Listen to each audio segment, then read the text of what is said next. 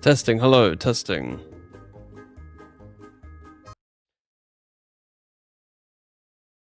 Testing, 1, 2, 3, testing, hello. Testing, testing.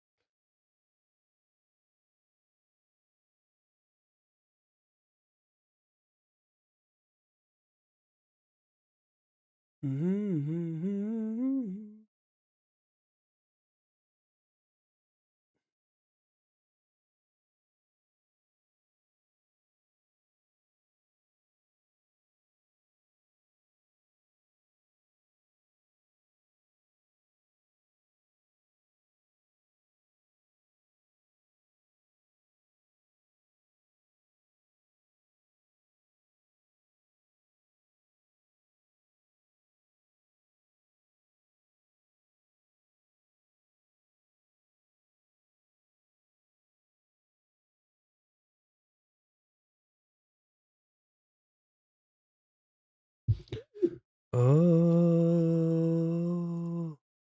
be my once in a lifetime.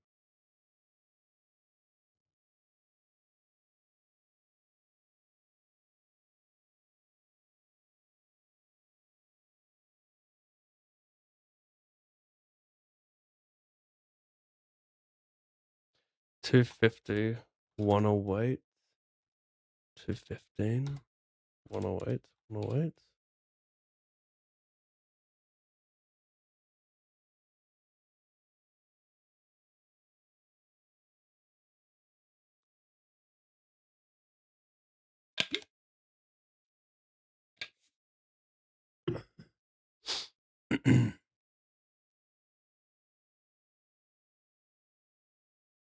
Mm-hmm.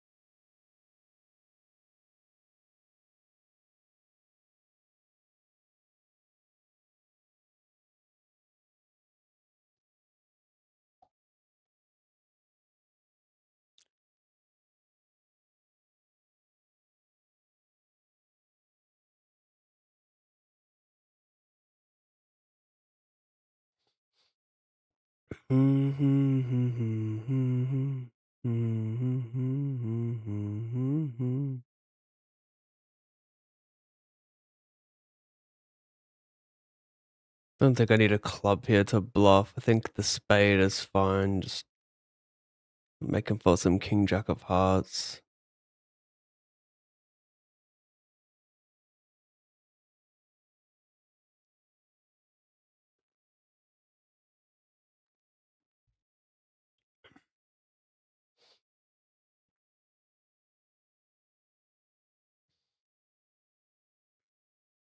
A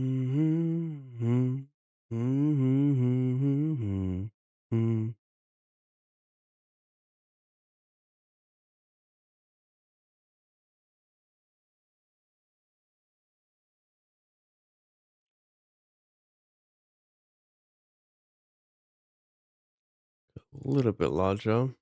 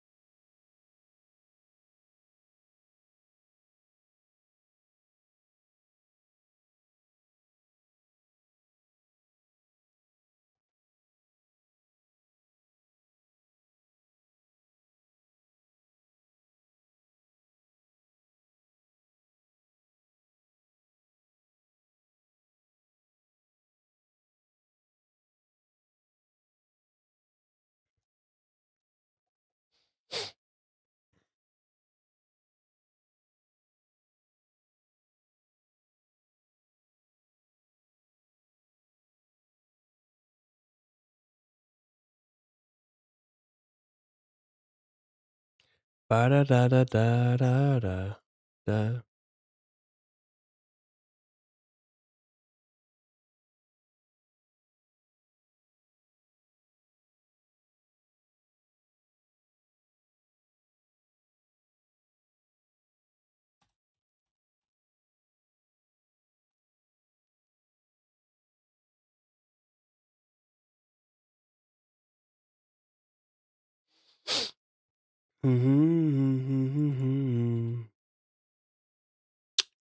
Why did it do that?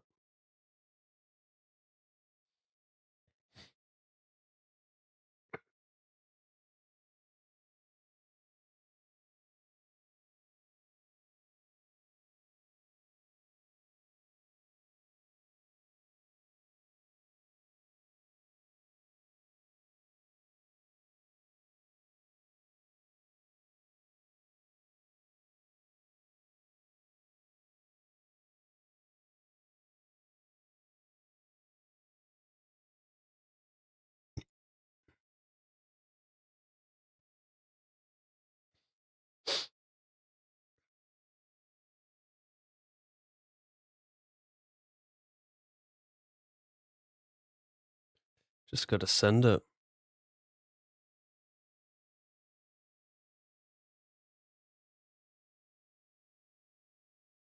You get cold. Even if it went cold, we would still have like decent equity. Just with how wide the ranges are here, because he covers me, and then he covers all three of us. Crumbs. Why do you say yellow? That is so weird that you just said that. I'll explain why. Why don't you tell me why you said it?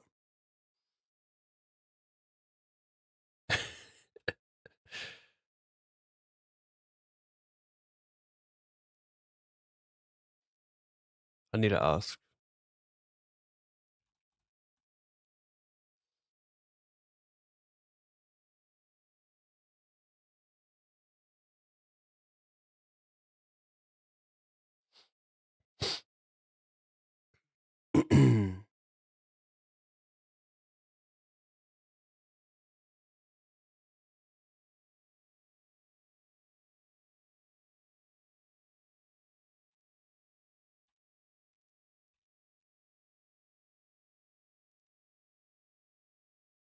No.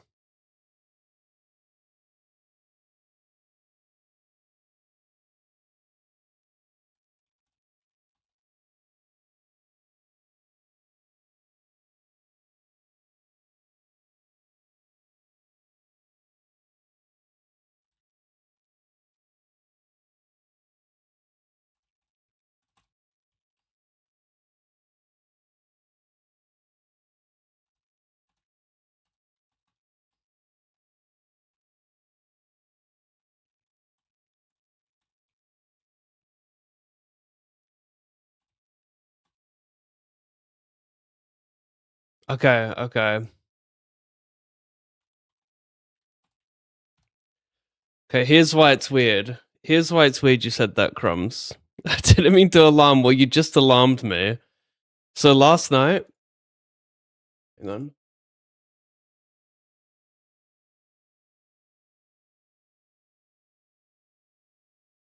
Oh, so that's entry.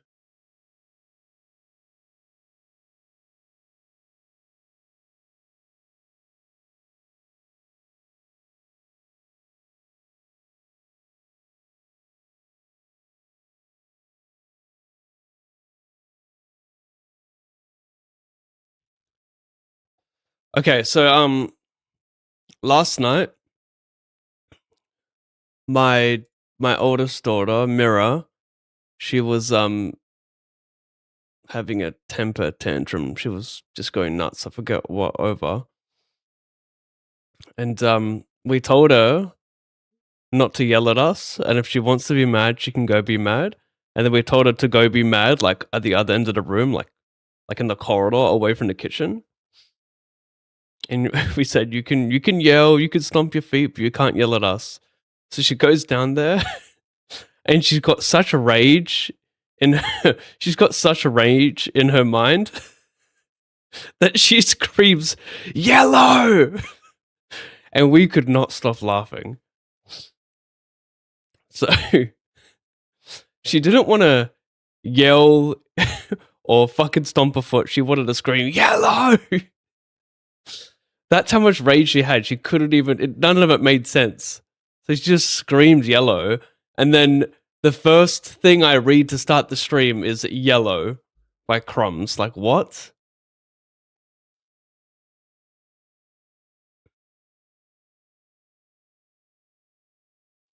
A little bit creepy, no?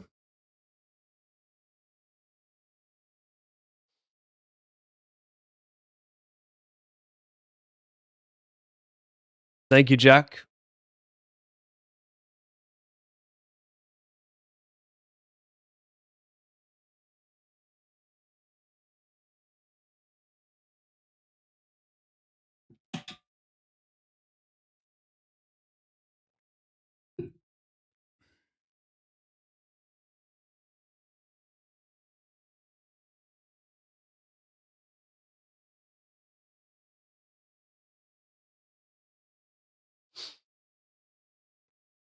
Oops.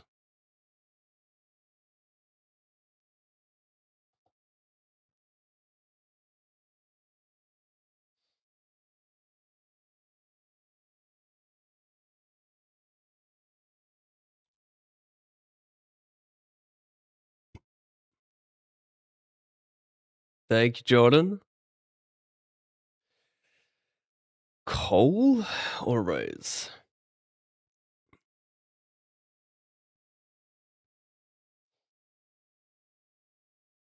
I think Rose.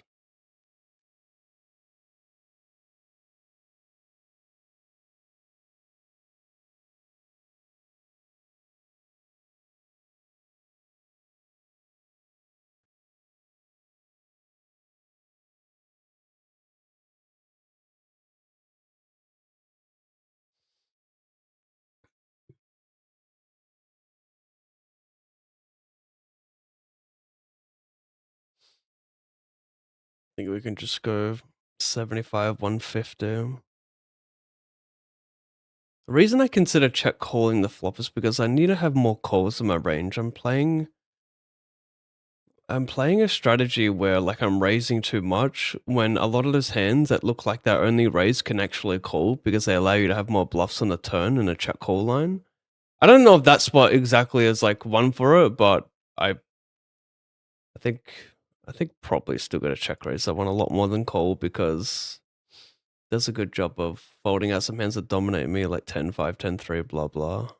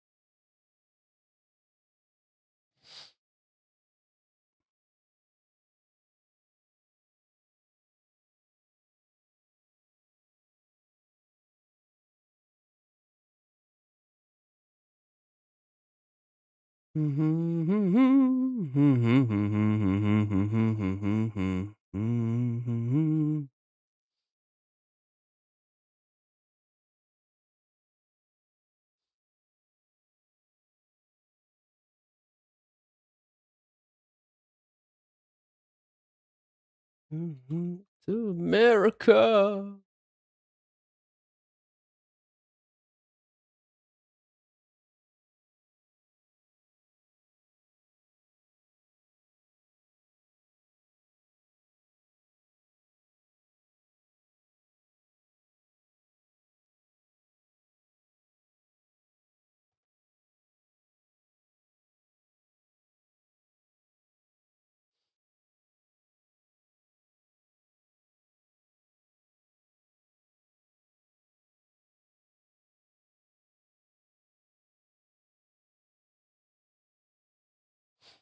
Mm.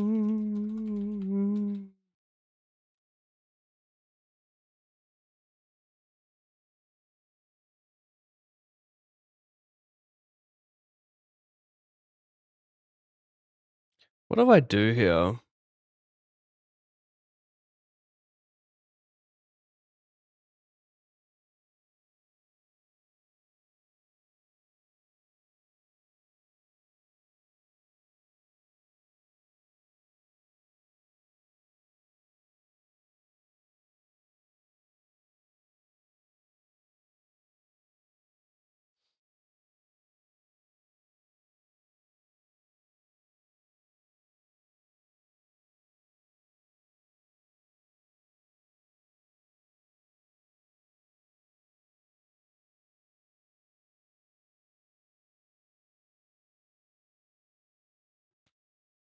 Should have a bet.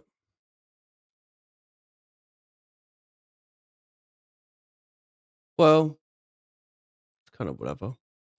Not even showing it, never mind. Make quads, so.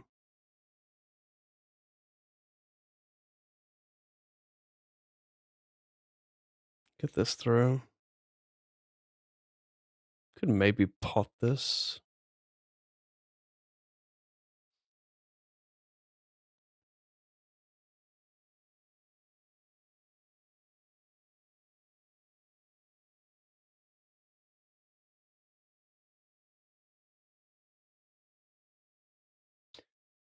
Best American record.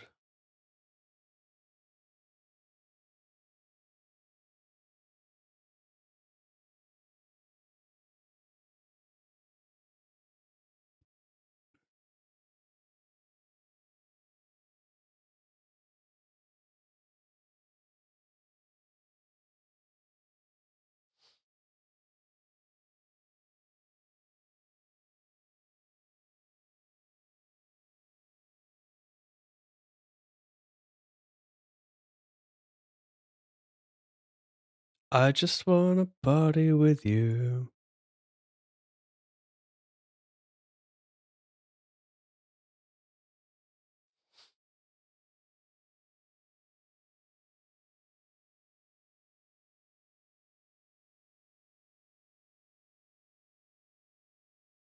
This is a $33 satellite into probably a 300, 330.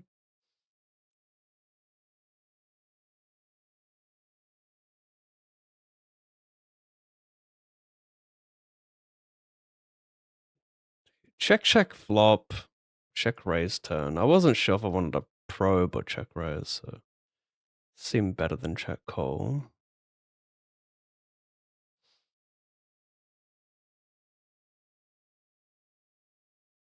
Still gonna jam here.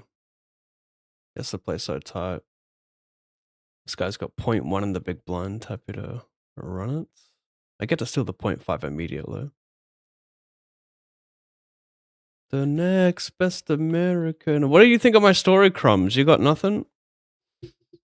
You're like, yeah, well, not that crazy, Pav. I just set a color. Relax, bro.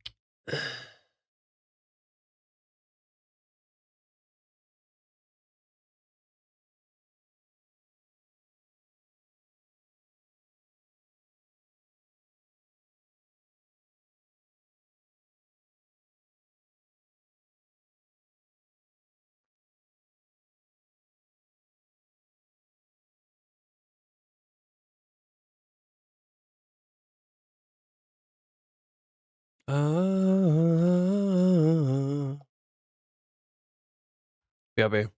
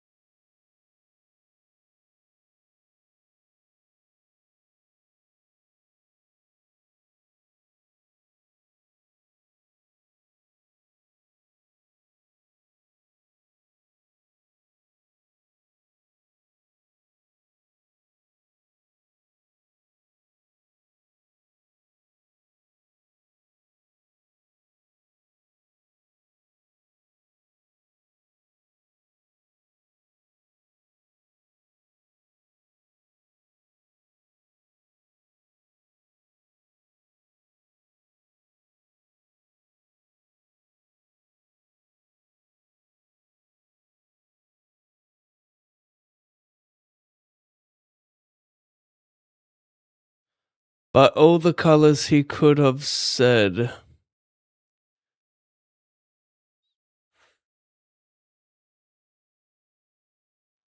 Yeah, that's it. He could have said any color, he said yellow. And like he's ghosted me. No further comments from Crumbs, just ghosted.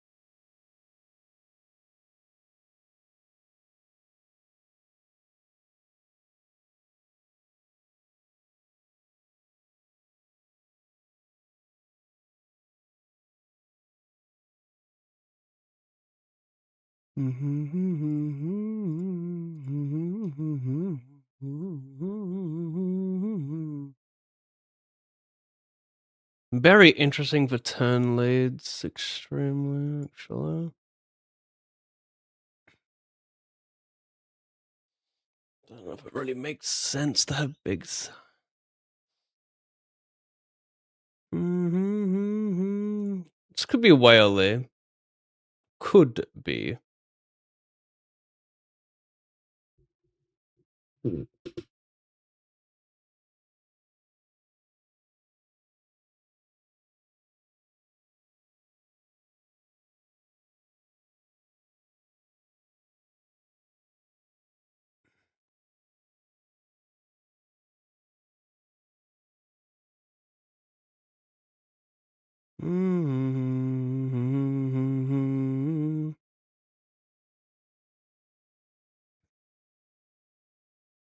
Like, I've got more flushes, so that's why I decided to lead turn. But, like, I want to build my range around flushes to where, like, maybe I don't really have any two pairs in the turn. Like, maybe top two that will play, but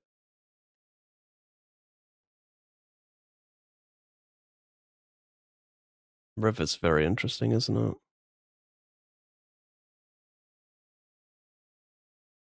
Like, I don't know if a flush advantage allows me to bet on a card.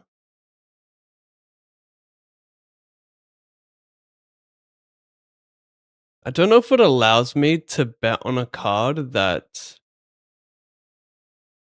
improves imposition to like some straights. It's a bit of a tricky one because he probably has like two bird advantage and straight advantage, but I have a flush advantage. So it's a very tricky one. I just saved it. You know, we'll have a suss later.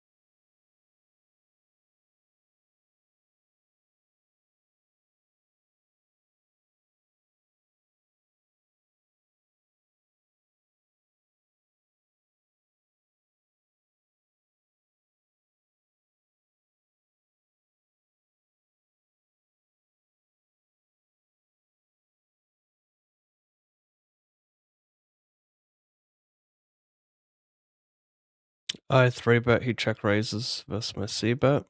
I 3-bet him.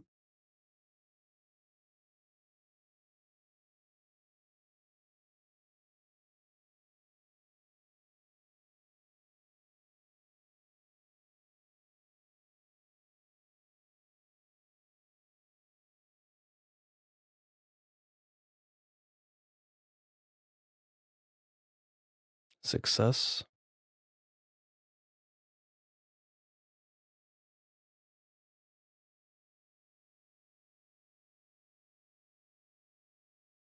Mm-hmm.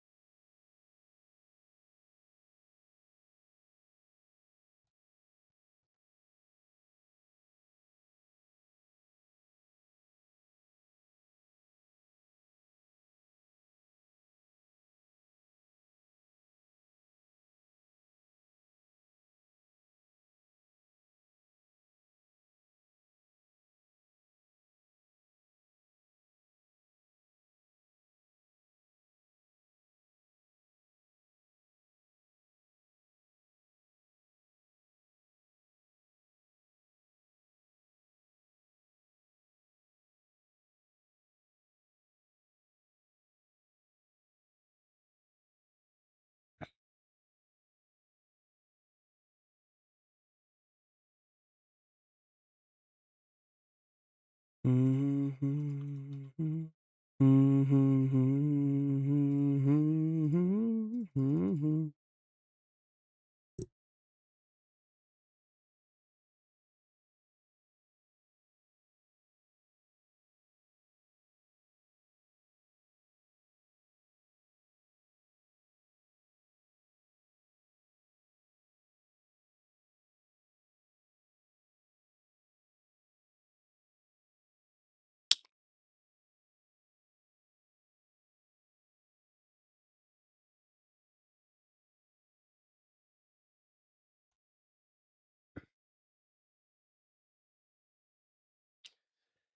Um, well, 11 get a seat, 12 gets a bit of cash.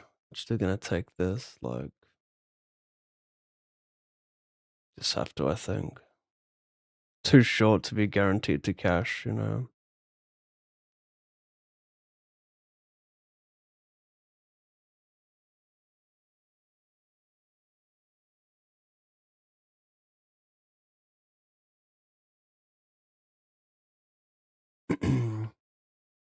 Should be in the clear.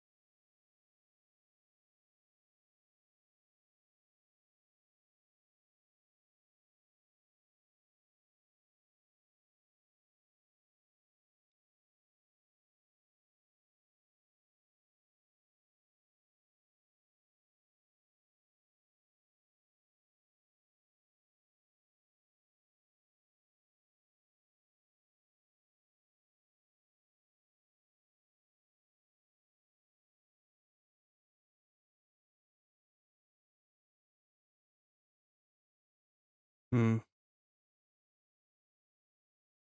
Oh, do you know? I heard one thing, now I'm hearing another.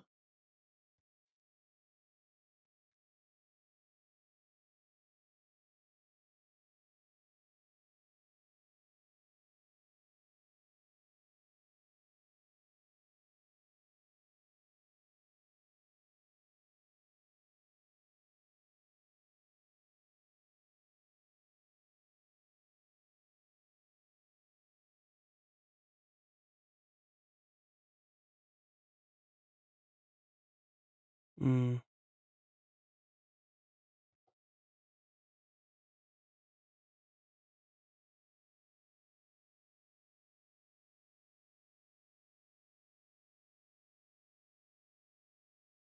Did you hear about the poker player who got robbed at his Airbnb after the series?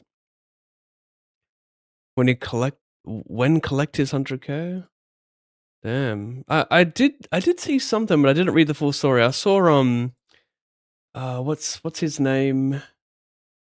Nicky not Nicky P. No, maybe it is Nicky P. Yeah, Nicholas Palmer. I saw him screenshot some dude complaining about it, or some dude saying it looks sus. So no, I didn't read the full story. I just saw a screenshot about someone complaining about the story.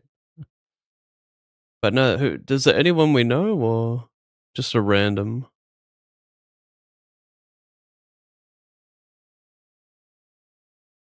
That's crazy though.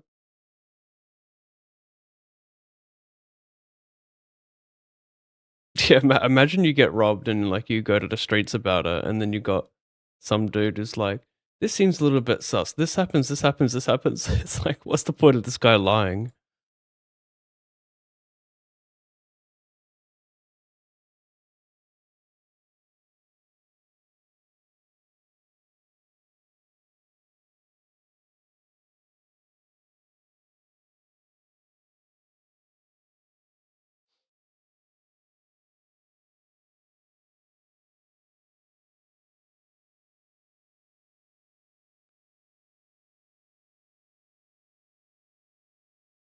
Try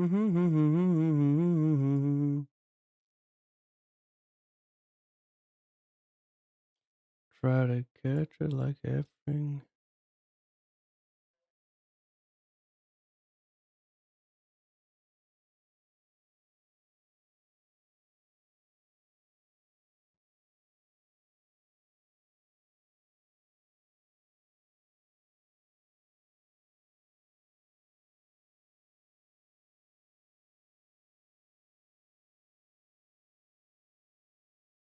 It's already hurt. I'm already hurt.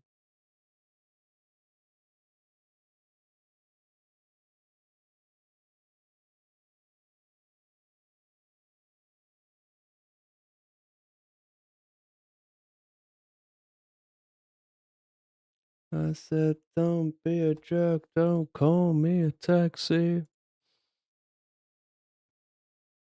Woohoo! What up, Nutzing?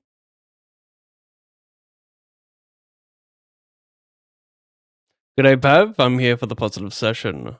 GLGL. Thank you, my brother.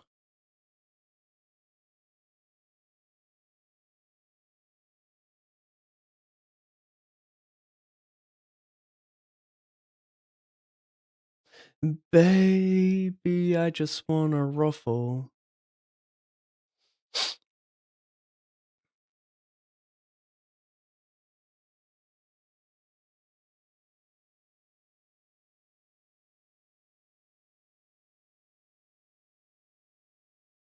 Man, I miss some of the ACR tournaments you used to play.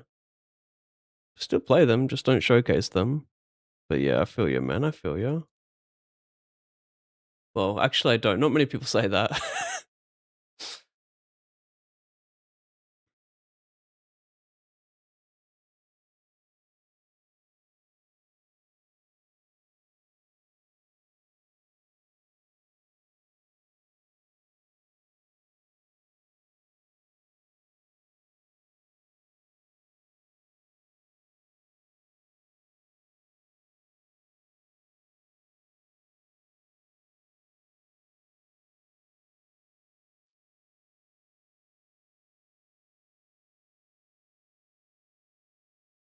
Dwink.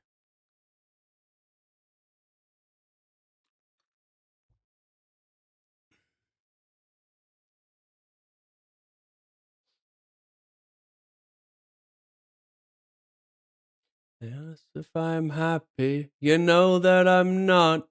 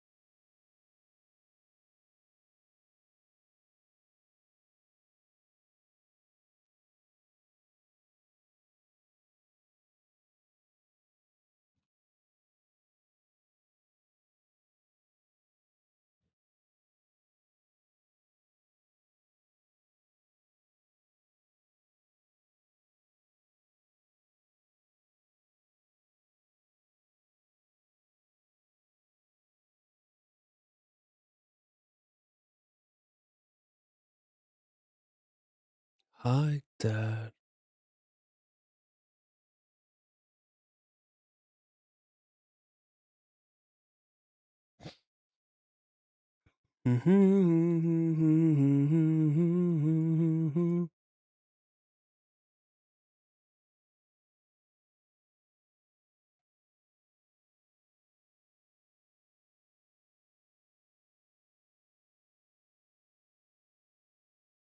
Except hope is a dangerous thing for a woman like me to have. Hope.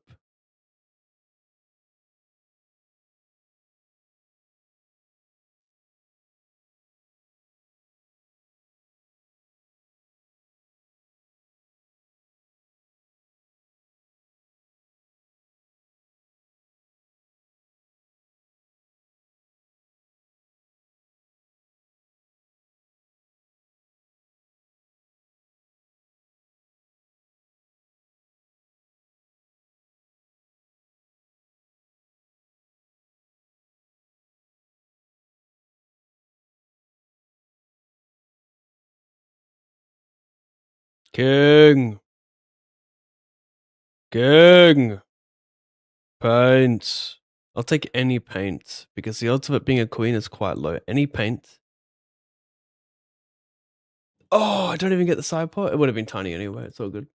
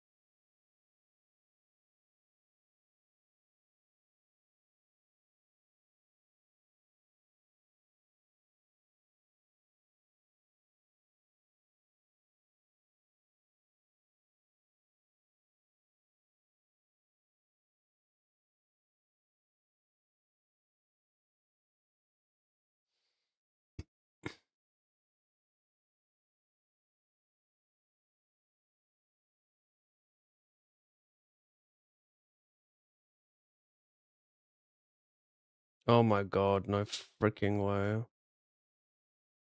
This is gonna look like collusion over here. I fucking timed out. I was smashing raise, I had king queen, he has like point nothing behind on the stone bubble. It's gonna straight up look like collusion. Oh my gosh.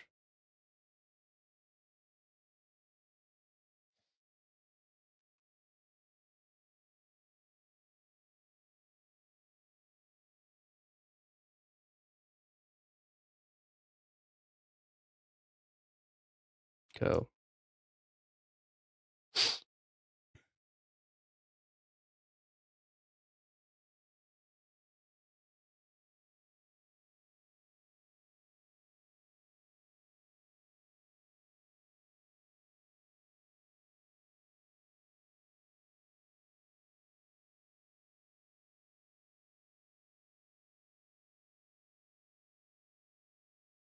Hello, Chance the Shadow.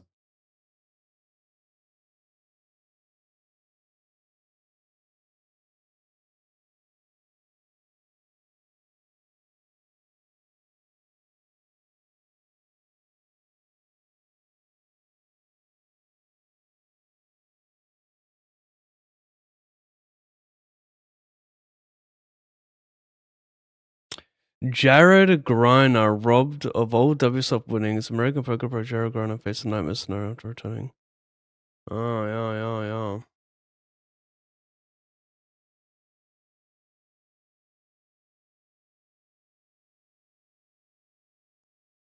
That's not, is it? No.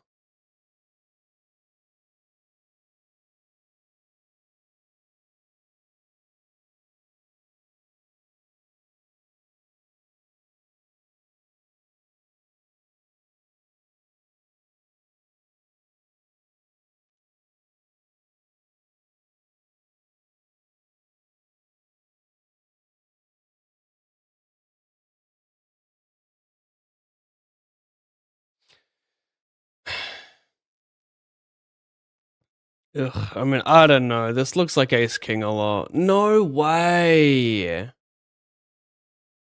I mean, I didn't love it, but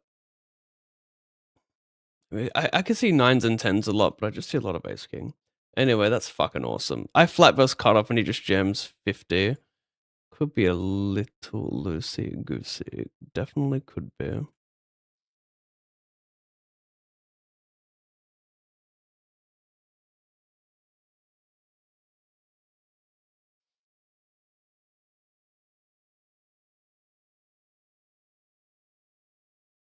Can you ask GG to start scheduling No Limit NLO 8 tourneys, please? Good luck. Yeah, I'm not sure if I ain't ever played No Limit. I think I have once. That's a different game, but yeah, I mean they have like a public Discord where you can they have like a suggestions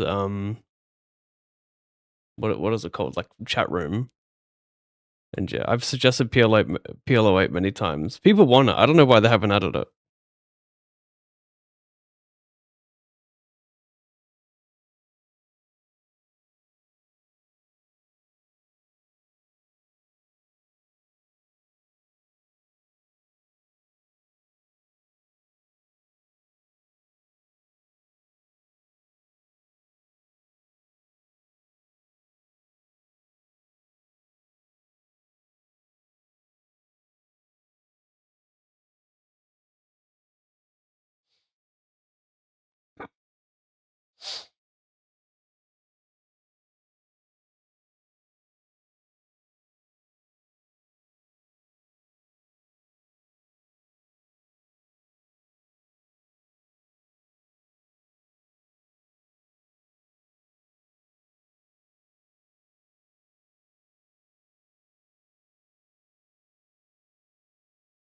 Hmm. He limped, I jammed.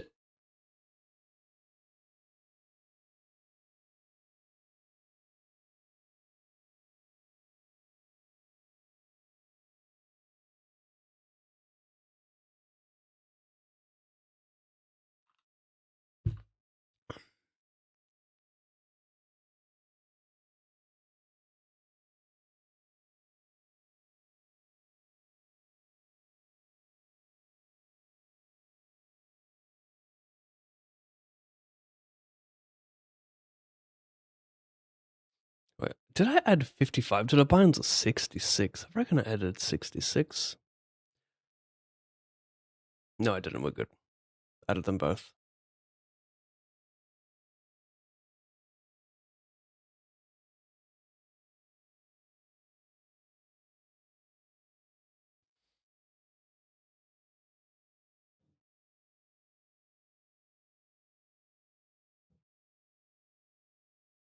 Squeeze jam 50. Of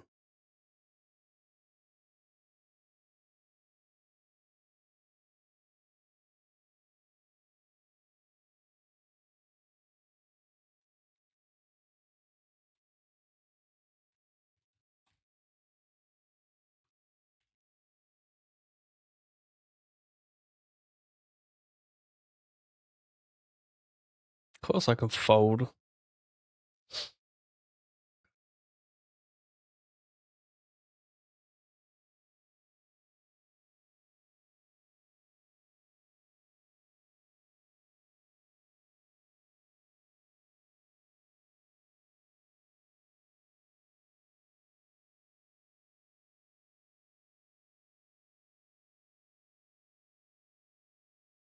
A colder raise, just checking it down here, get the knockout.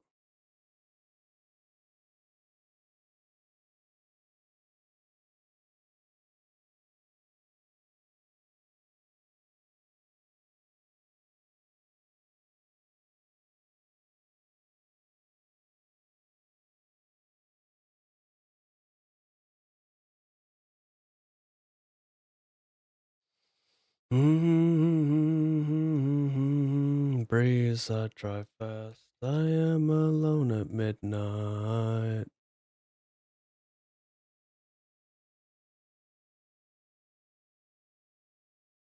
I've got a war in my mind.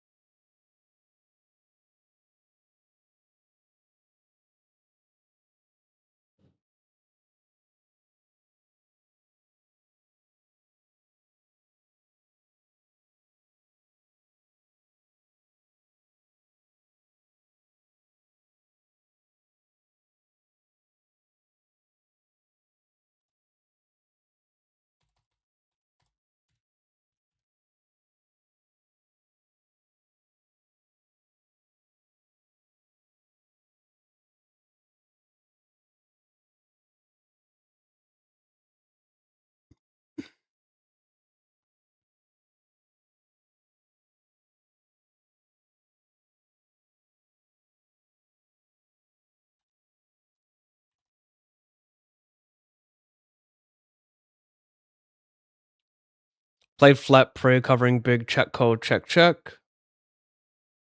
Check the river.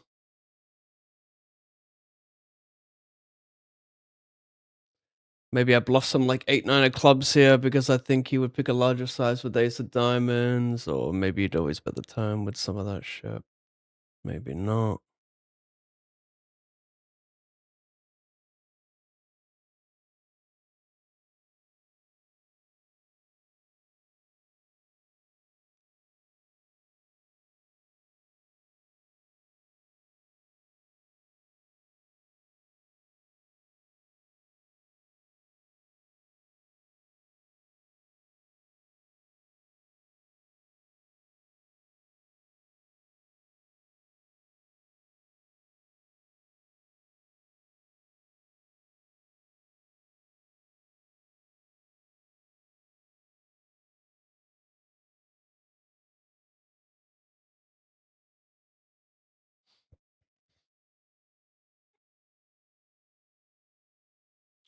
Do do do do do. Do do do do. Do do do do.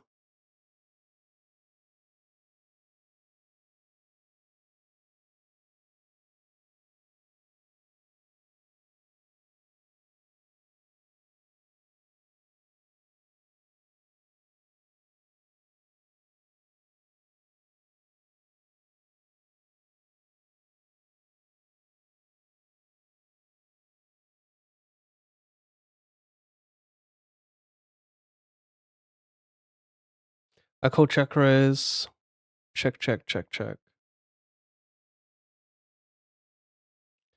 Raise call.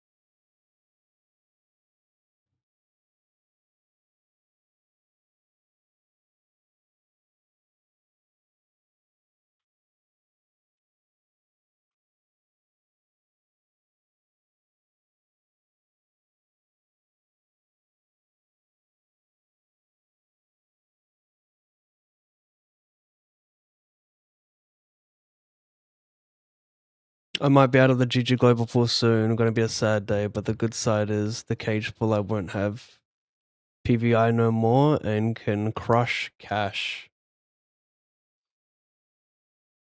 That is a positive. I mean, look at TRM Poker, Igor, Plo Streamer. There's some pretty soft games as he multi-tables them on stream.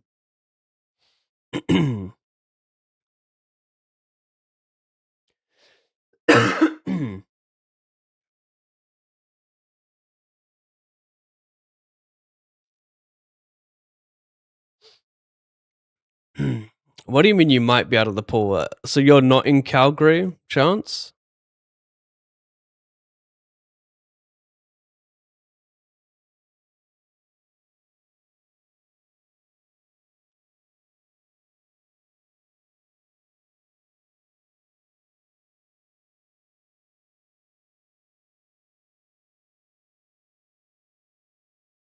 Mm, mm,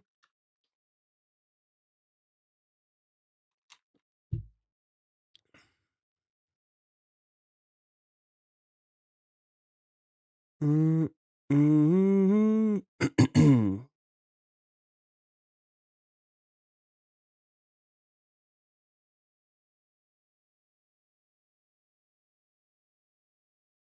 Mhm.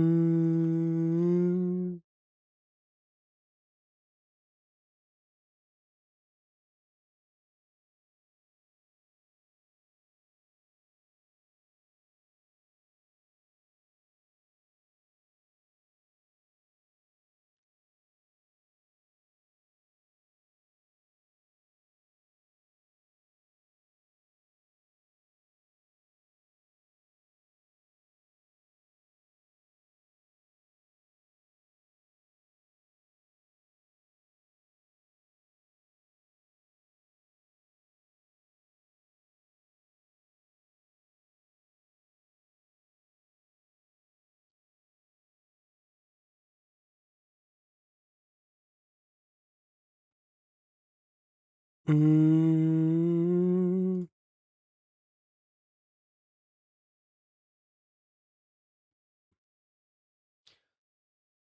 I check back.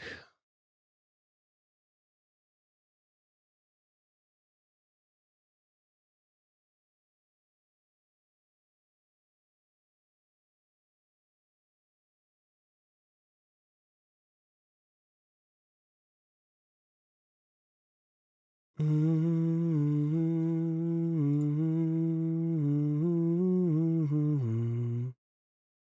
Mhm.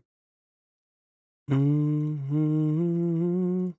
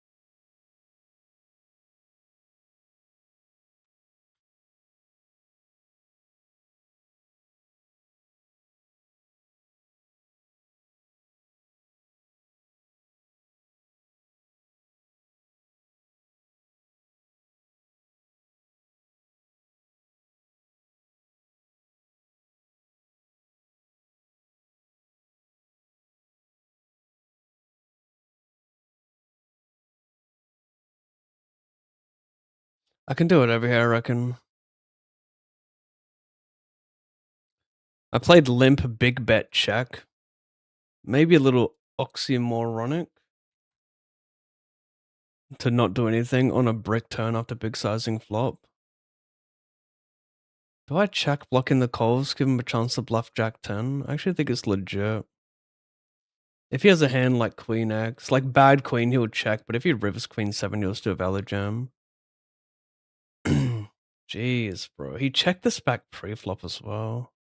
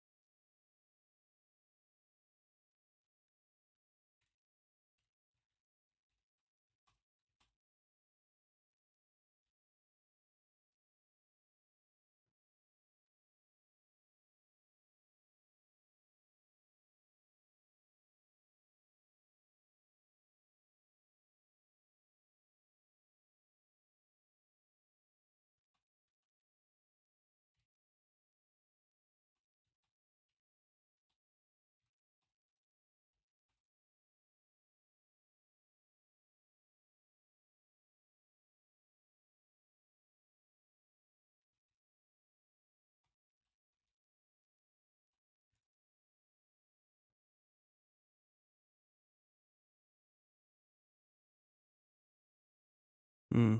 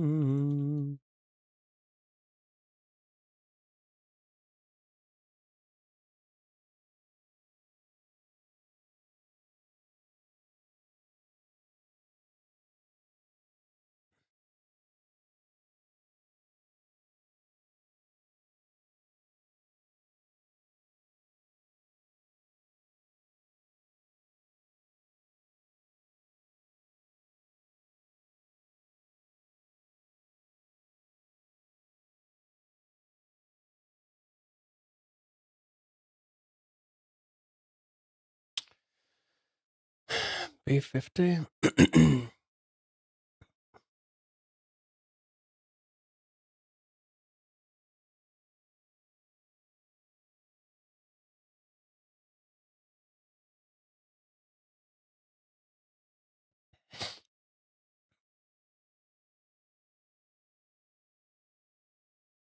I'm in the same province as Calgary. I'm still playing on GG right now, but they have hard launch regulation and all online gambling, and poker should be right now. Should be right next.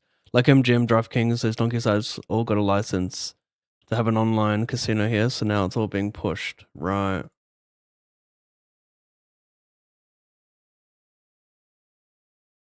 Mm.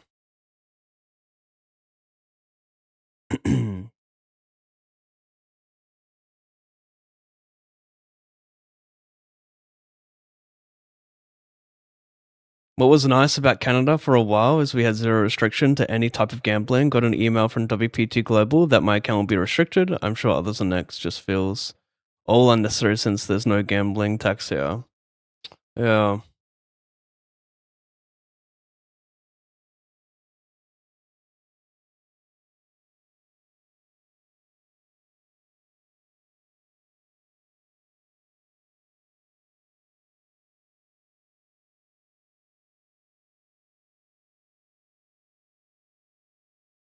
How do you play in Club GG?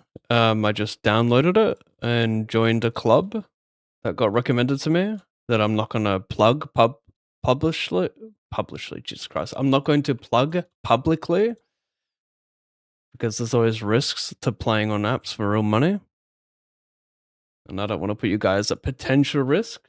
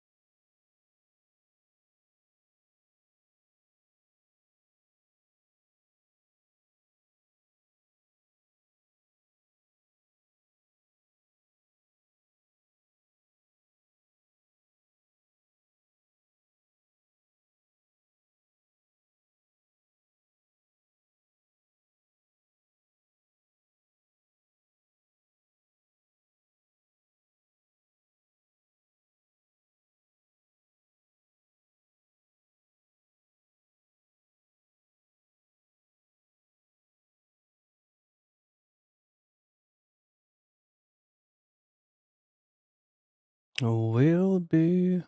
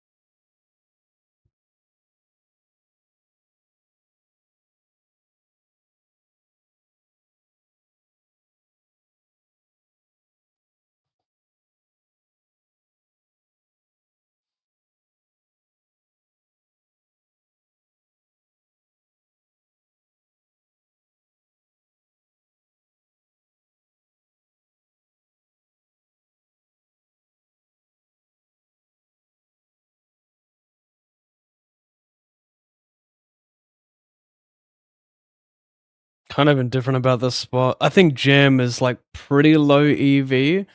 Like, I think you want to take these spots less with the bigger stack you have, because you don't.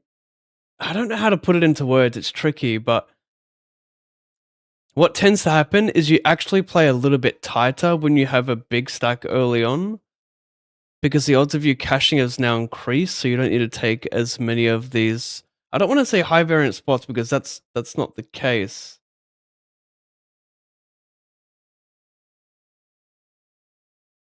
You just it's not about not taking high variance spots, it's about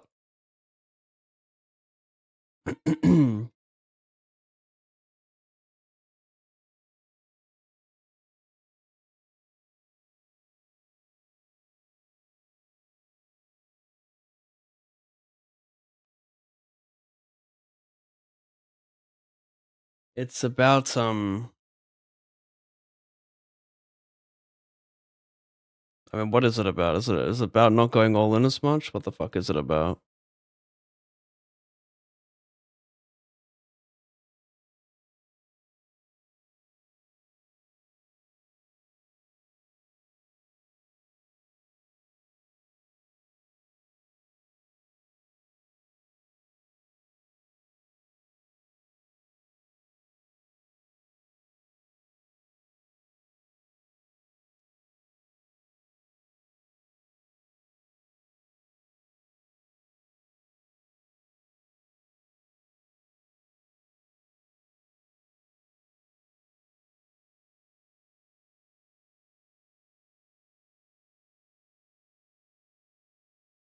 Like, you know, that spot might be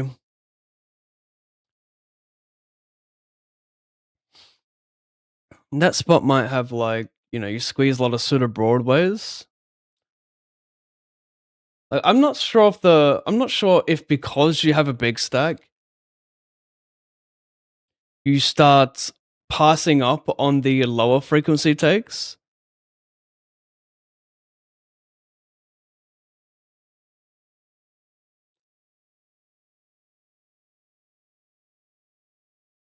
I can't word this right. Just got too many tables because I'm still not wording it right. Like I know I'm not.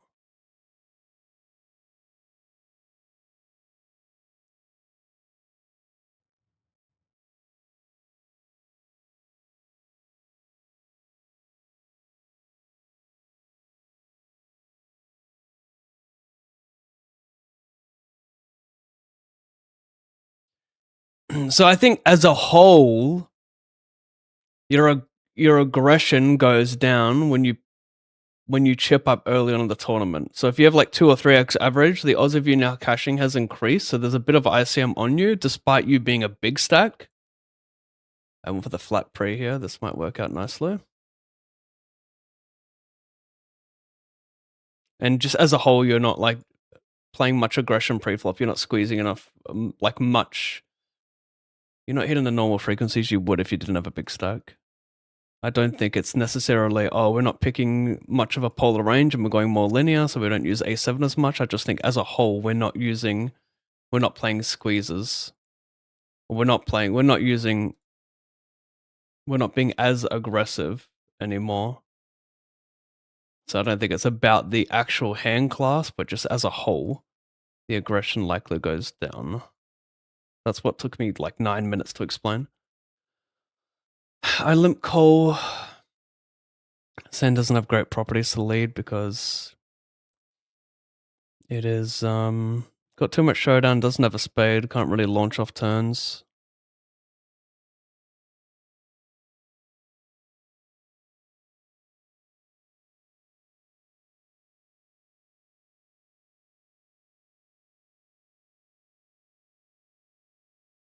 It's interesting because like he's gonna have a lot of the like ace of spades, and then he's gonna have some like junky 8, junky 4. But he still has like the strong king X. Like I wonder, like what I want to look at with this one is how much I donk the turn on brick king and king of spades. That's the interesting part, because I imagine I do a lot more betting when there's like more I can get value from. But if it's like the King of Hearts on the turn, then there's like less shit that will call me, and we just got to keep his range wide for some potential bluffs. Well, not necessarily bluff, just showdown hands, ace highs. We probably just bet a little bit more. All right, BRB. Is my audio bugged? Or is he just quiet? I'm just quiet, yeah.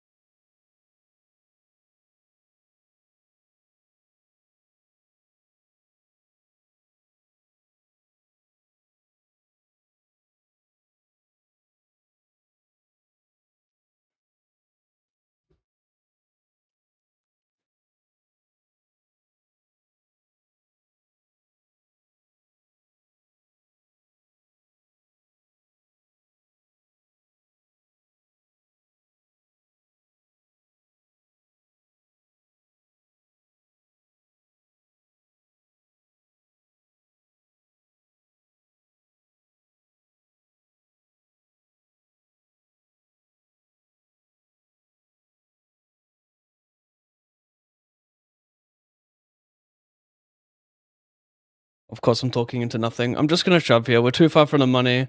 Large bounty in my head I wouldn't jam because I've got less fod equity. But I've got a lot of fod equity starting bounty, so I'll take it.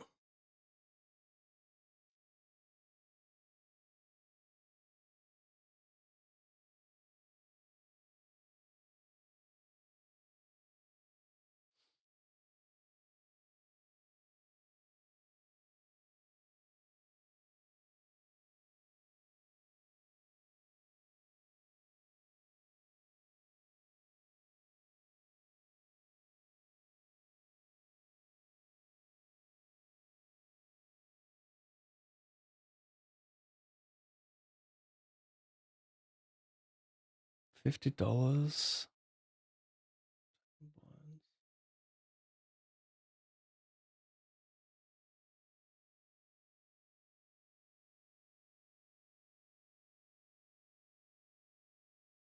Sure.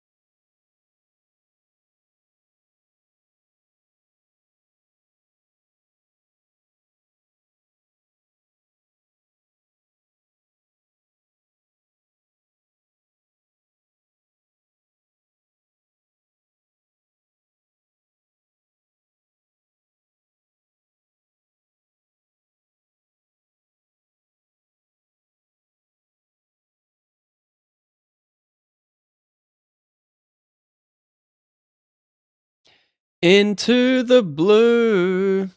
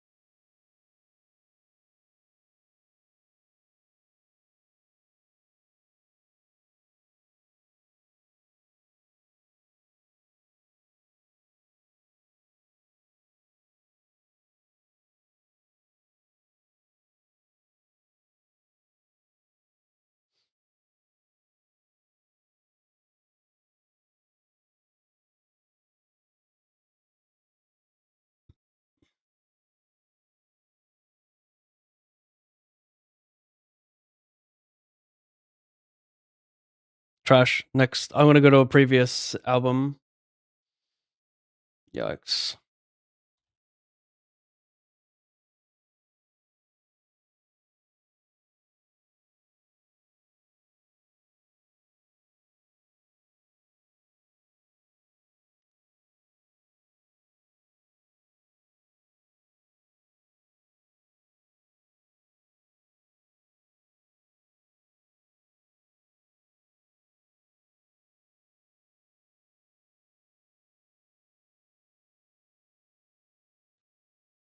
Wow, just get snap code. That's nice.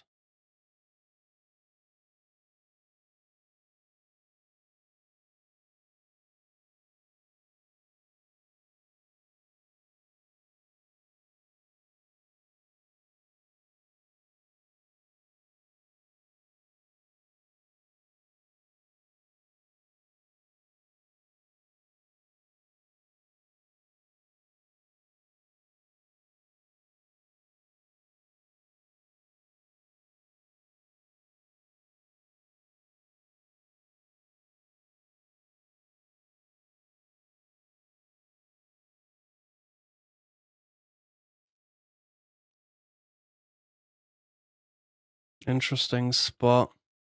Gonna min cash a lot. However, I mean, doubling gets me just below average, but it's a really nice hand. The problem is, like, I could easily chip down to like 5 big blinds to min cash, or I can really have a real shot of running deep in this by taking the spot. And it's also a bounty tournament where it incentivizes you more to quote unquote gamble, so you cover more stacks.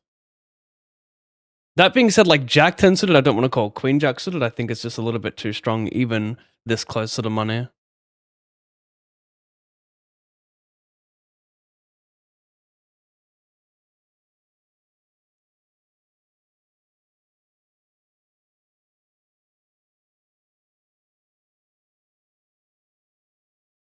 Safe.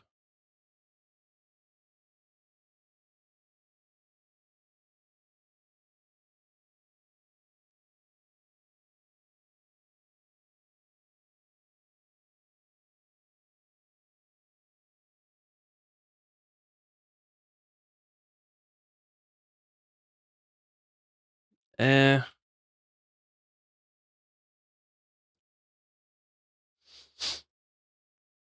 I mean, yeah, this is a board I still get to bet a little bit multi. Like, I've got all the offsuit 10s, yada yada.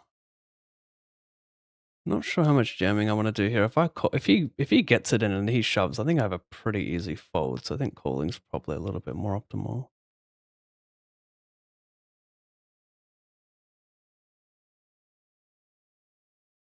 He could still probably have 8-9 suited. Like if he has 7-8 suited, he's got 8-9 suited.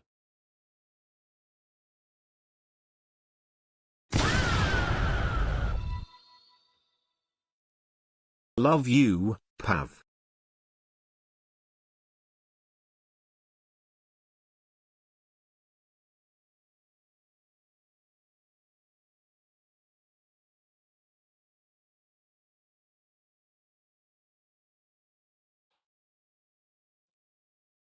Damn. I open, checks around, big bet call, surely got a fold. Gonna re-enter that 215.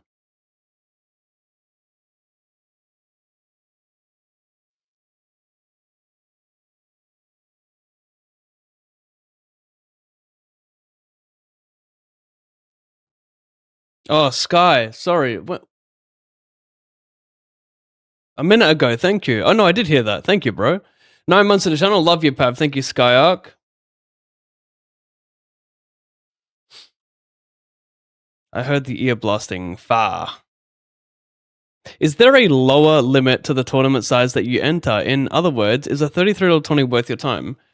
So the answer to that depends on what time of the session it is. Like at the start of my session right now, like very early stages, I would probably not enter. I mean, I don't enter any 33s unless it's like a 32 speed racer. So I know that it's going to end in 55 minutes. Yeah. Yeah, I wouldn't enter 33s unless they were like a speed racer. Like there's the occasional, like I might max late reg like a $30 hyper towards the end of my session if I have a low table count. But it's not that it's not worth my time. It's that I will probably lose EV adding tournaments of a smaller buy-in because I need to focus on the bigger buy-ins, you know? Like there are going to be times where playing a 109 is not worth my time. Like if I somehow have, you know, like 6 tournaments over a $500 buy-in, and then like, you know, I just need to focus on these 6 big high stakes tournaments, I'm not going to play anything else, really. It's going to take away too much focus.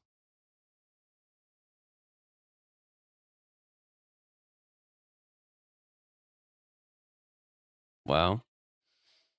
This guy doesn't go for the bounty, which is a small bounty, but it could have been chaotic.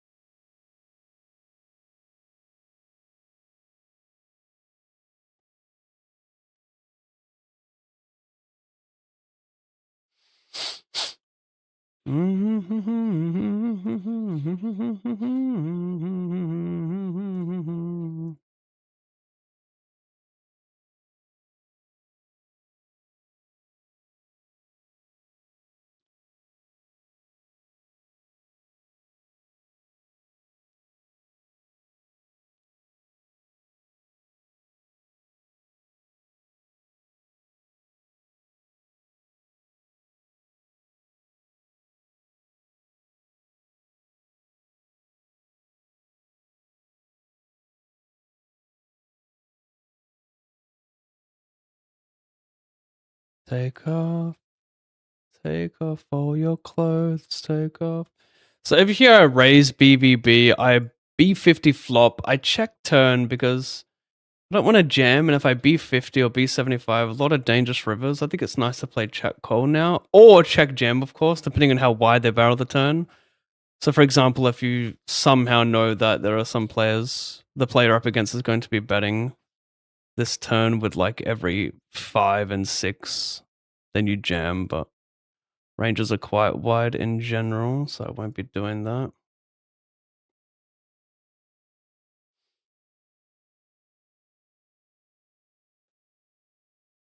I also do a good job of dominating 10x at floats. I can't fold here. You shouldn't have a 5 if you've got a club, cool. If you've got a better rate, also very cool for you.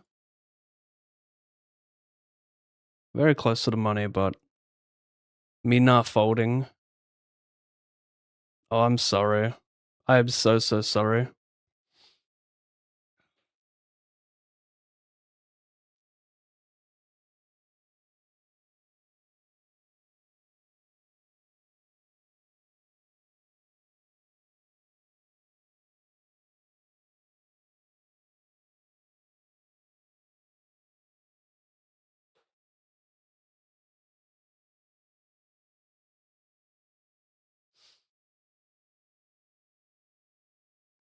Too weak to open jam. Like, we're close to the money, but if they double up it, they have 2x average. I just got a hand that doesn't perform well when cold. So I prefer to make this a min.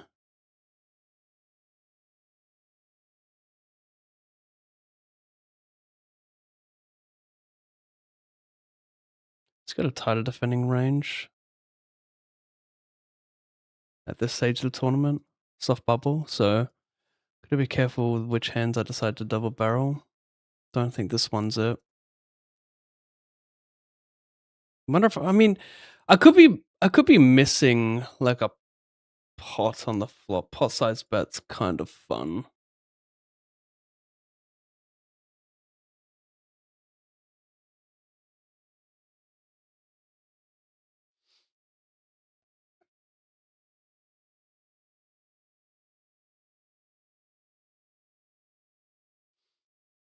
Could jam.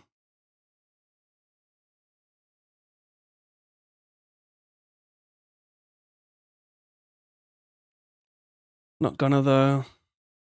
Don't really know what it's worth. How the fuck do I just lose here? What? He just floats king high there on the bubble? Right. Right.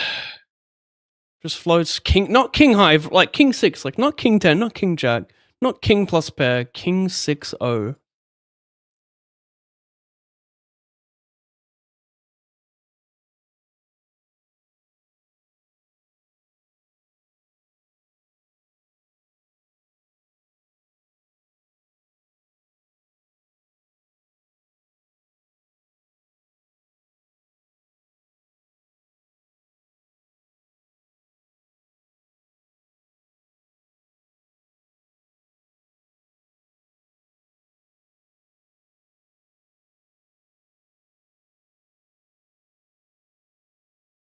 I check back.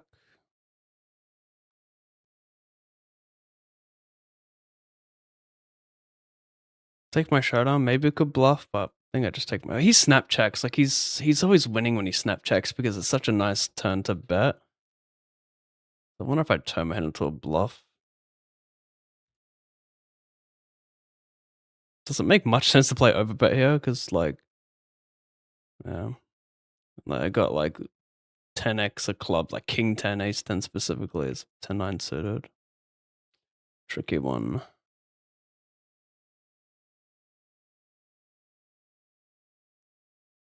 My god, I literally timed out the flop and the turn. I went to B67 the turn. I was like 0 seconds late.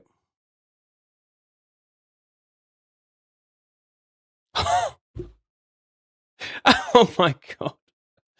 I literally go back to back to back, timing out, flop turn river, and just win with 10 high, multi-way anyway.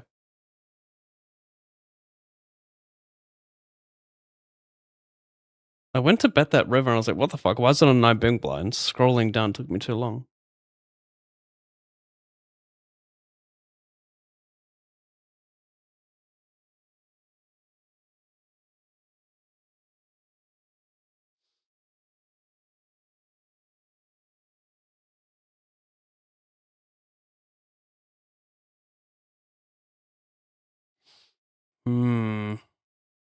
Interesting. Similar to before, we get the 10 low low, jack low low, multi-way. That's a large bet, but I get it in. Cold fold to him jamming. Is it very set heavy?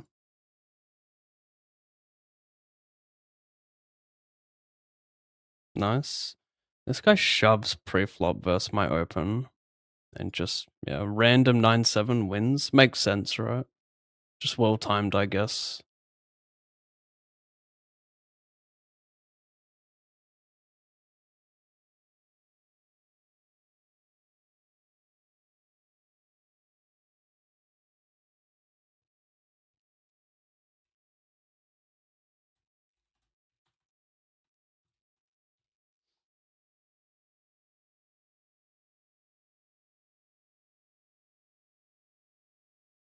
$25.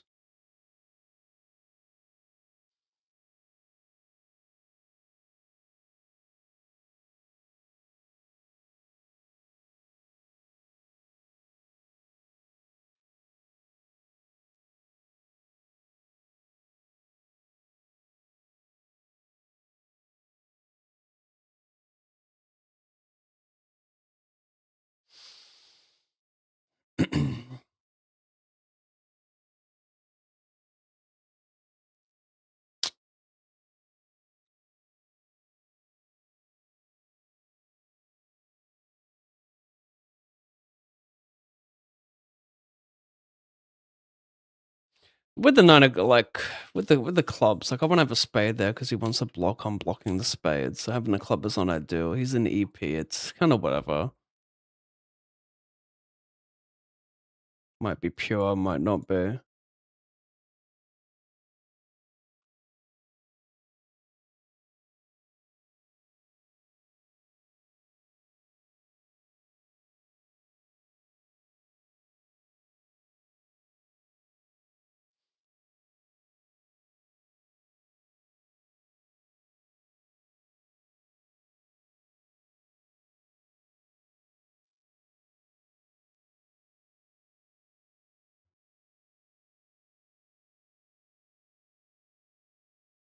Bitch.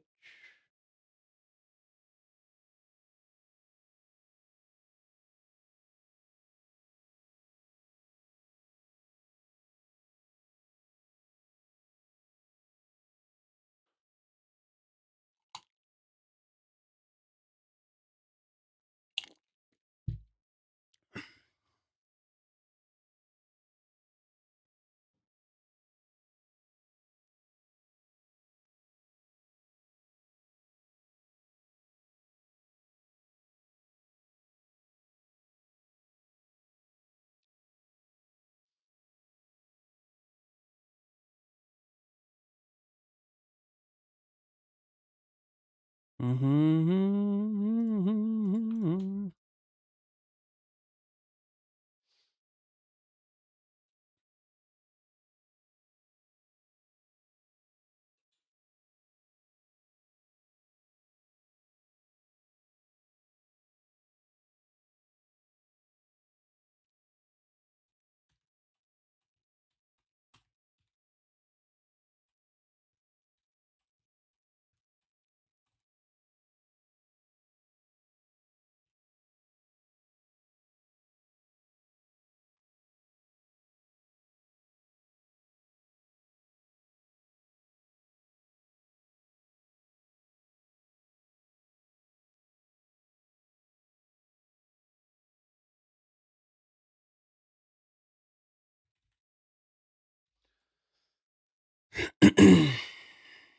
Back to a straight draw.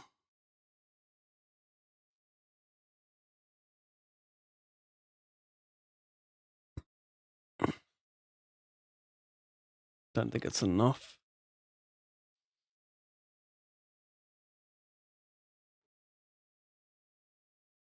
Looking at like Queen 8-4 is interesting here.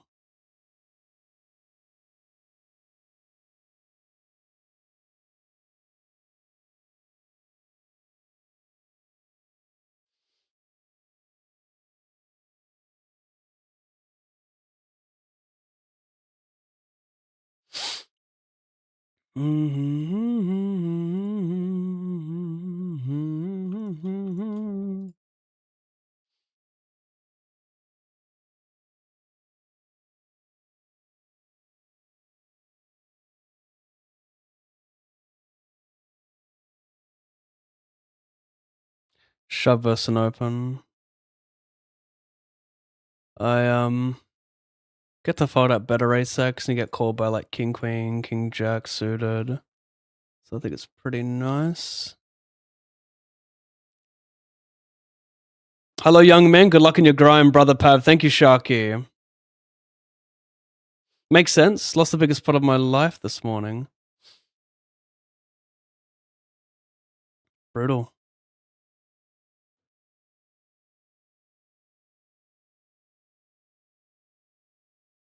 Very, very brutal.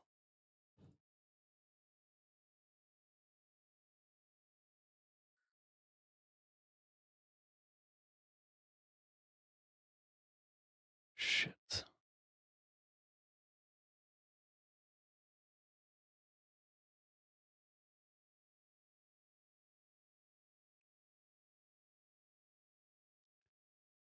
Shit.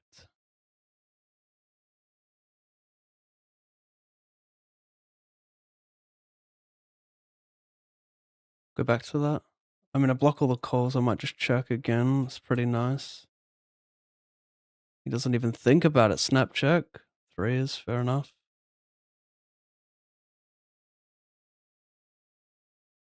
Mm.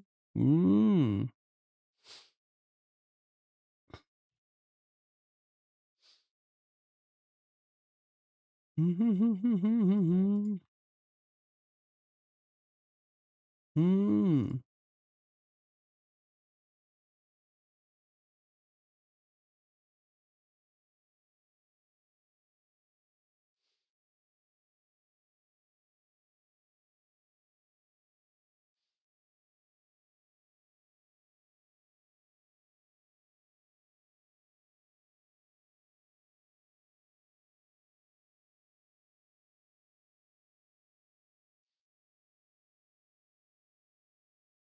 Wow. He dunks the river. So brutal, man. So fucking brutal.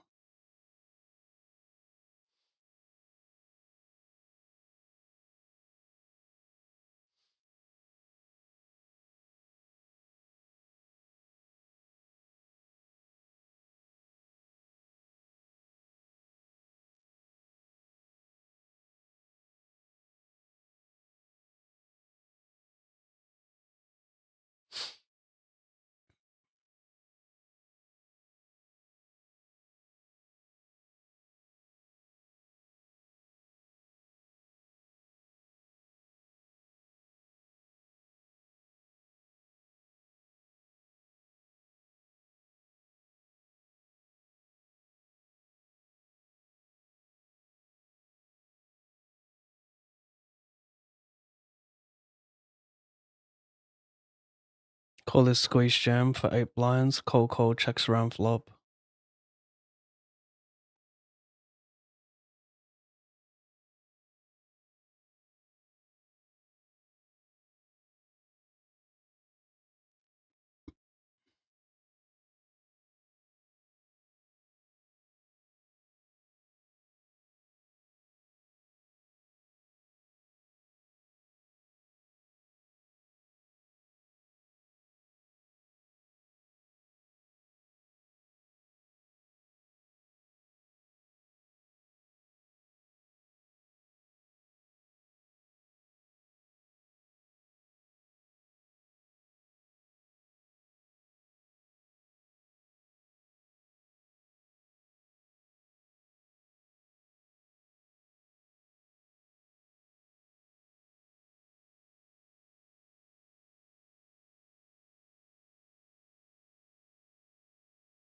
Mm.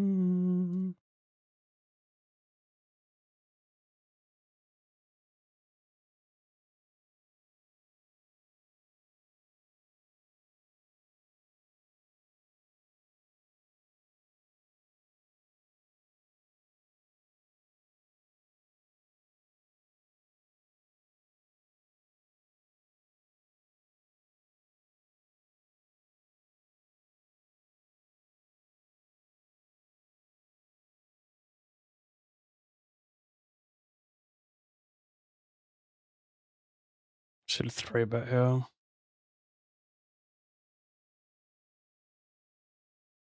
Just get close to timing out, and then I just take the passive line.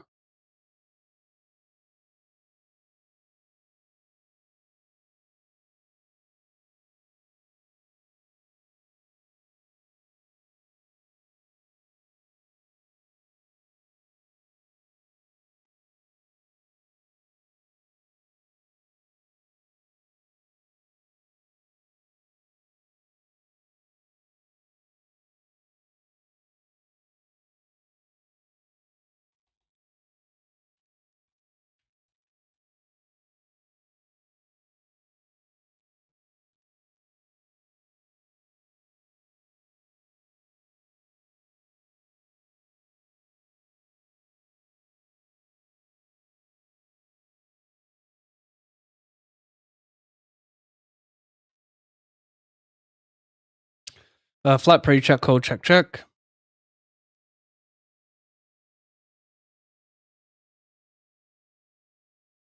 Maybe I can play 10.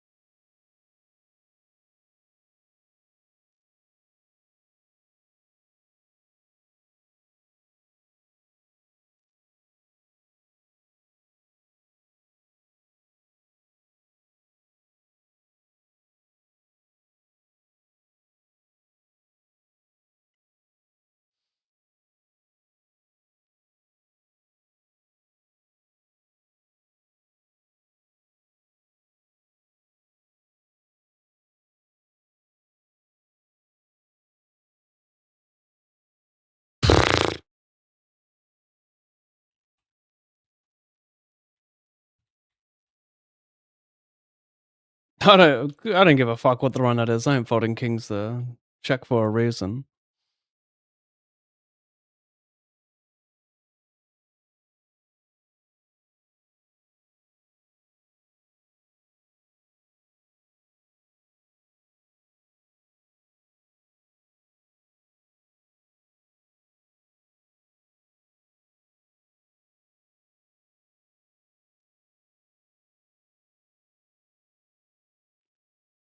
Nice. Someone just got knocked out. Do I have protection? I believe I do.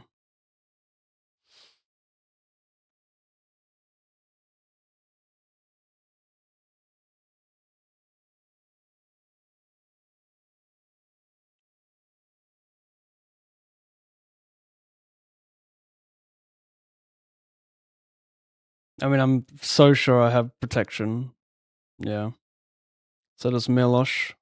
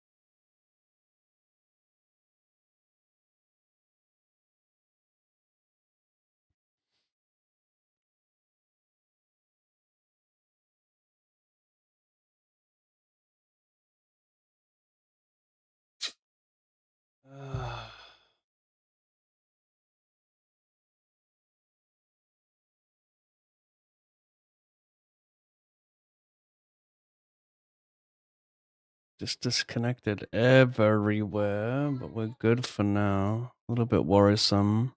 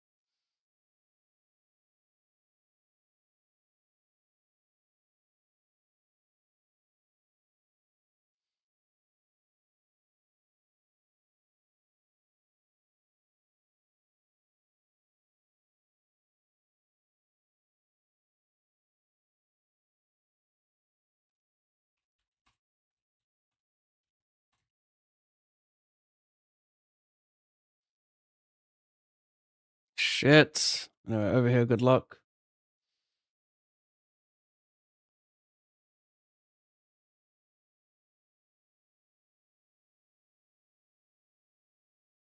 I was in the money, man. Fucking timed out. I think I was in the money to handle this. Who cares?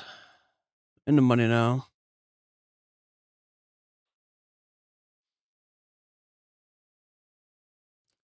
$50.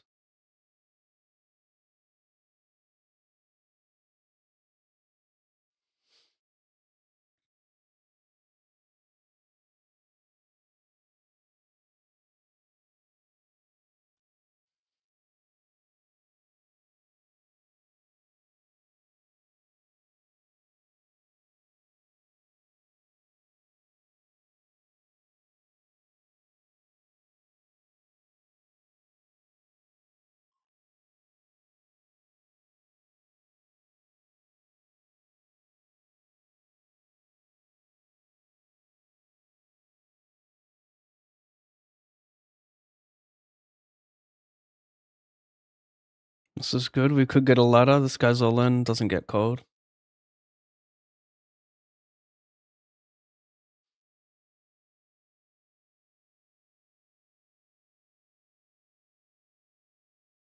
Hello,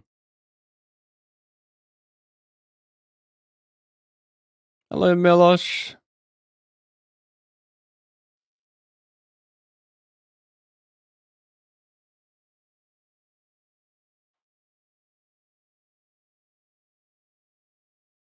Oh, nice. Nice. Jeez, I think I'm still calling. What is he getting there? Is he getting 8-1 or something?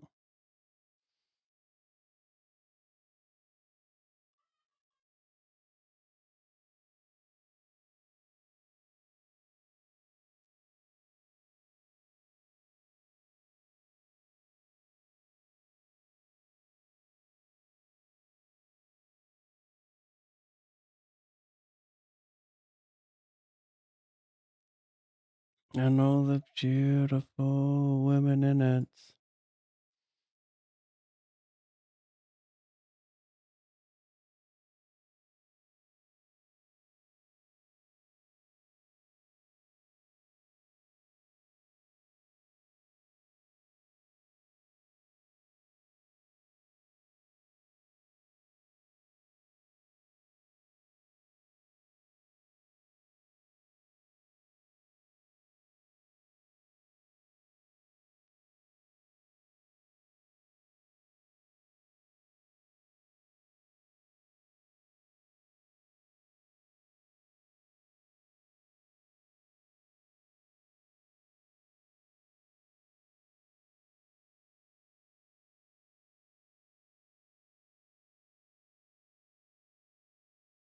Good luck.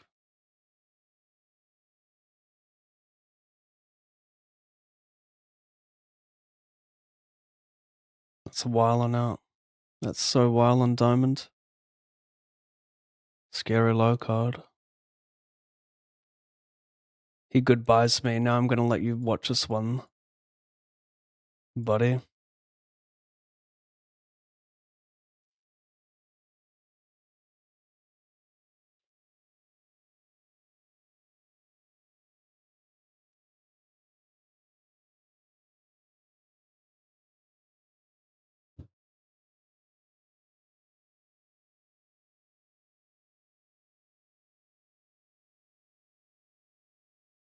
Finished 4th in this one yesterday, or maybe 5th. Can't remember. Cash for 1100, so let's try and finish it today.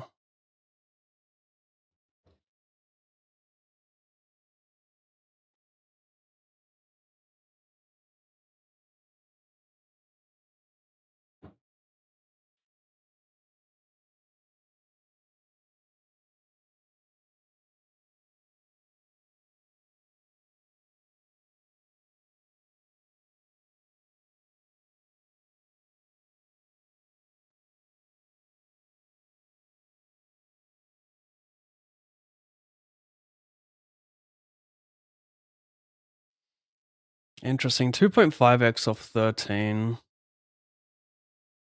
13.5 in the cutoff. I played just call, but it's gonna work.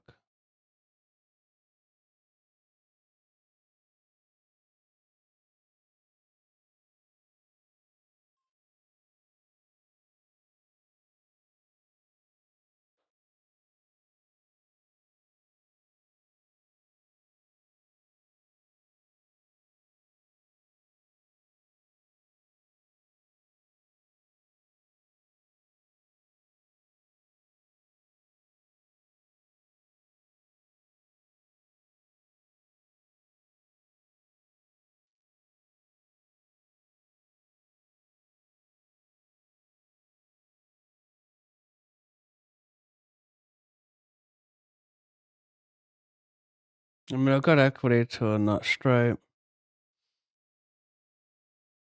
Block king 10, king jack keeps betting. You can still delay ace high, it's not unreasonable.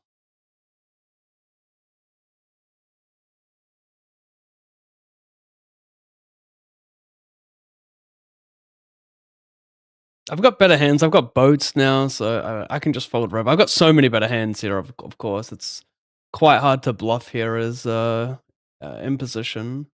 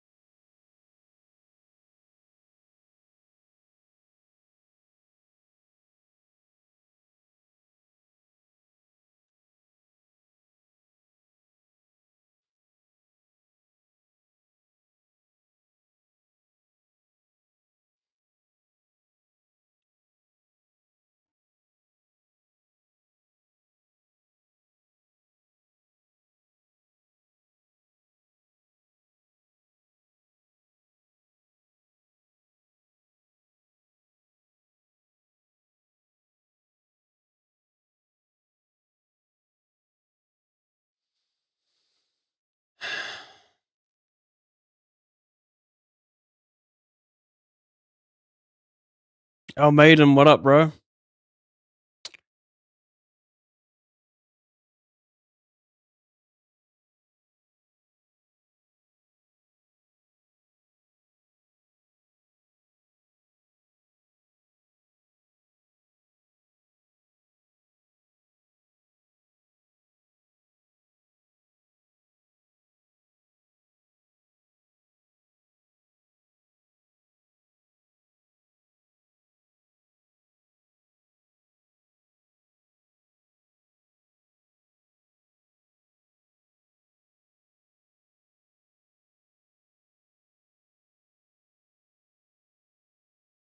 Hmm.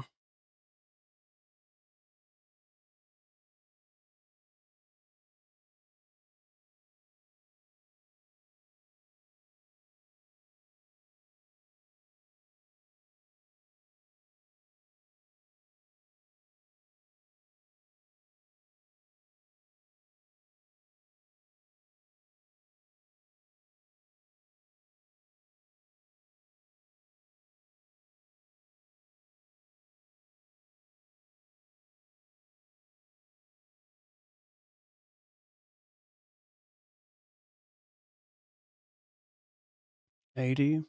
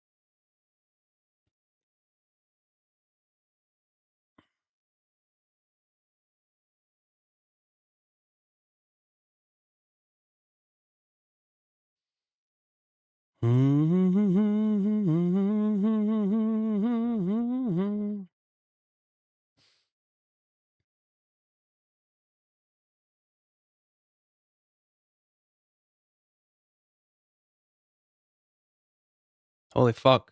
Holy fuck, am I gonna do it?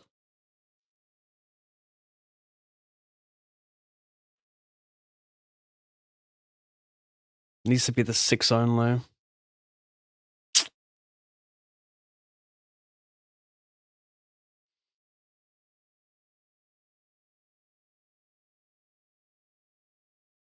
$200.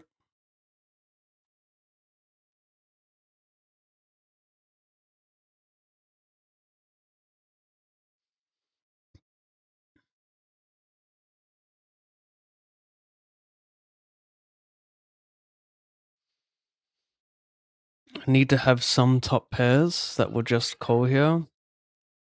Good to use the low ones.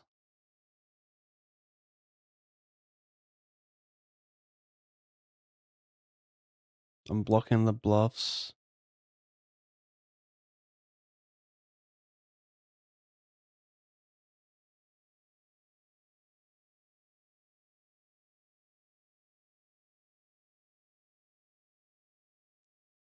It's close with turn donks because on the boards that aren't range bets, you want to be more careful with which hands want to donk.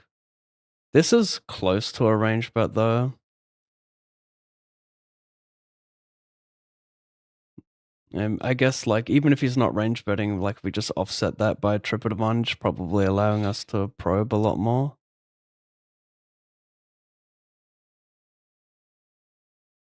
He doesn't see but a ton of ace highs on the flop. Like got some, but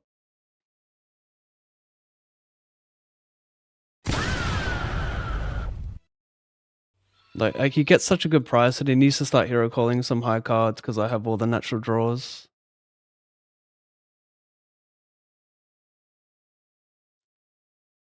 Is he doing this with a jack to try and get me to call an 8? Could I jam and make him fold a jack? Because I think he picks a larger size with an ace. I really believe that. Unless he's so certain I have an 8 and he's trying to pick that size with an ace so I can call an 8. Maybe he thinks I wouldn't call enough 8x to jam. It's kind of like exploit versus exploit at that point, or like a bit of leveling in play. But I think that's quite nice. I probably win a lot, but I don't think he picks that size with an ace. I feel comfortable jamming. Mouse at 1299, 7 months of the channel. Thank you, bro. Welcome back.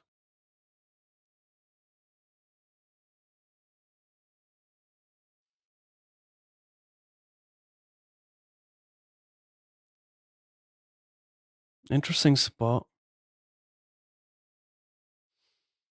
So over here, we're out of the 66. Over here, we're at 3 from the money in the 215 hyper. Over here, 4 of 7 up top, and this is 3K. Very, very, very small field today.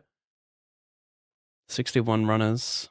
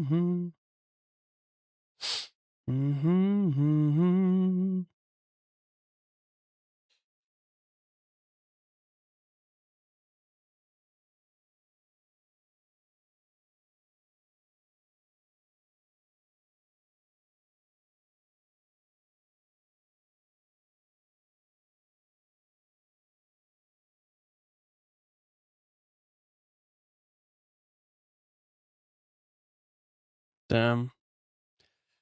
So close to the money we didn't get action.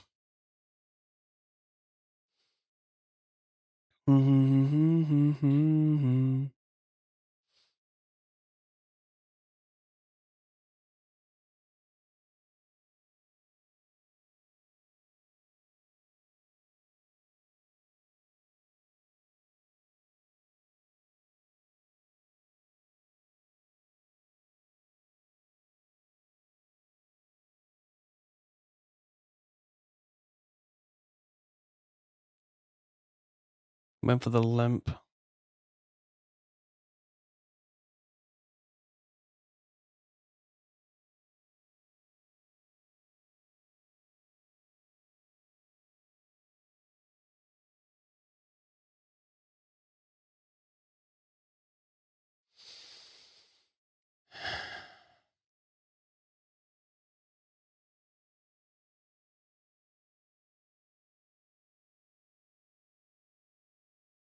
Tens A6.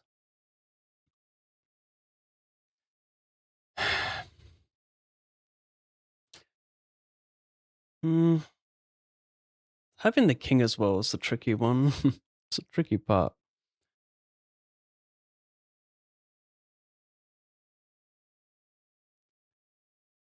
It's gonna have like a lot of ace high, king high goes for showed on this. I think it's reasonable.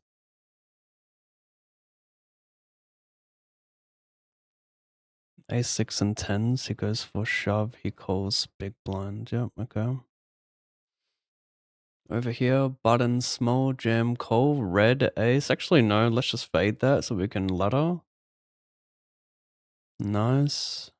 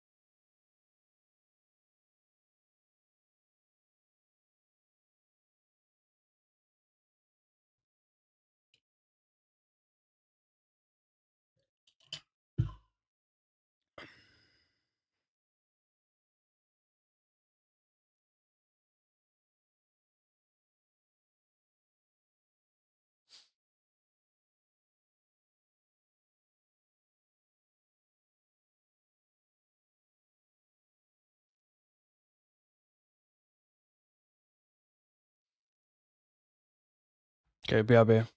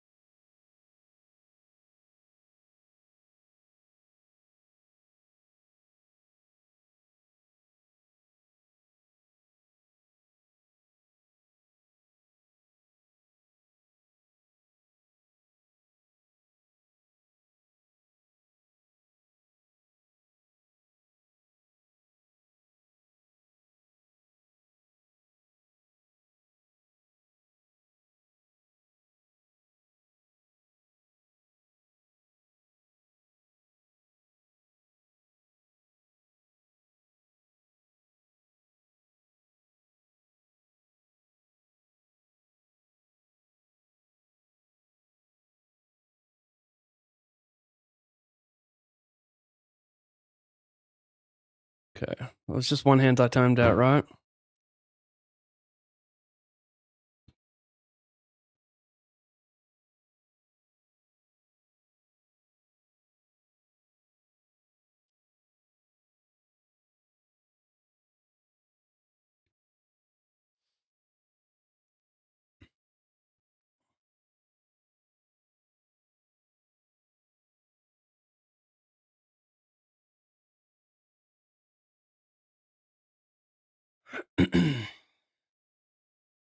Yeah, you could argue. I mean, how many more hands am I really playing by snap folding here? Like, it's not much more. I'd rather the big blind increase on Milosh. That's pretty big for me.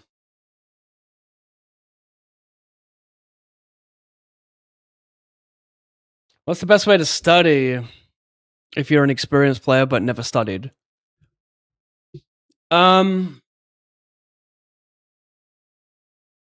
I really believe it's just learn how to use the solver.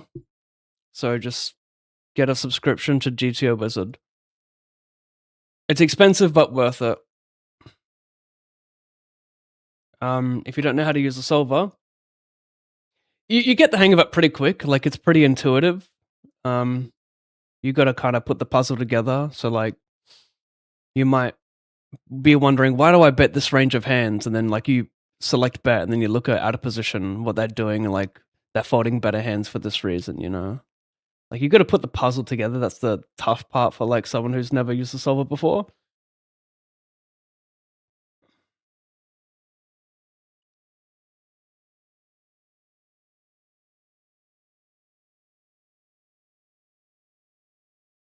But yeah, I'd recommend the solver. There's also tons of tutorials on GTO Wizard's YouTube channel on how to use it. So I would say that is the best approach.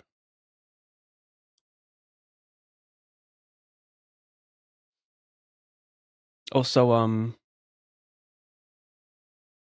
I've got a sign up code, or I've got a link. It gives you a 10% discount, I think. Good luck! Exclamation GTO. Win a flip, please. Win a flip, please. Win a flip, please. Listen. Listen, I can only beg so much. Please, I'm pathetic. I'm pathetic!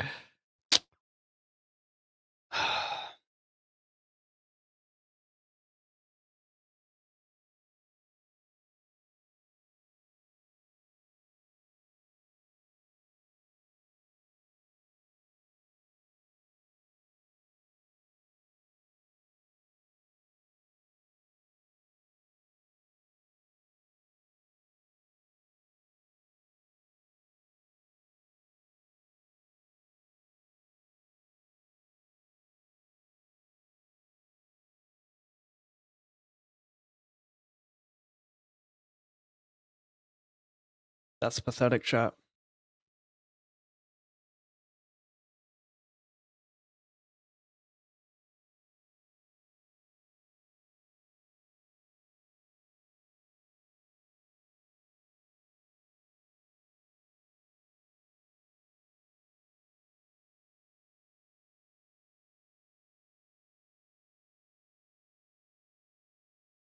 Same as yesterday, crazy.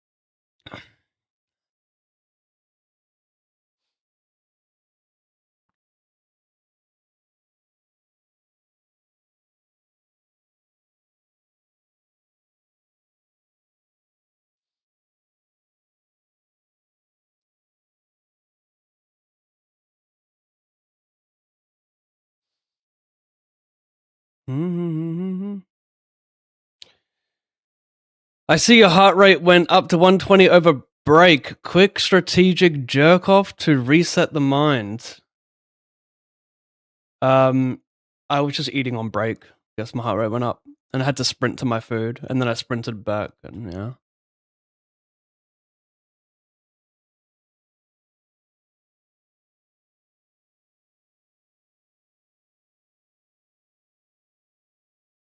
$40, $80, $150.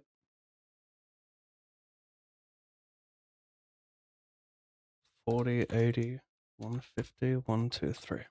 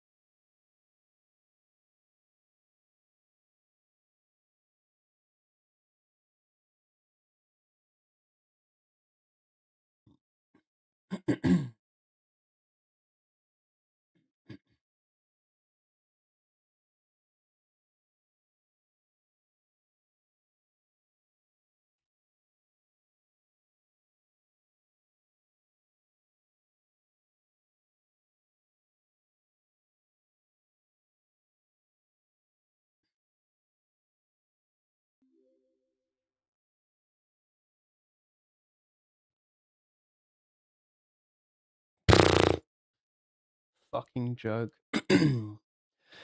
Yeah, fuck off, you fucking stupid prick.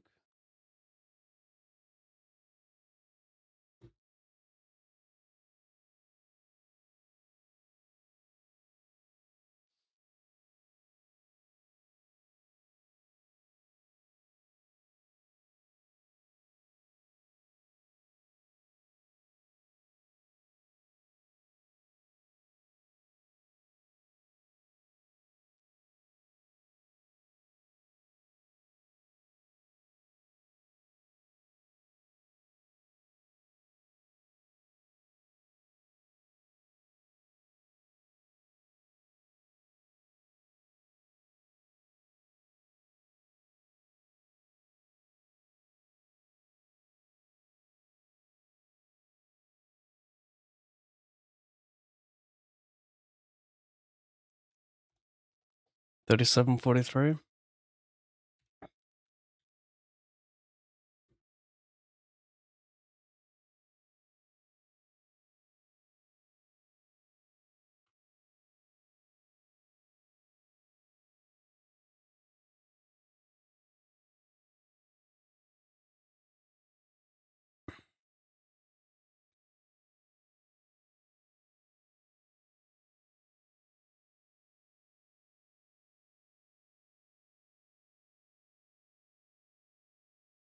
Bottom big blind, call 3-bet.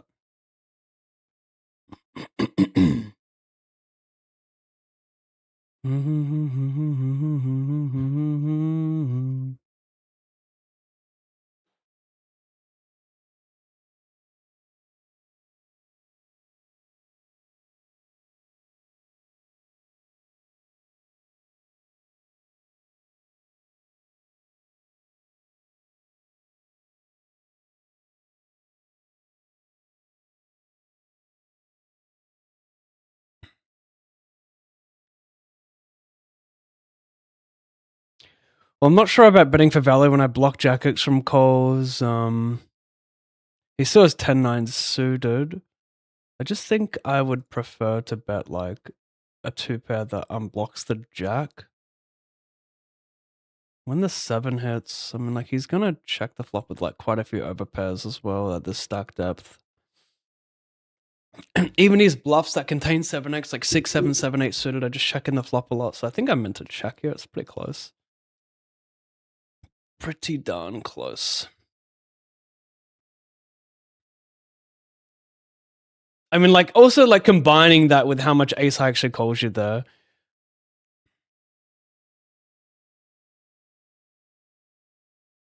Like, the river's quite bad. Like, he's gonna have 7x still as a bluff there. I definitely value bet if the 7 doesn't pair, but the 7 is a lot worse than what it looks.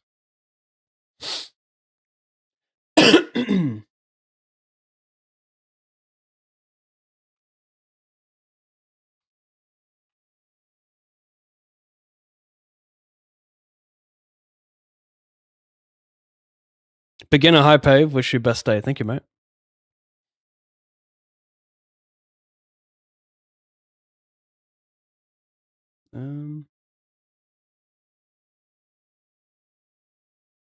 Flop reports and Wiz are OP. Yeah, flop reports are great. Actually, that's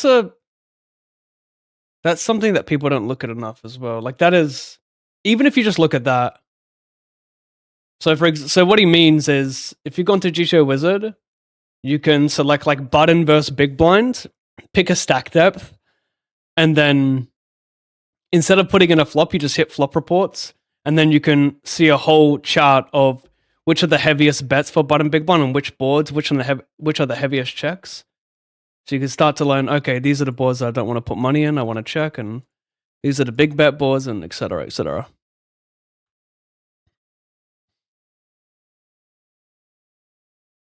It's actually like, sometimes you can like look at a specific hand or two, and you might memorize some good stuff, you might not. But the great thing about reports is that it can be like, what if you learn something about like an overall strategy, things come together are not a lot easier for you. But if you're looking at like, if you spend too long looking at one hand,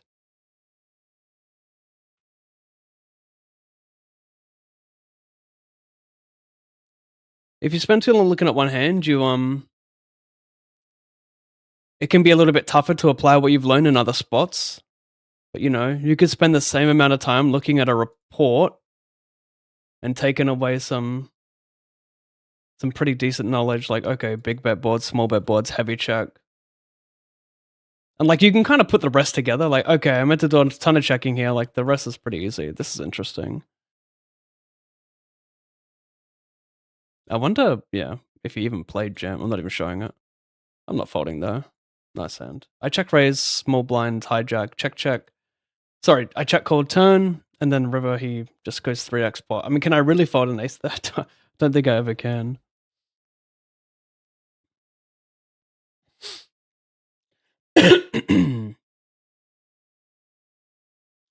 It's a limp pot. I check call. Drawing dead. Good to see. Get that free flop action.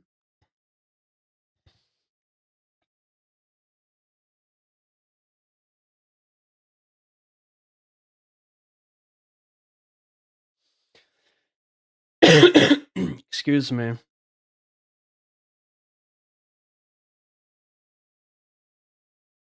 Yeah, 3. Yeah. Still not it.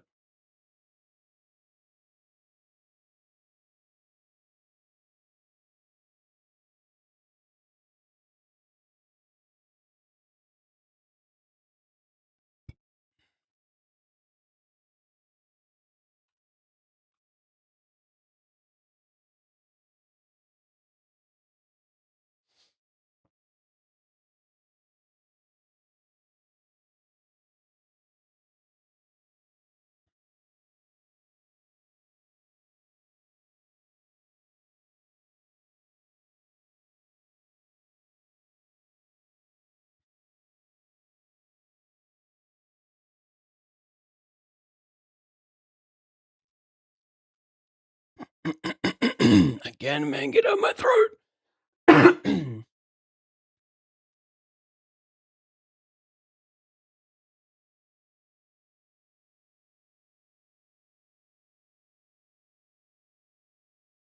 Ace Jack.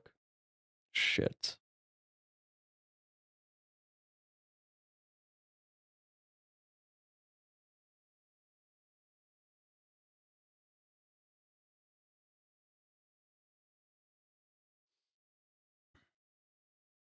$88. Re-entry. We're going to focus on this hyper, though. Final table, 3 of 7. Up top is 1,500 plus bounties.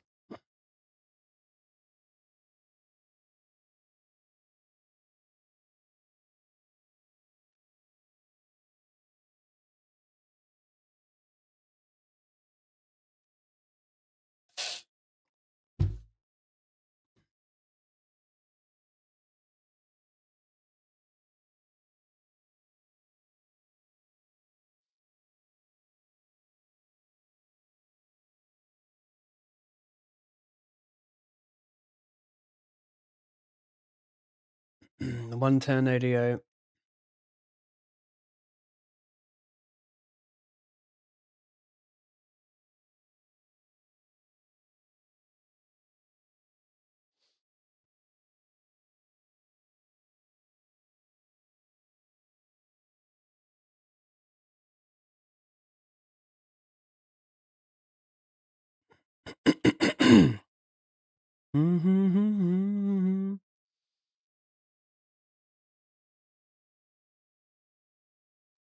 Aces, kings.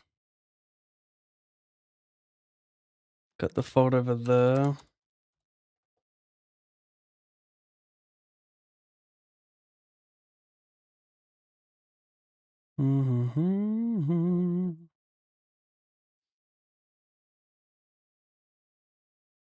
Fade the 10. Oh my god, that's brutal. Bro, that's second in chips. That's fucking brutal. Funny enough, I pick up aces again over here. Still so brutal though, come on.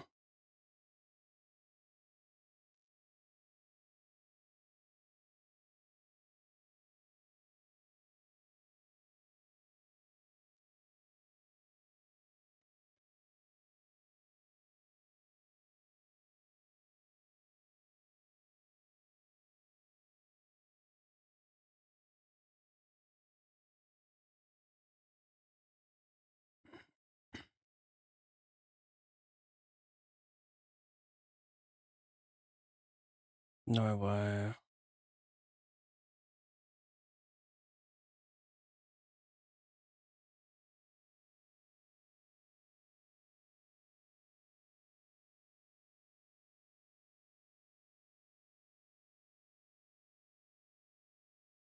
What is happening, man? Like, fuck off. What the fuck? I even lose with a set over here to a fucking straight for 60 BB.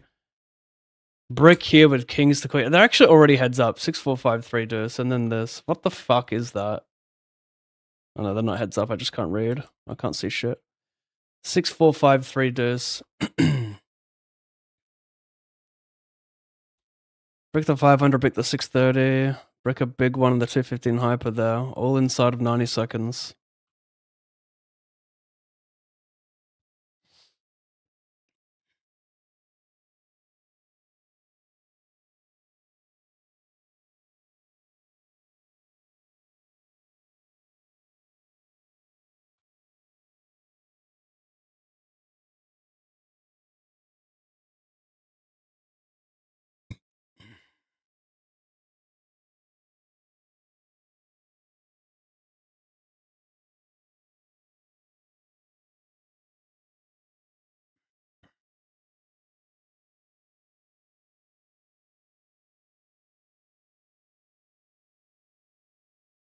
Thanks, Matt.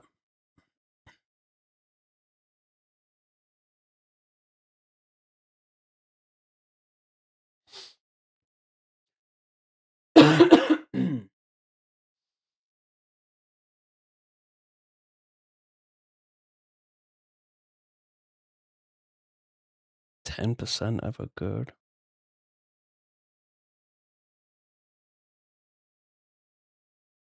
I don't mind a exploit. Like, if you think someone's check raising too wide in these spots, they might perceive the 10% as like a very weak, like 6s, 7s, 7, 8 suited and just attack it a lot. Don't mind that. Even though you just never see it in theory, I think it's kind of cool.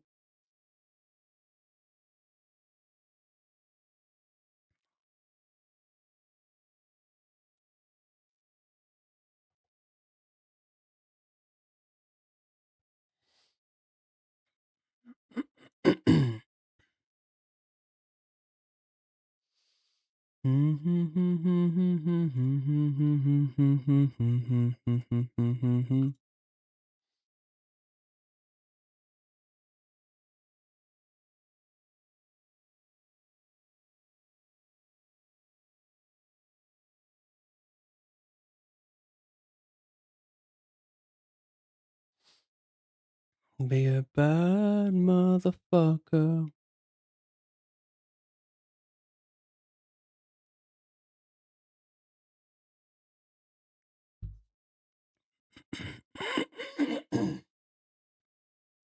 Survive.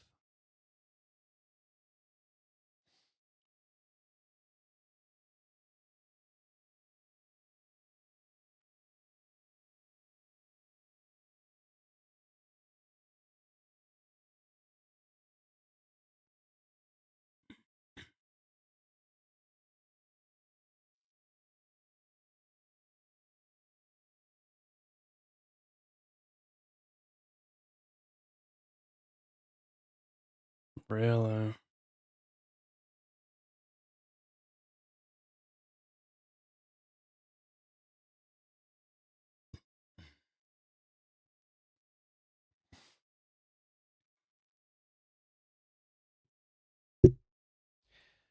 I just view that spot as people bluffing the turn a ton, so when you check back, you got some form of showdown value, and I don't think you're turning, like, a pair into a bluff there.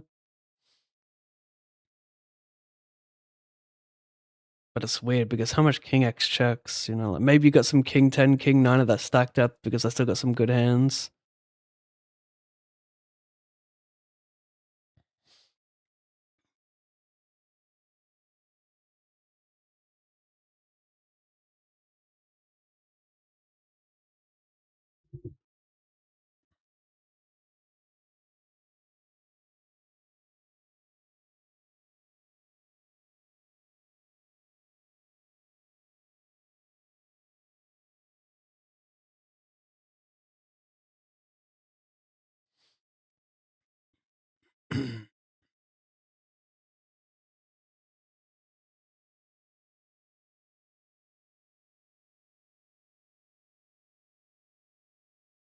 $21.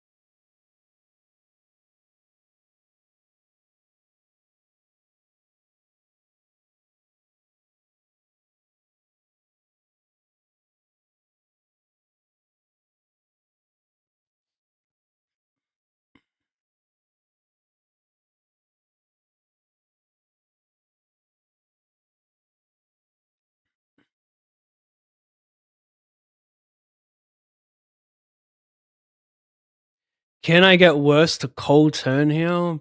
Probably not. Maybe I can play like B25 with King of Hearts here.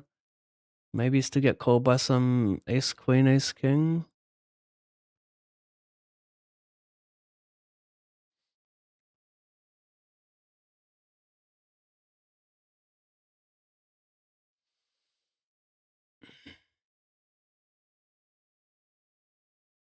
Do I need to turn it into a bluff? I feel like I've still got Showdown here. Yeah, worried about that.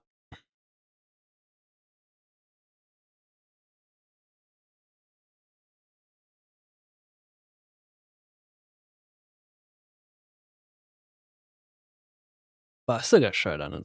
I mean, the thing is, with King, Queen, Queen, do I? Because those are what I wanted to bluff. So is he weighted towards more flushes than Ace 10?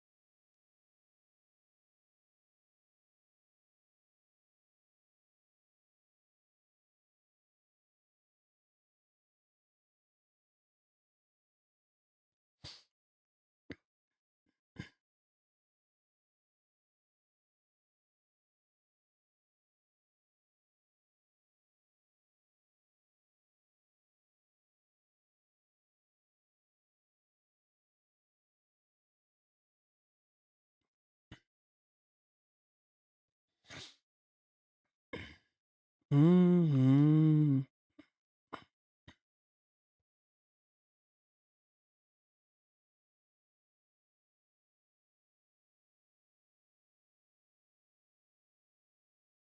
This is a limped pot.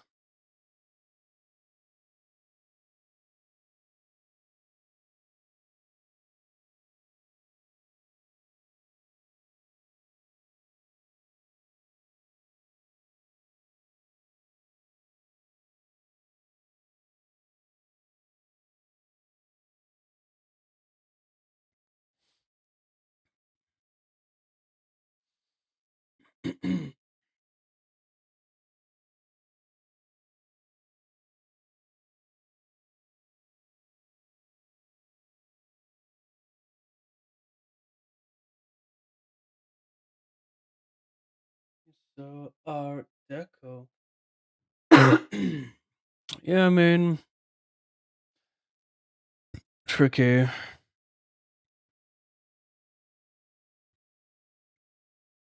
It's a limp pot, so like they're full of like he's got deuce three suited, you know. So we probably do a whole lot less betting. The problem is like we don't want a range to only be flushes, so we might need to bet this sometimes, or maybe just want to bet like top pair plus like decent red card. Close, very very close.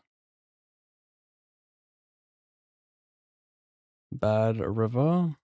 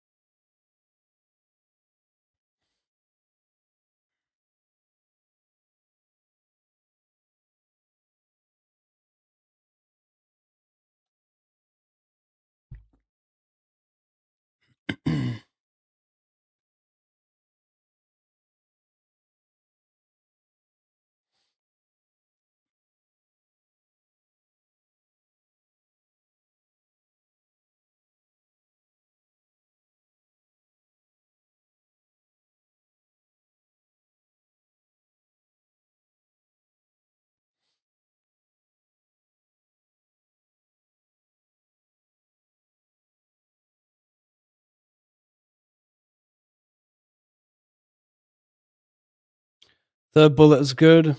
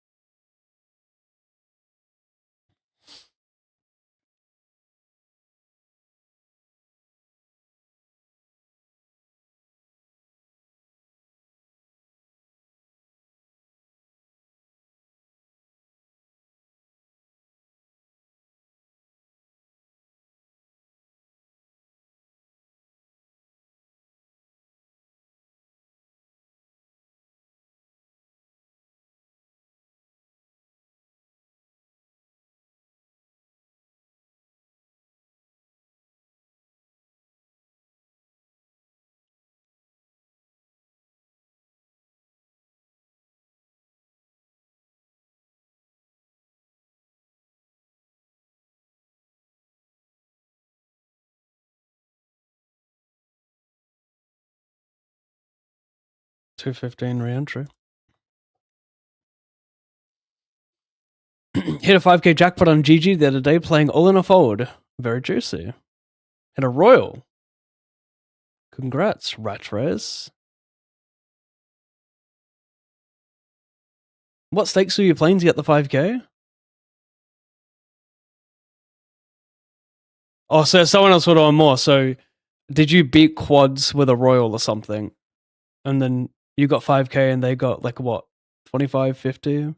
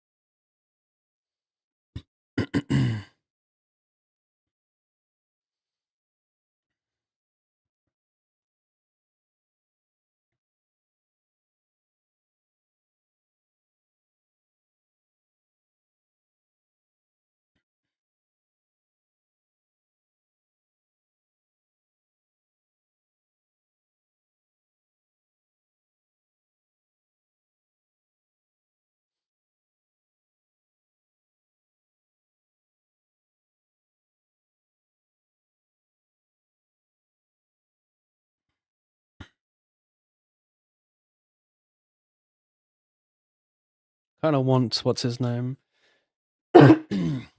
Tom Rosenthal. I got a what's it called? I have a Zone Up playlist on. I'll just play it. Not many songs in it though. No, no, no, no, no. Oh wow.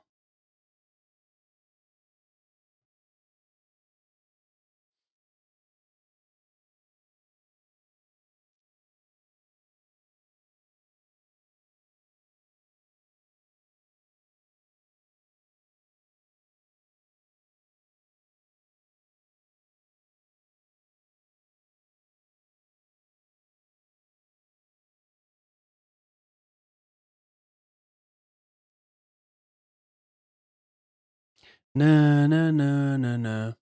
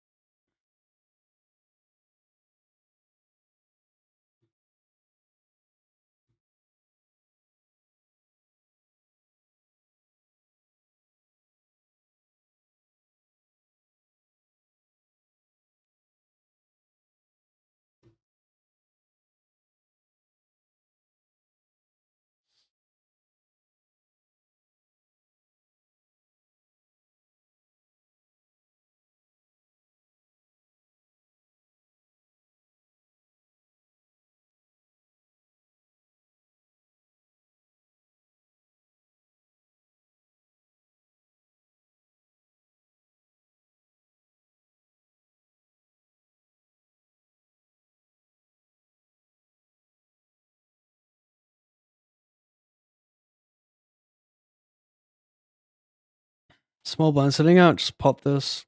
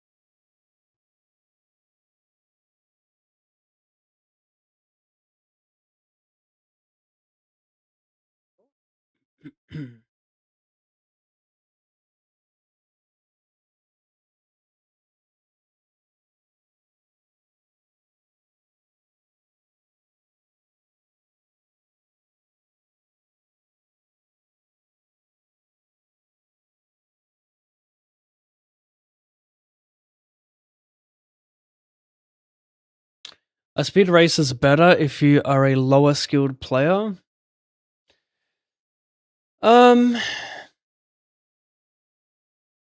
I don't think so. No, I think it's about the same.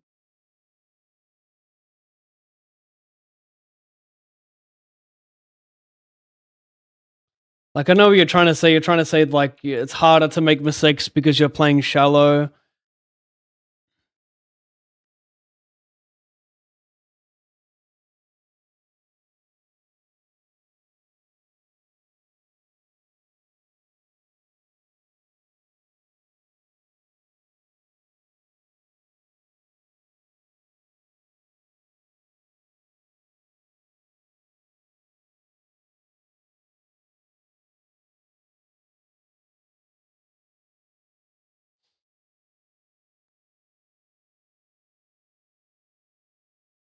But like if you're a lower skilled player in just like regular tournament poker, I think it's still going to translate to short stack because you are I mean, look, unless you know how to play like 10 big blinds perfectly, and I mean, if you're a lower skill player, you have leaks post flop. You still play post flop in speed races because when you get deeper, you play more post flop. There's still a ton of pre flop play going on, but there's a little bit of post flop that creeps in like mid stages.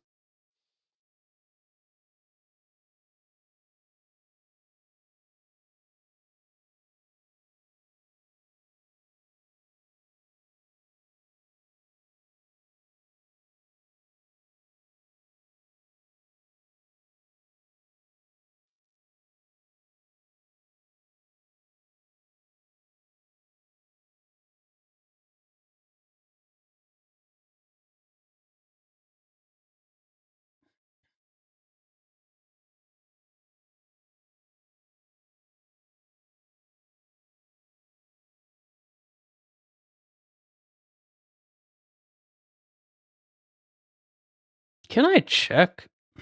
No, I just want to stack an ace, right?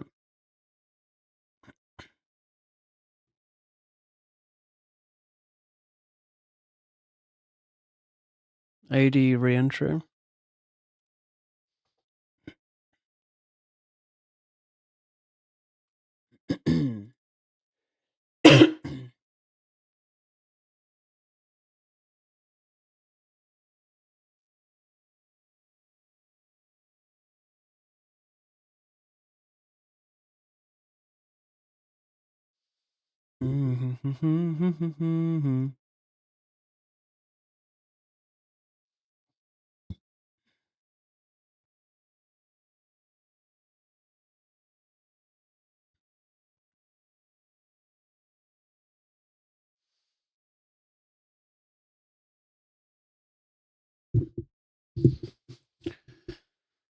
Go me, go me. 2 bounties, come on.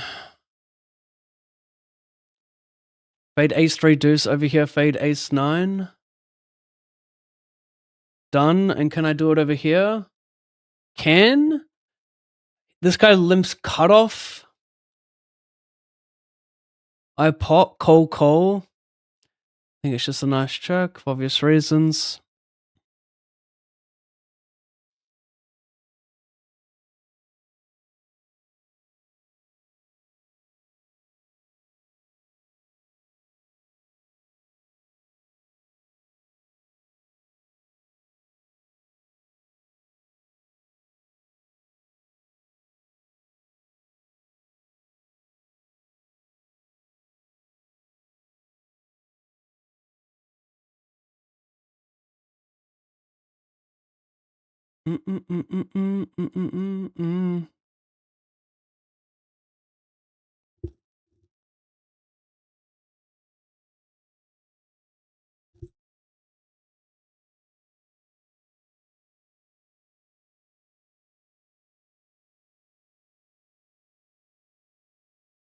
But I didn't want to get another top 2 there. It's fucking crazy. Over here, I check call, donk, turn, stack. I got enough equity. Figured I can bet the turn because I check call some 8x plus like strong draw. And then I get him to call with like, or like I fold out some high cards, get value from flush draws. Long story short, I should be allowed to play some donk there.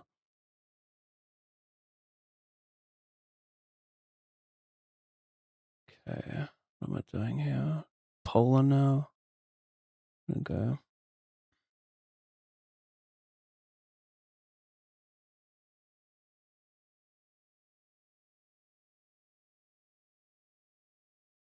Flush completer is not ideal. I think I can go this much. Check this back.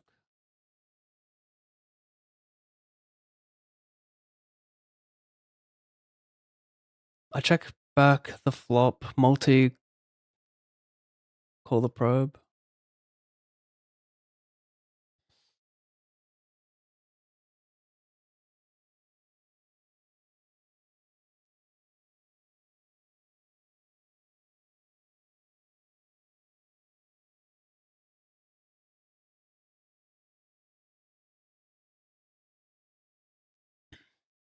I check back the turn as well here.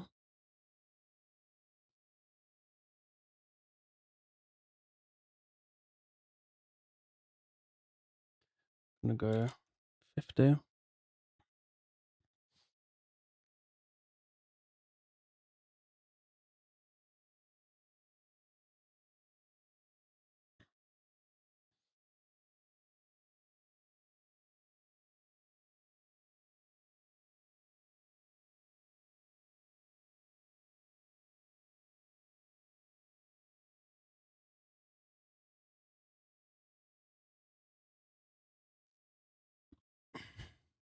I guess if your post-flop game sucks, you can argue speed races are better. I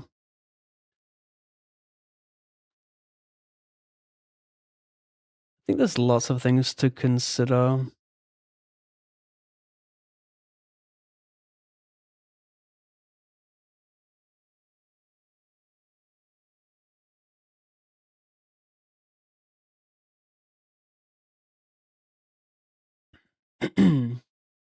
Like the ROI in speed races are going to be lower than that of a regular tournament, even if you do suck playing deeper.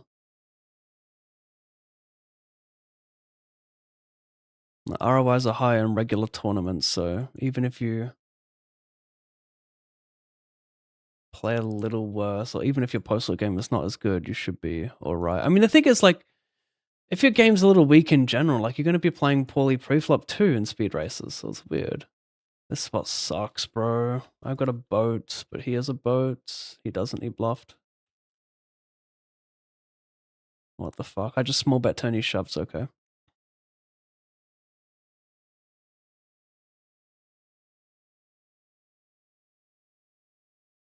Out of the 150 re-enter.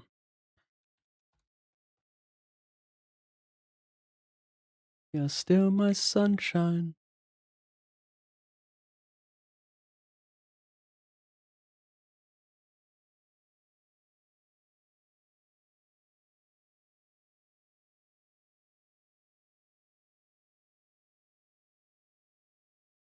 I know.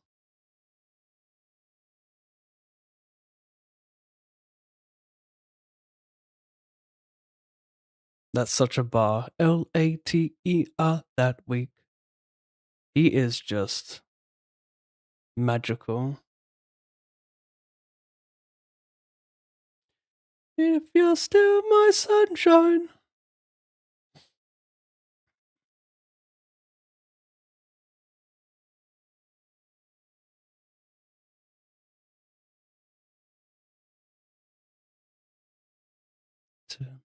If you're still my sunshine. If you're still my sunshine. Check it back. Top and bottom. No backup. Multi. I know.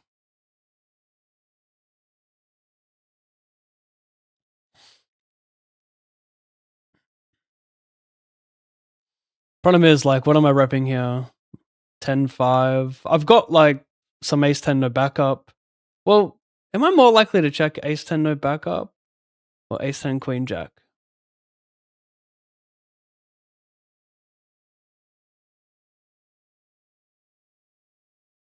Doesn't matter. Do I have... I mean, I got showdown. I can't bluff this. That's fucking crazy, right? What am I thinking, bro? What am I trying to make it? I straight? I can make him fold. Please fade. Nice.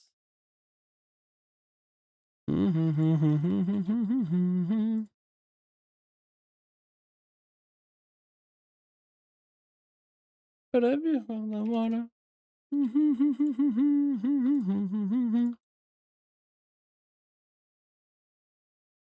Nice.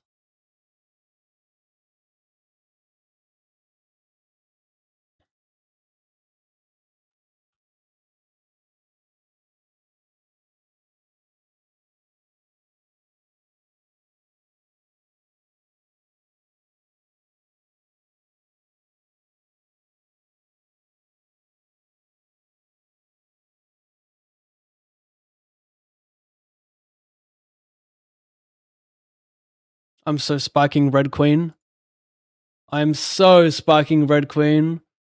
It feels confident, doesn't it? Doesn't it? Whatever. I 50-50.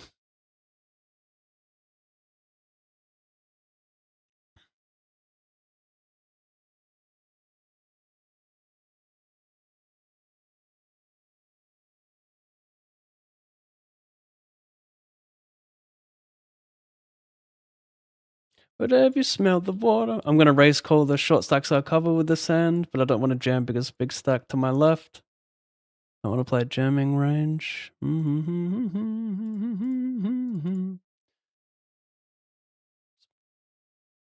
Connecticut.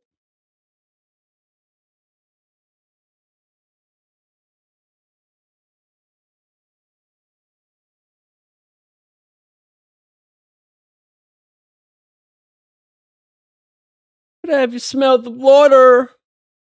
I check a bag. Raise? B50 is so pathetically weakly.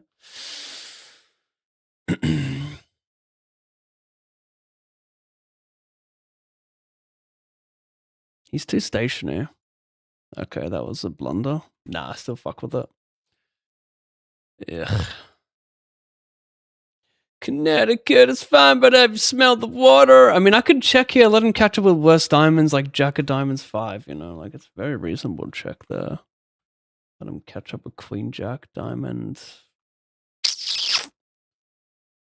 Not sure.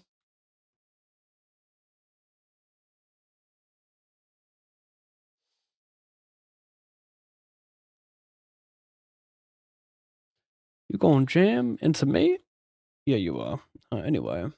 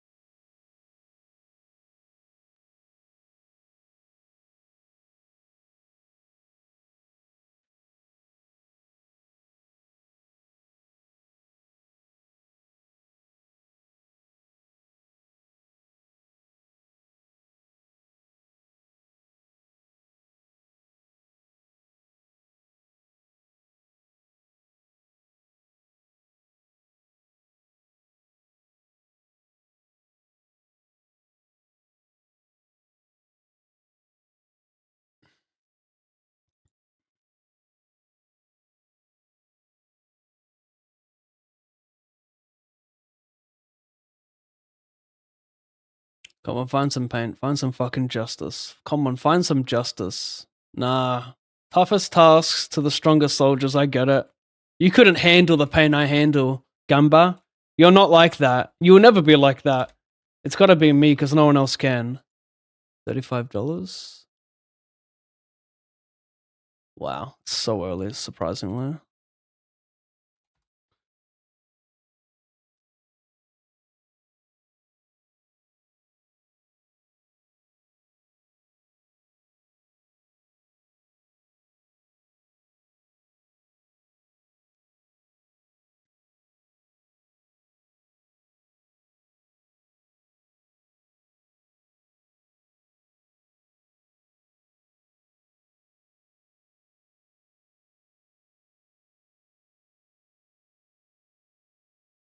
Guess we'll go over here.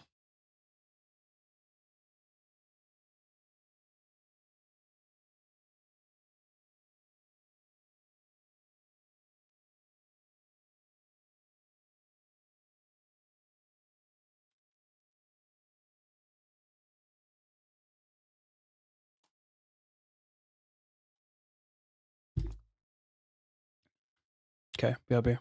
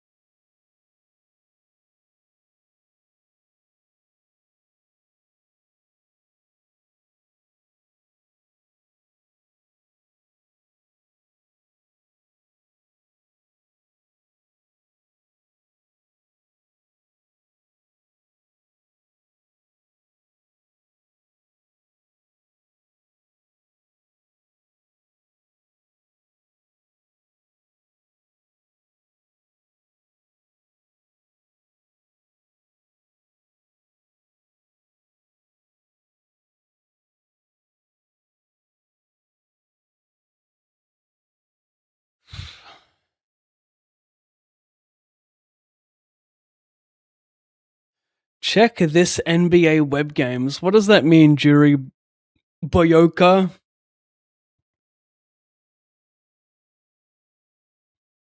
What does that mean, dude?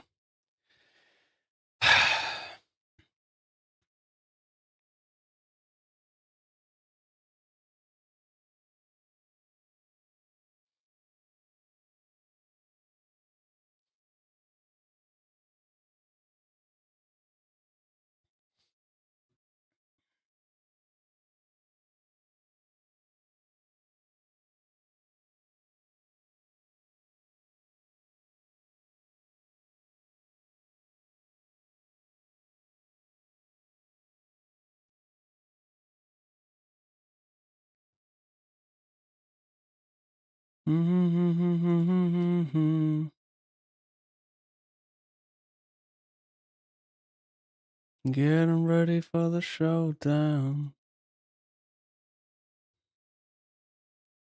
I think it's too strong.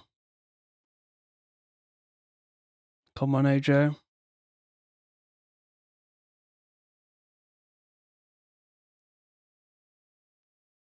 It's ridiculous, man.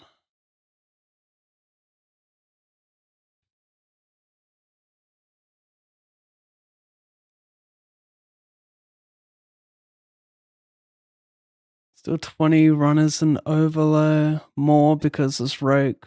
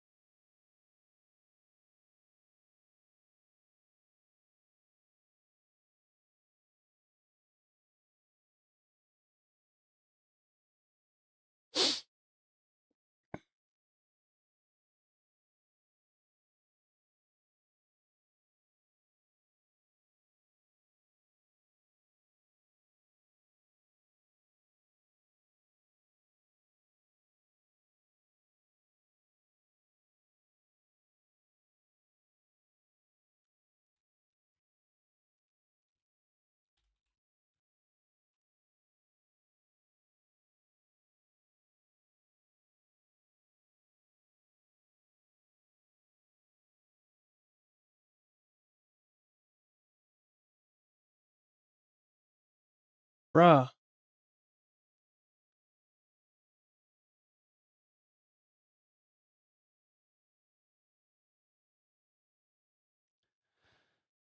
I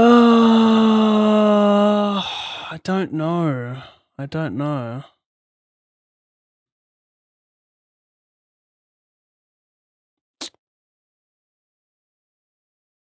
Jamming's interesting. I 3-bet to 7.5, he 4-bets to 14, we get that flop. Like, you can still have, like, King 10, King Jack, King Queen suited. We chop sometimes with ace size. The jam's interesting from him as well. Like, you don't want to play small bet there, so they're kind of weaker as well. Could just be a humongous blunder.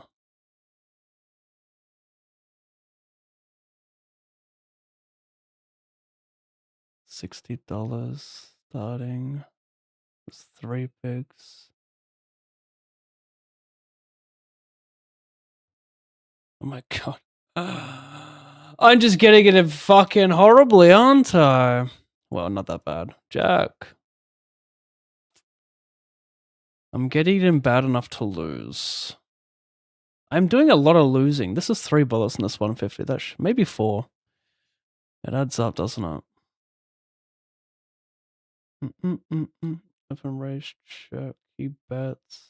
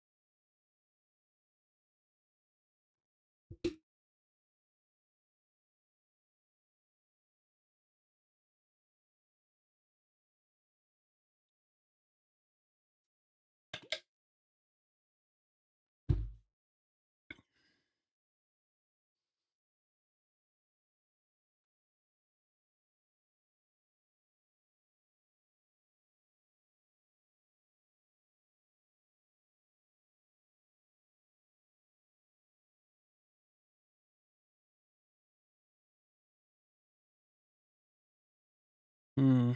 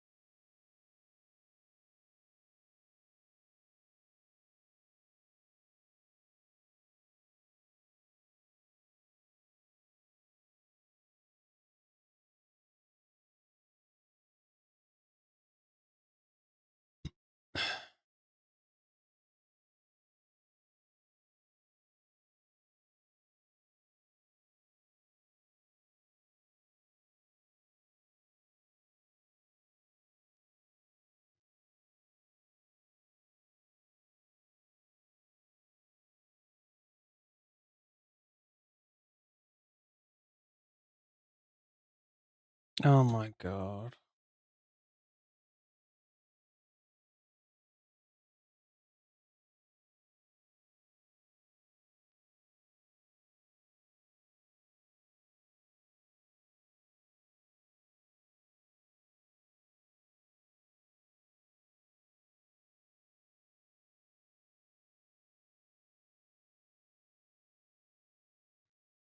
Three nine eight two three.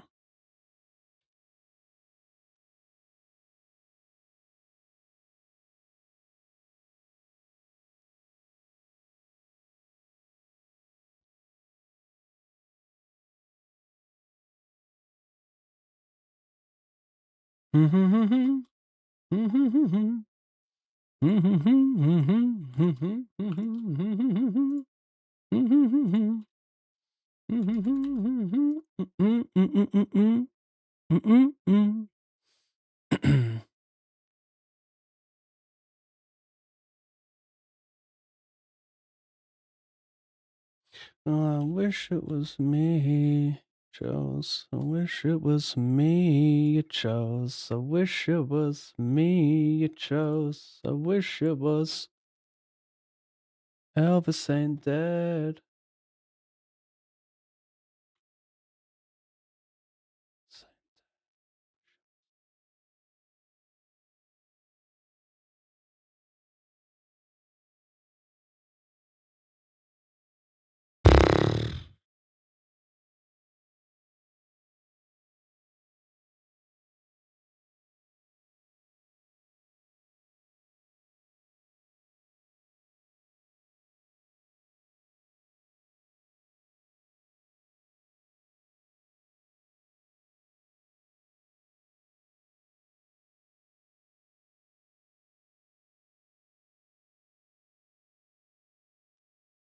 $32 re-entry.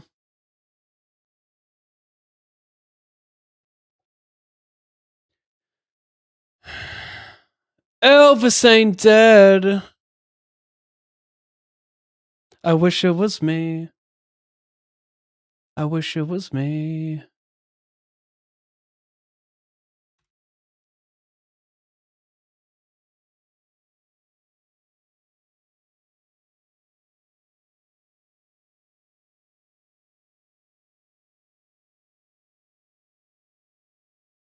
Me. You. Me. Elvis isn't dead. Elvis isn't dead. Elvis isn't dead, 'cause I heard him on the radio.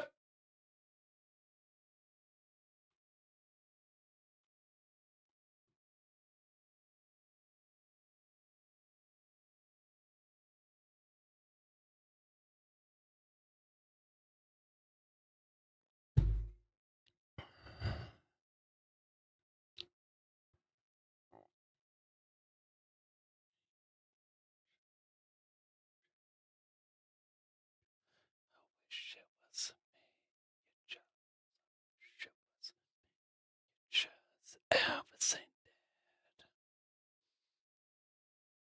I wish it was me.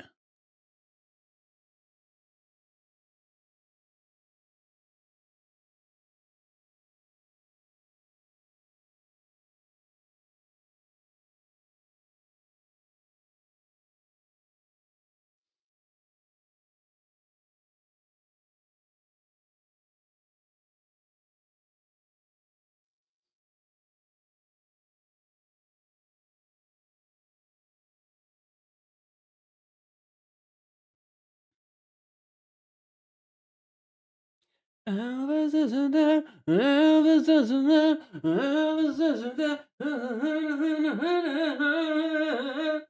Sorry about that.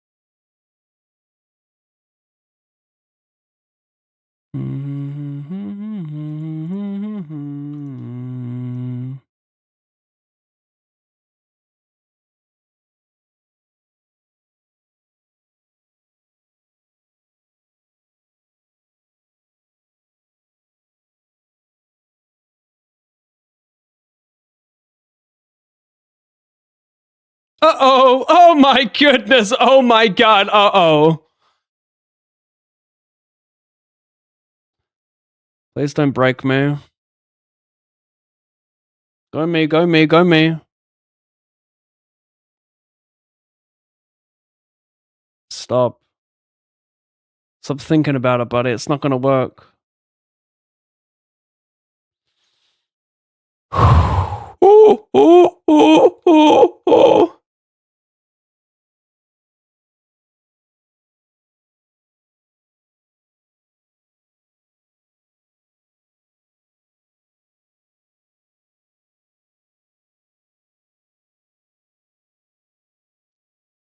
Don't you worry, don't you worry.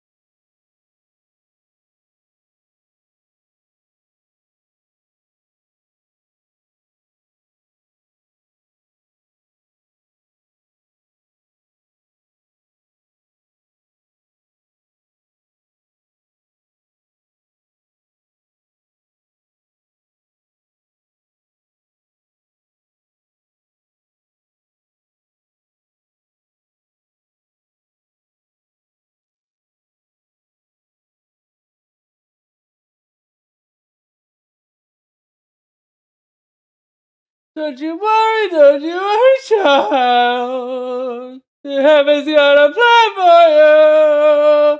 Don't you worry, child.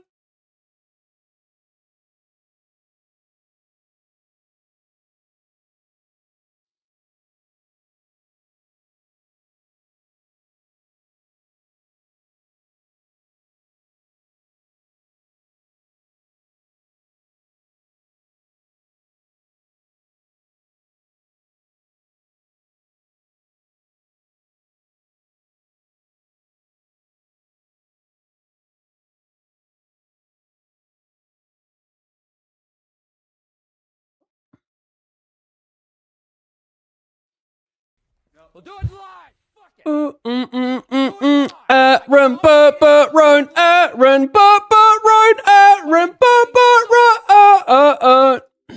Great tune, am I right, or am I fucking absolutely right? Thanks, Aaron, for the raid, mate. Congrats on the... I'm not sure if it's the second time you made top 100, or, yeah, I don't remember last time it was top 200, but either way. Back-to-back deep runs in the main event. We give to you the most consistent with the raid. Thank you, mate. 190 of you, welcome. What did I do here? I just flat right. Yeah. Are we playing race? Yeah, props not. I don't know.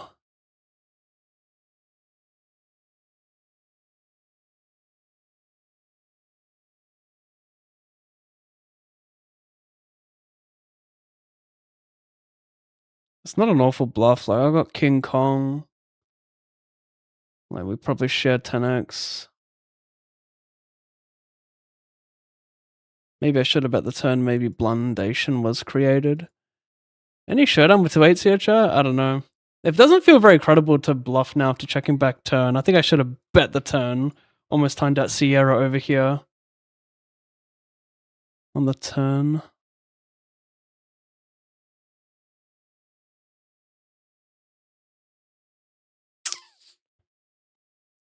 That's probably just folds, but sometimes get sticky on the turn.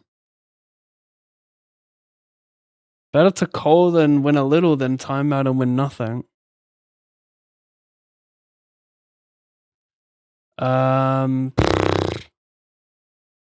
Covering the you-know-what? Probably call? Because this guy is obviously going, well, not wide, but, wide-ish, covering two of these guys. He will recognize that call Queen Jack suited King 10, I think. I think it's very reasonable. I am drawing dead. Over here, Marcus calls me, and I'm seeking bounty and chips in rather valuable spots.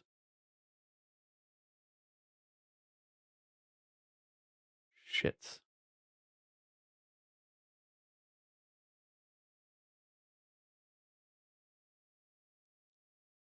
Another final table. Let's not choke this time.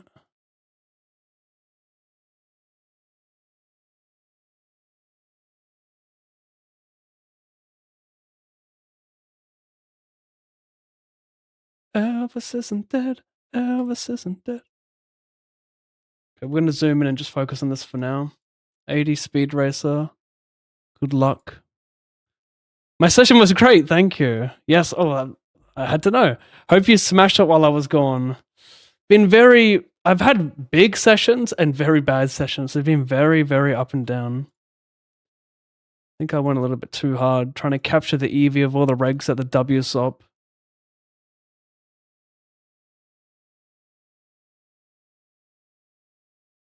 Hey, solid hourly in the last 4 days with rakeback, probably, right? Maybe $50, $100 hourly? That's tough these days. Set. Idiot set achieved.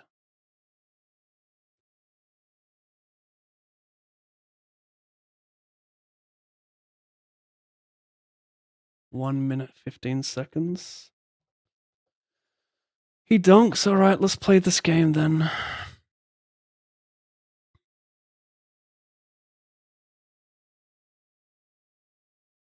That's 55 re-entry. What do I need? I win, all good.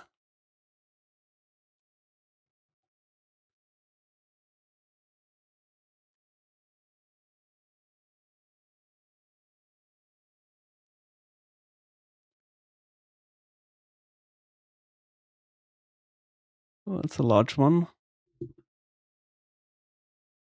He cold covering both, hey, with the Queen 5 suited.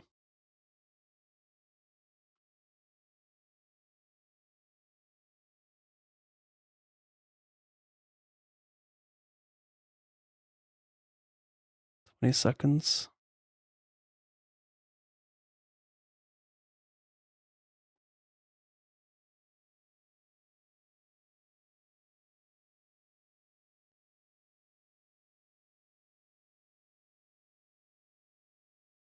Elvis isn't dead.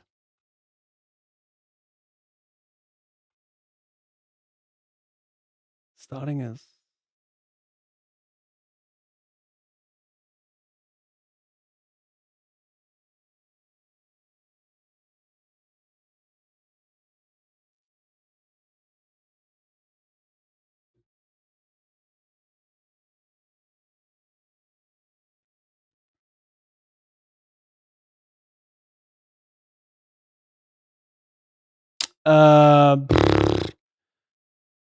It's min. It's too bad to shove here. We didn't get cold wide enough. Like, good rule of thumb is don't jam a hand where it's hard to get fewer hands that are worse to call.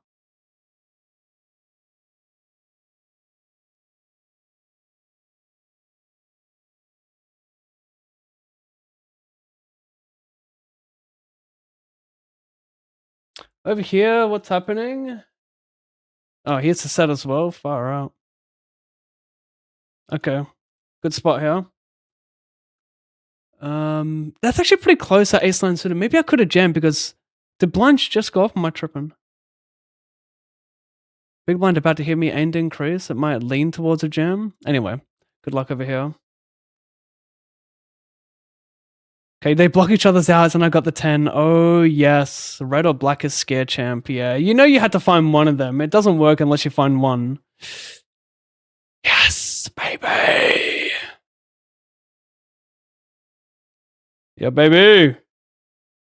Stop trying to hit me and hit me. Stop trying to hit me and hit me.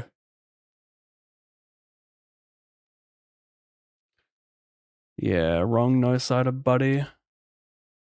0.7, he said. Okay, let's see a flop with a very pretty connected hand. It's relatively connected. It's pretty fake, but it'll do.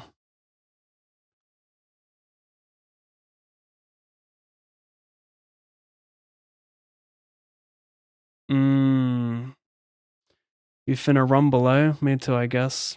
I got bad draw with bad top pair, but pot is large, no care. Wow, spitting bars on bars. Take me up to the fair. What fair? The one where I went there. Yikes! Ah!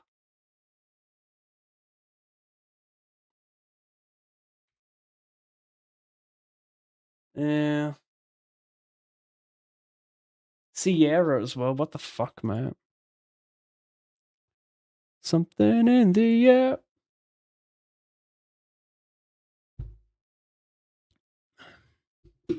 $324th. Wow, so you topped it by quite a bit.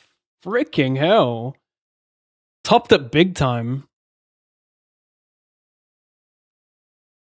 Meanwhile, and I'm gonna make it about me. Wait, have I been to Vegas 3 or 4 times? I forget. I know I've bricked the main every time. And I've had 100% of myself every time because I feel like, hey, I'm not going to travel to Vegas and not have 100% of myself in the softest tournament in the world.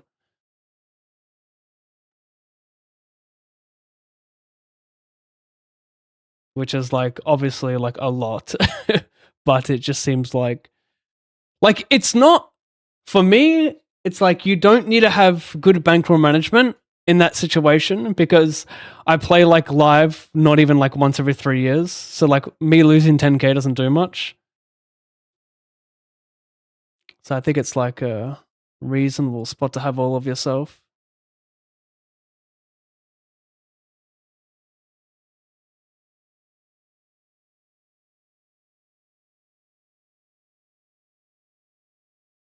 When did I go? I went in 19 1920. I think I went 3 times. Wow, cool spot. We're very deep. 3 SPR. Do I put money in now?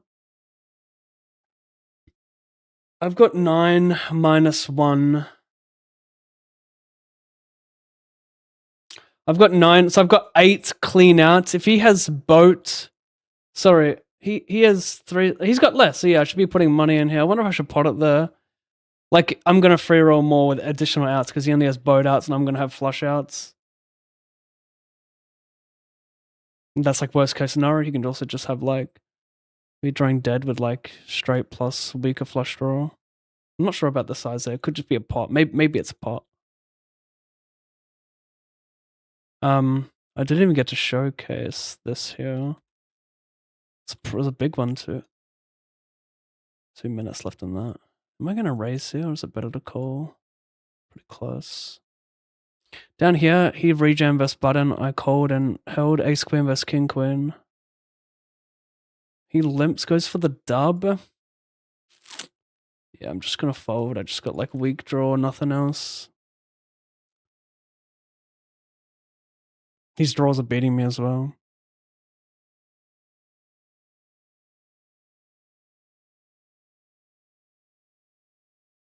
Oh, anyway, sorry, I should be focusing on this. It's like pretty important.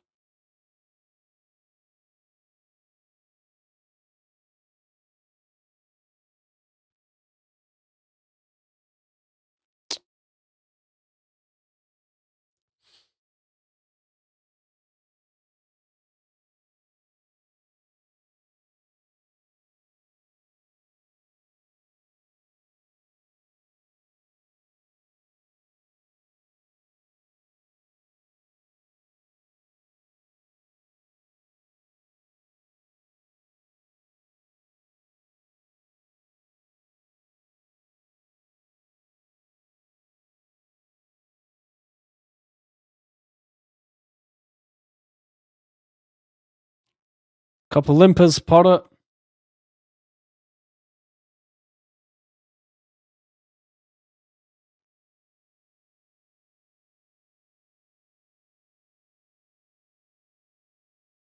Oh my gosh.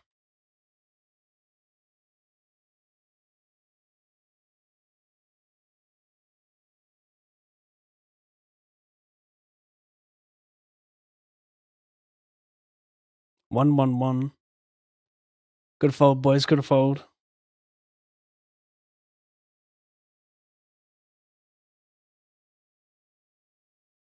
He folded to B25. Sure.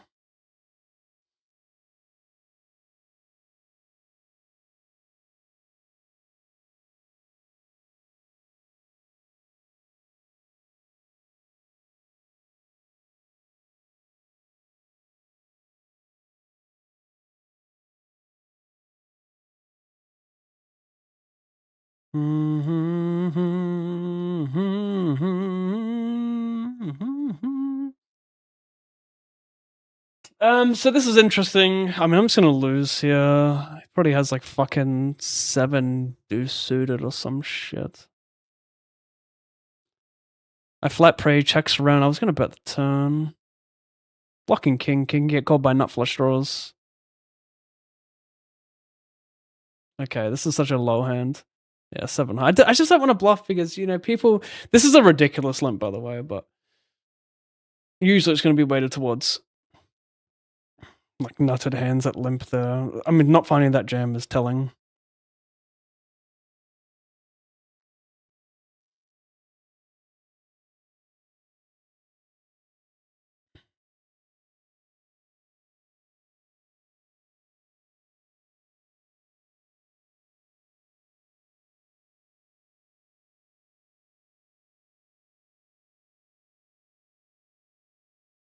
BVB, help a brother out.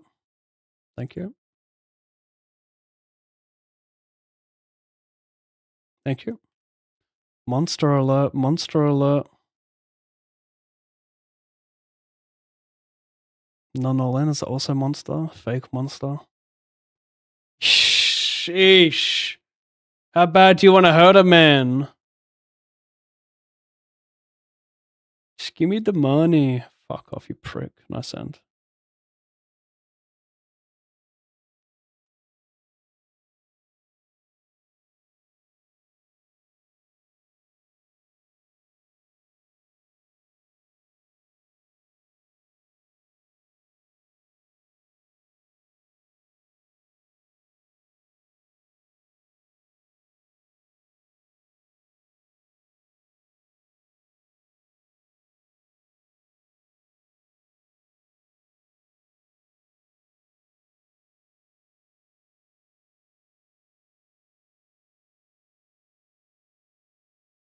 Oh, of course I would have mixed max the original. Oh my god, how do I keep doing it to myself, bro?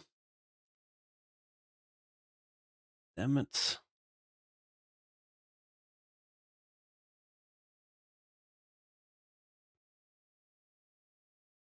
What a sick, well, it's a nothing pot, but still, it's nice.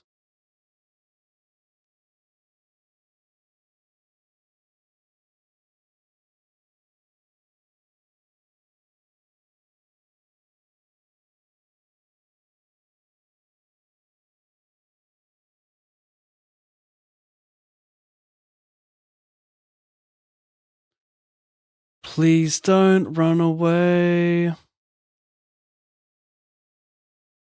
from me. 215 plus 54, 1, 2. Ooh, 2 for the money.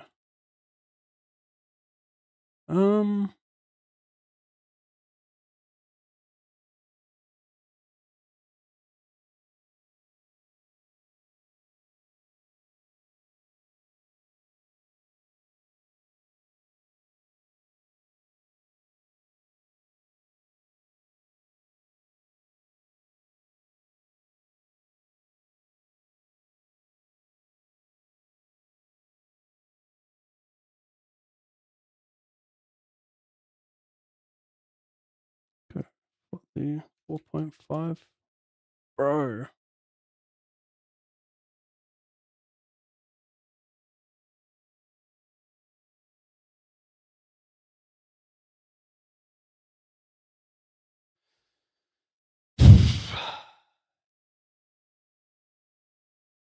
A big size flop, 6-3 deuce. He raises, I shove. Right. It's so fucking annoying. Like, I'm meant to have, on average, probably like 55, 60%. But it's like, no, versus big size on 3 deuce, we just check raise nuts. It's like a fucking slow roll in a weird way. The fuck, cunt.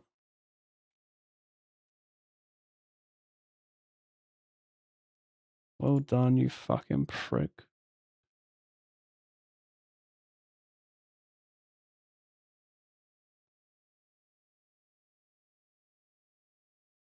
Twenty blinds.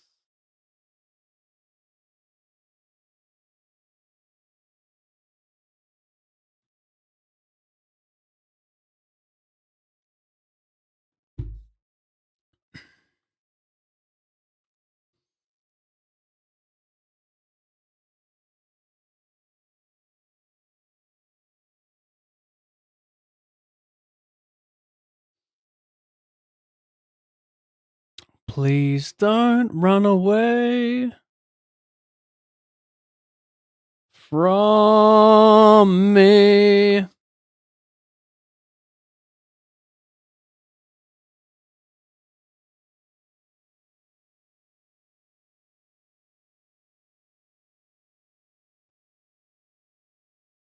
Oh my god. Well, it doesn't mean anything. It just means that you don't let me bluff. You ain't bluffing here, mate. You don't stand for that type of strategy, do you?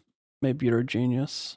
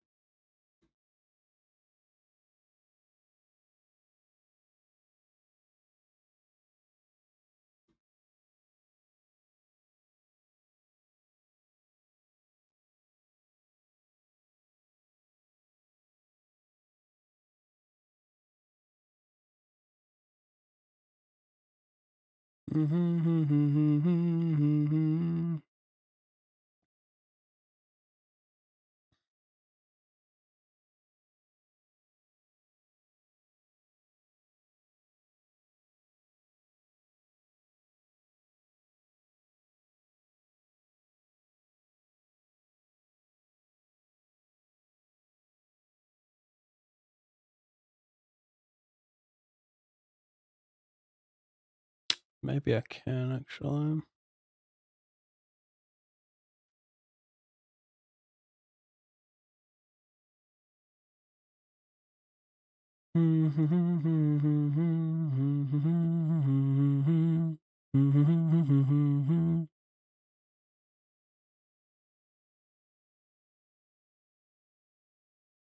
What are we doing here?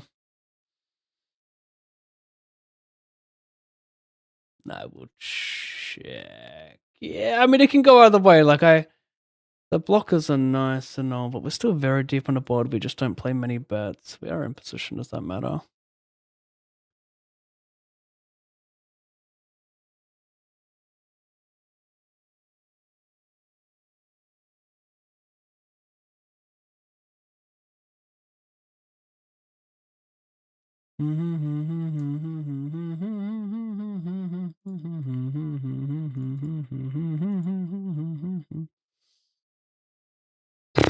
I mean, am I bluffing here?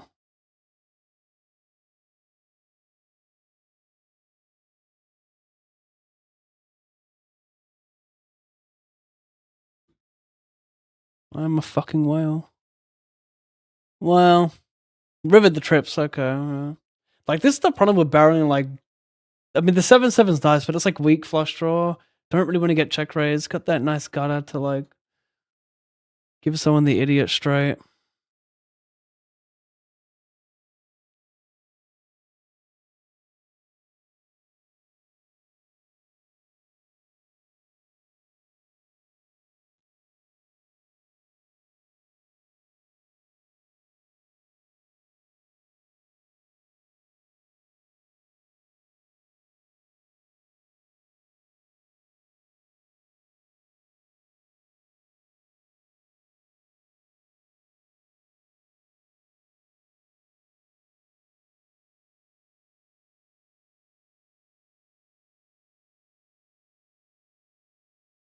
Mm.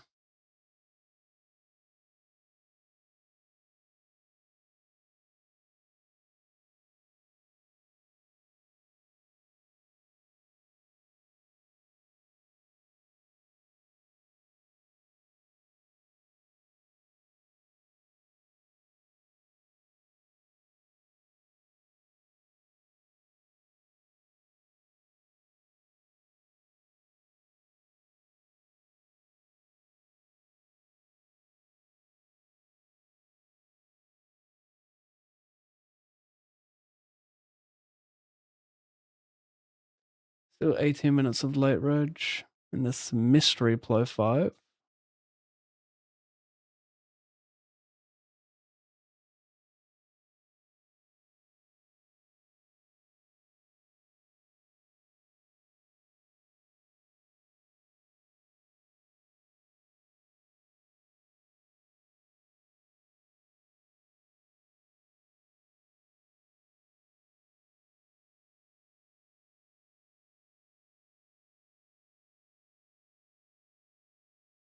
Does he need vacation? He running bad, or that's normal? I always need a vacation, mate. That's for sure. I watched an interesting video last night. I think it was titled "You're Always Tired" or "Why You're Always Tired," something like that. And there's this doctor talking about how he felt tired essentially his whole life, and how, like, you know, typically you think it's because, like, you're burning yourself out, you're working too much. Like, if you're an entrepreneur plus you're studying to be a doctor, for example, in his situation, right? He can't really rest his mind because he's always thinking about how can, like, this improve, yada yada yada. And he had all this research to back up, like, how it wasn't necessarily more sleep that made you less tired, but it was how you spent your wake hours as well, and how rest while being awake can be just as important. And of course, there were studies about going outside 30 minutes a day, leading to people feeling more rested. But like, one of the problems with people using their like, let's say you work like a long shift at work, you go home and it's like 9 p.m. and you're laying in bed, but instead of like you might view that low activity of resting like going on your phone, right? I forgot what the term was called, but it was like when you're using your brain, it's you're not relaxing because you're scrolling and it's like low effort. It's more like a low effort it's like low effort annoyance almost, because you're constantly like you're hitting these constant dopamine spikes and you don't give yourself like real rest because you're not fully resting your brain. And a lot of it like contributes to feeling tired the following day. And like, other ways you can spend your time resting can also be productive. So like, people will go to the gym, right?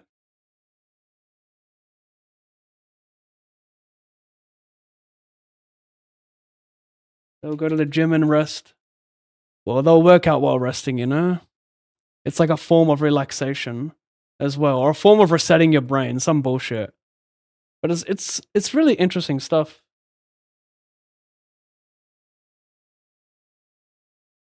I should have maybe gone 80 here.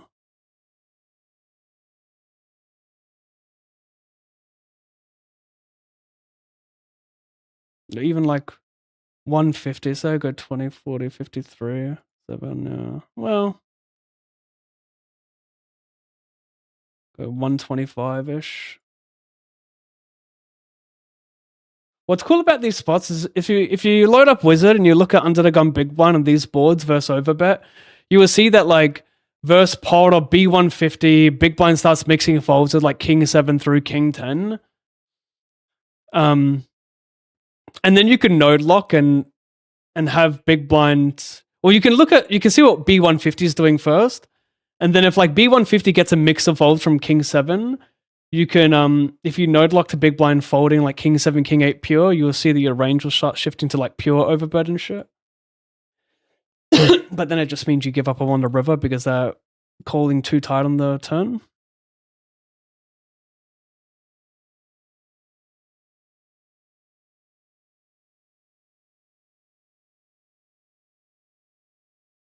He doesn't look a thing.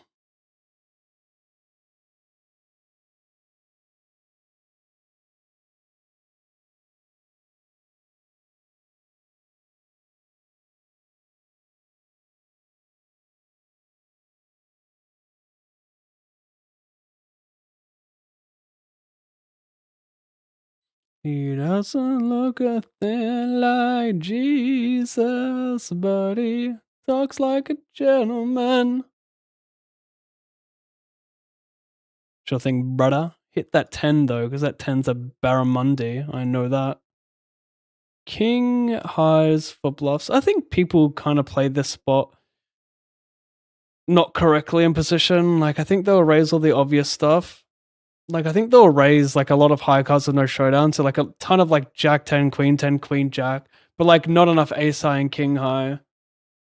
It's kind of just like non showdown plus draw, and then like none of the high stuff. Like, they'll probably call too much with like king 10.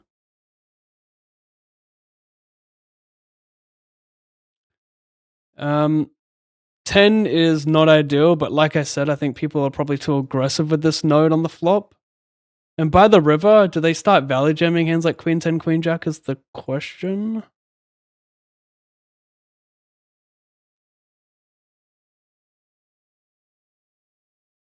Can you value jam jacks here? It's like not unreasonable.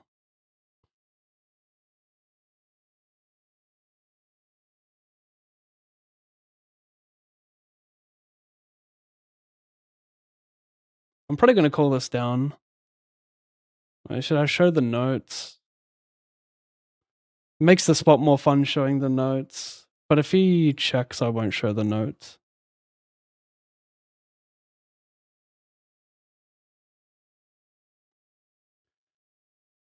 Okay.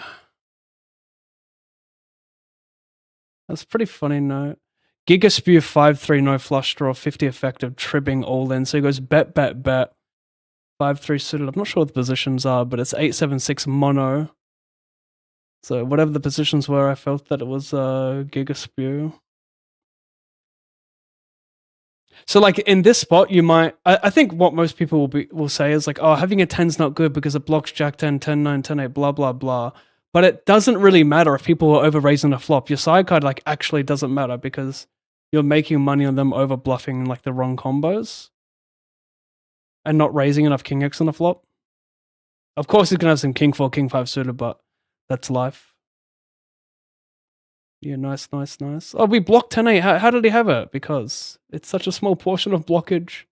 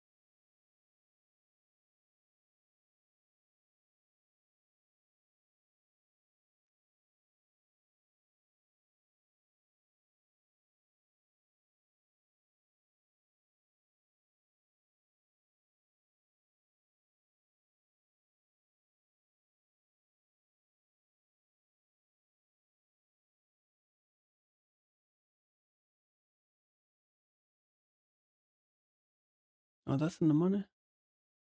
Just give me the money.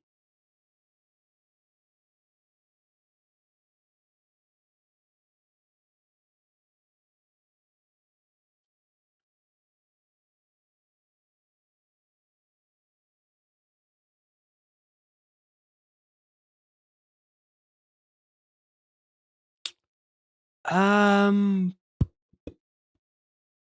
think it's okay to put money on.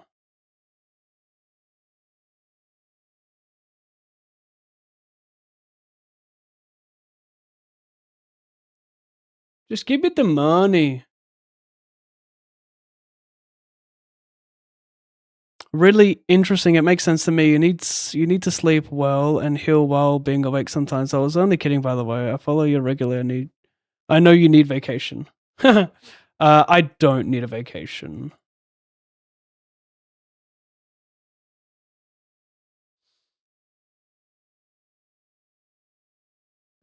Yeah, another interesting thing about the video is the guy speaks about people having like a 2-week vacation and it actually doesn't really do anything because it's like it's your daily lifestyle that can like overstimulate your brain and really affect your well-being. Like it's not just chilling at home and doing nothing that rests you.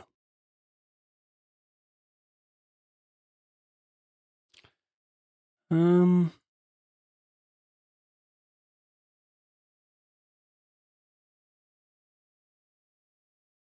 mean, let me tell you, vacations with a family is fucking awful. There's no such thing as a vacation with a family. You're in a new place, Airbnb, whatever it is, adapting when you have 2 under 3-year-olds. Kind of interesting, yeah. This is like not thin, but it's getting close.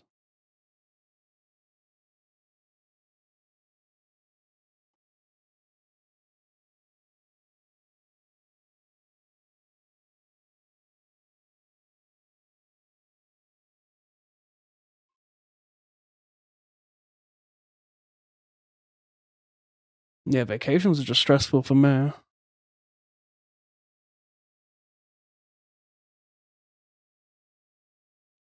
What happens here? I open, I check back, I will the big size with weak backup. It's just like queen, no blockage, and 3 clean outs.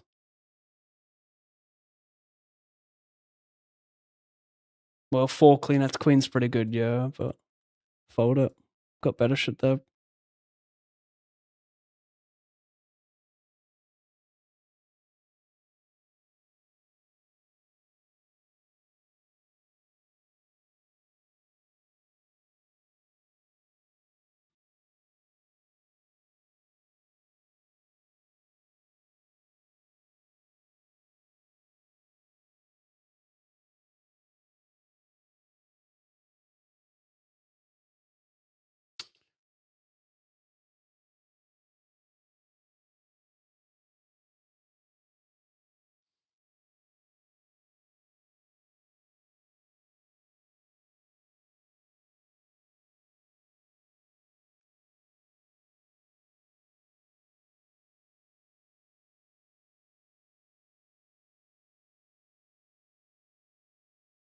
Wow.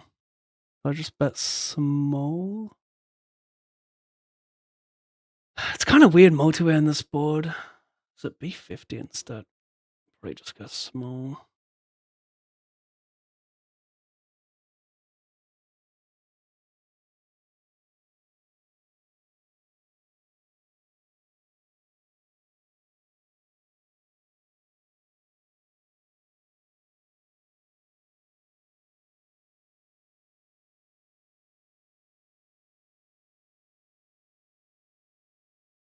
Well, probably can't raise.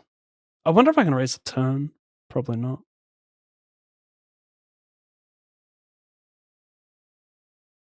Chop. Free roll, by the way.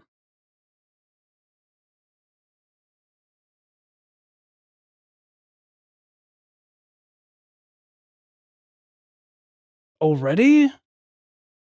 Break time? That was so fast.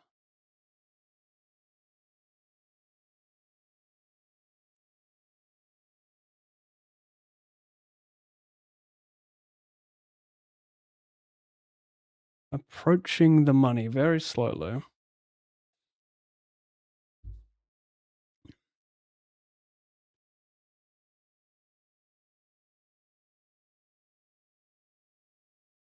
Okay. BRB.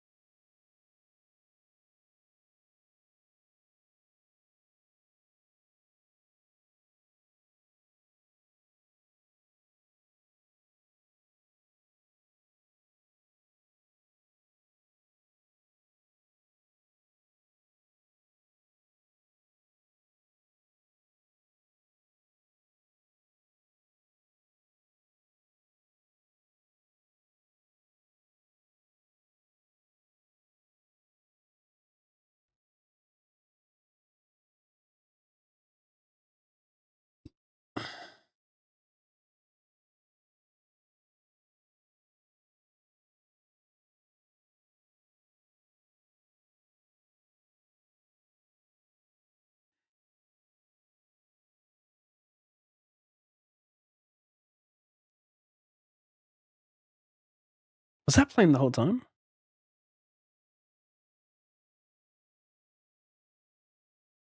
I feel homesick. Pretty hand. 34 left, 21 pay.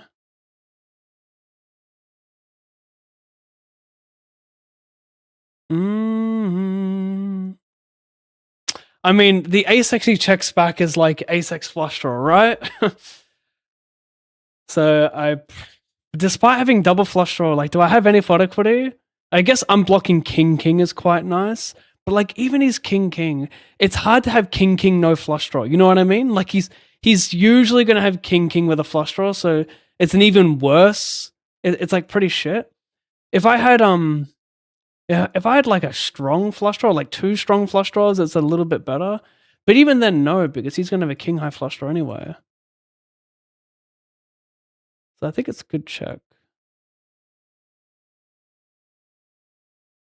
You could also just have like fucking run down no flush draw. You could just have king high no flush draw as well, to be fair.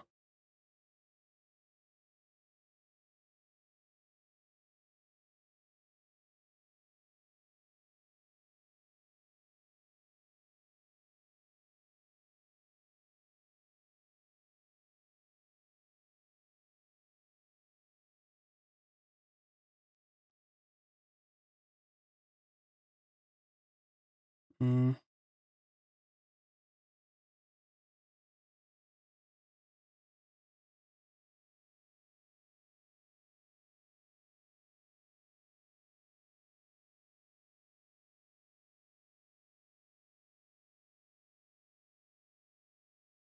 Still could just be a bet, you know, like if he has like king high, no flush draw, it's fine, and then just fold this guy for a bunch of shit, got great equity.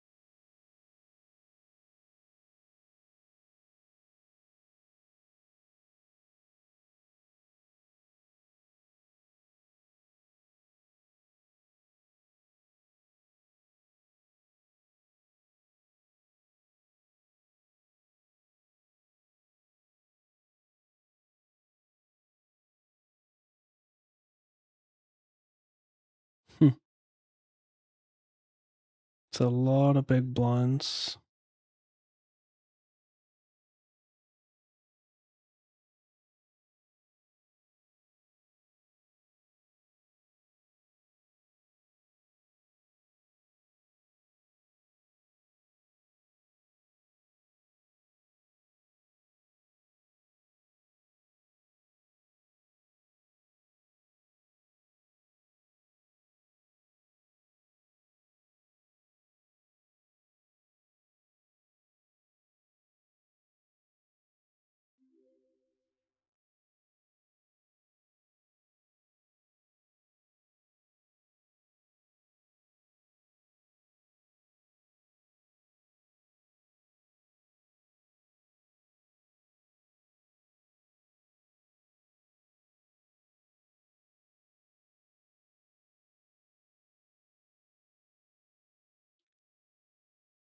Wow, wow, wow, wow, wow, wow.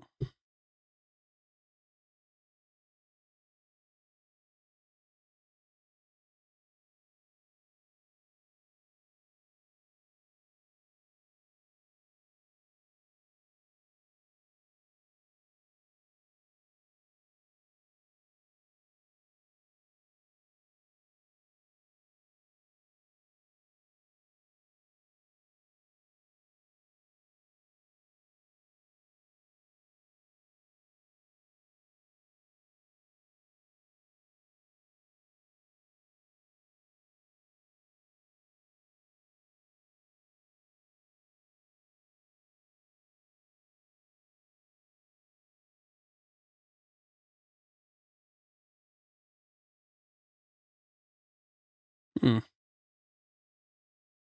Double suited. Pretty sick.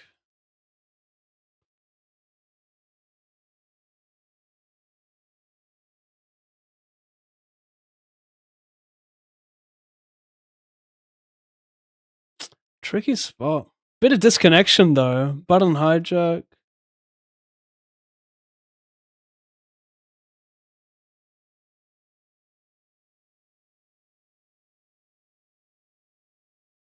What was I gonna do? How much did I make in that? $55.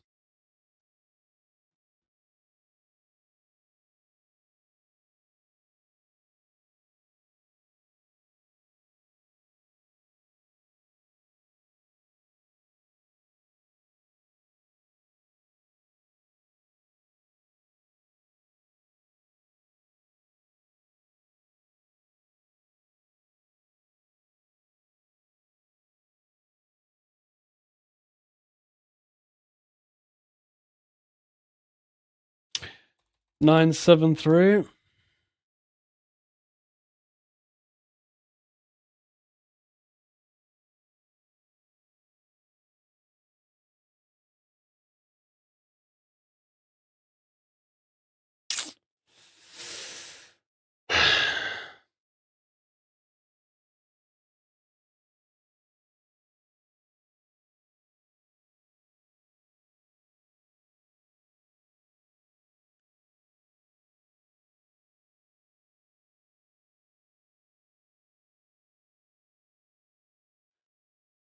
I think I get to lead on like some fives and some clubs. That's why I call here. I occasionally have the best hand, but it's more about bluffing this guy off future stuff. So I'm going to have more suited fives here. I'm going to have 6-5 suited, 4-5 suited. This guy won't. He's going to close to range bet. And this guy is now going to be at a spot with 6s, 7s, 8s, 9s. And I'm going to check call Jack X still on the flop because it does well connecting with these bluffs. So like check call King Jack because you see if it's King Queen, Ace King. Do I have enough showdown or do I want to put pressure on his pocket pairs? I think I want to jam. The 8's not ideal because he's got some pocket 8s.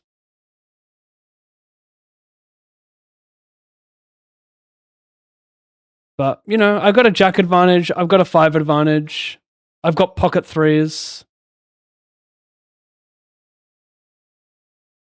It gets really tough there in that spot because my concern is that people just find too many calls when they see double flush draw brick and like just snap 6s and 7s there. I'm not trying to fold a Jack. He's never folding a Jack.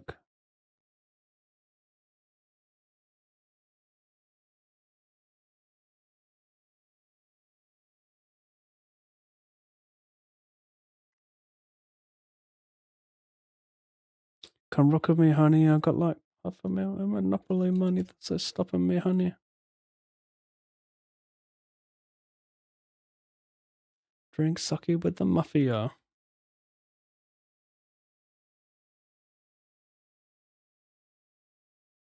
Really close.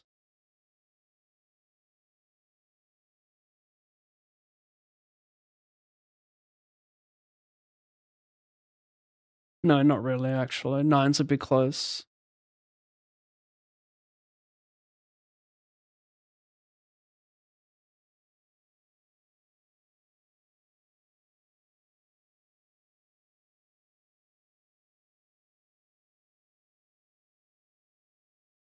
Sorry. I overcall connected single King Kong. Could be worth squeeze pre, but yeah. Oh no, I got double, sorry, not single. Single would actually be quite close. Maybe the connectivity is good enough.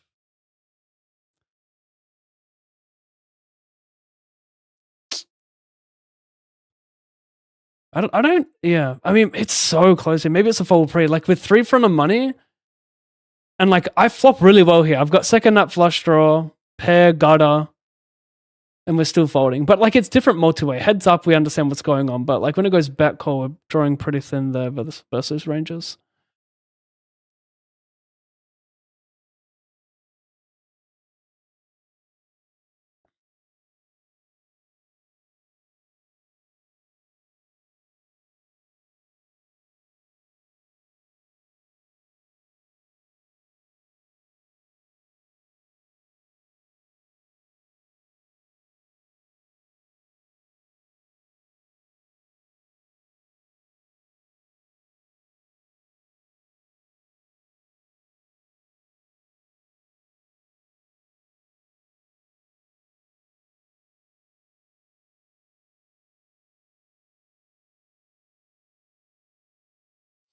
Yeah, could maybe squeeze gem at pre. I just like the thing is I can see a flop forward and still have a good chance of making the money, so I don't need to put that type of variance on my head.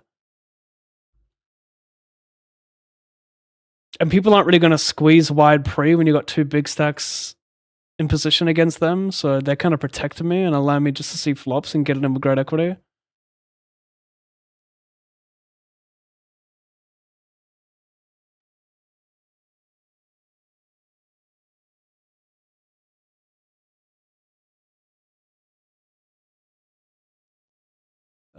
Missed it.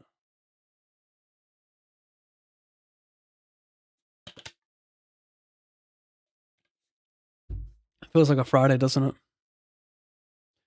Always find something wrong. Bro, what about Argentina making it? Like, what the fuck? They were down 1-0, they scored 2 goals in the 85th minute and beyond. What? Apparently Messi with the 2 assists as well. Like, jeez.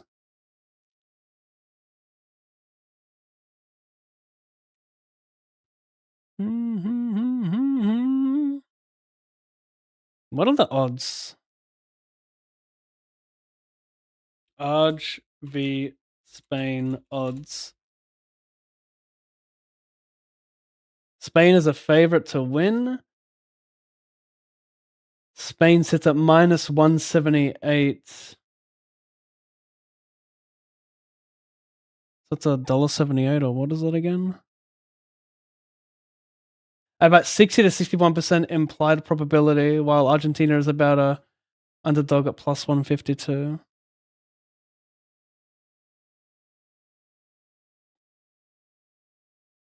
Run away.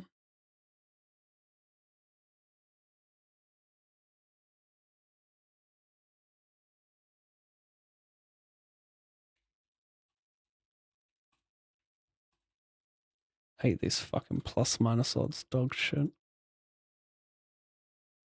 $1.56 for Spain, $2.52 for Argentina. Well, that's not even right because you can make money if that's the case. It can't be $1.56 and $2.52. You can just bet on both of them and make money. But it'll be close to that, I guess.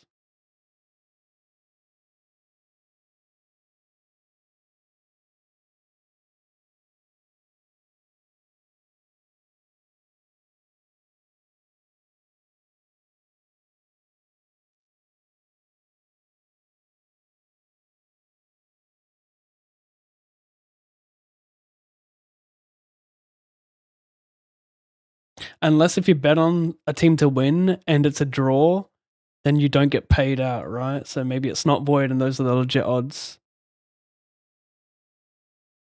Spain to win, $2.25 to $2.30. Draws $2.90 to $3. Right, Argentina to win $3.60 to $3.70. Okay.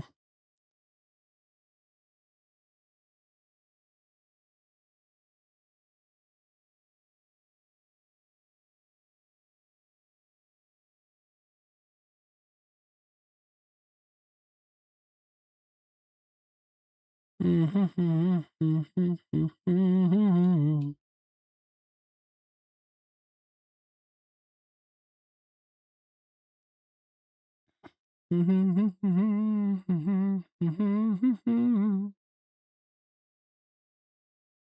a toast for the assholes.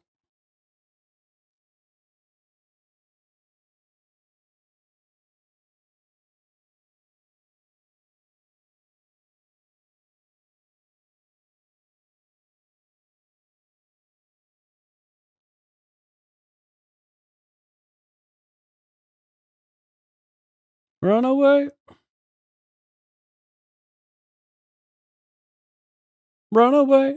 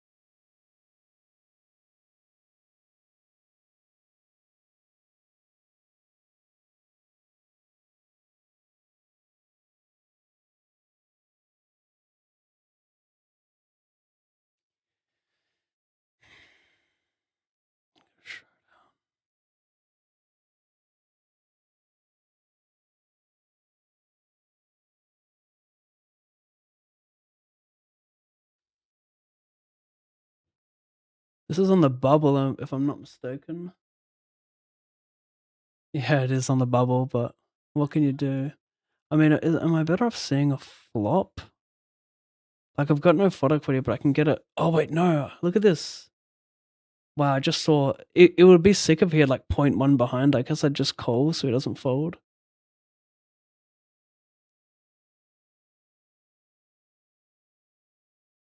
Stone bubble. It's a mystery bounty, so once you're in a money, you play for bounties. So there's a lot of EV tripling up here. Such a bad flop. Single backdoor flush draw. No interaction on the flop. This is horrible. We need to see a deuce on that turn.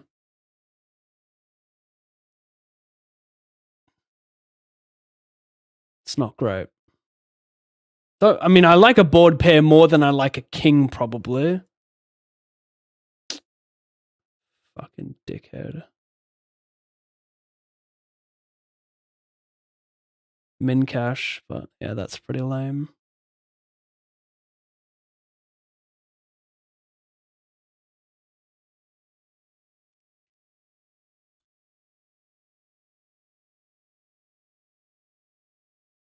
He just got 2 bounties then, I think. I'm not sure if they were showing the thing because he knocked 2 players out. One, he would have got 1 bounty in the... Wait, maybe he didn't get bounties because somehow... No, he would have to get bounties for that. He would have to get my bounty because I made the money, so... I wonder what it was.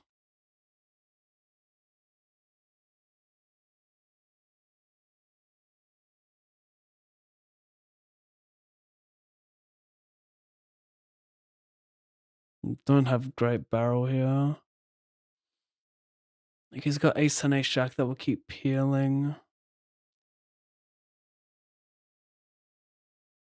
Well, not really, actually. They would just fold a lot for B50, but I don't know if this is the combo for it.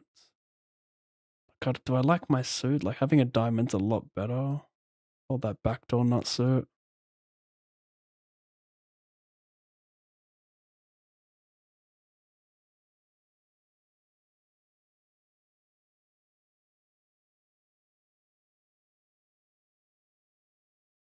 Can I check the flop? It's kind of a funny one.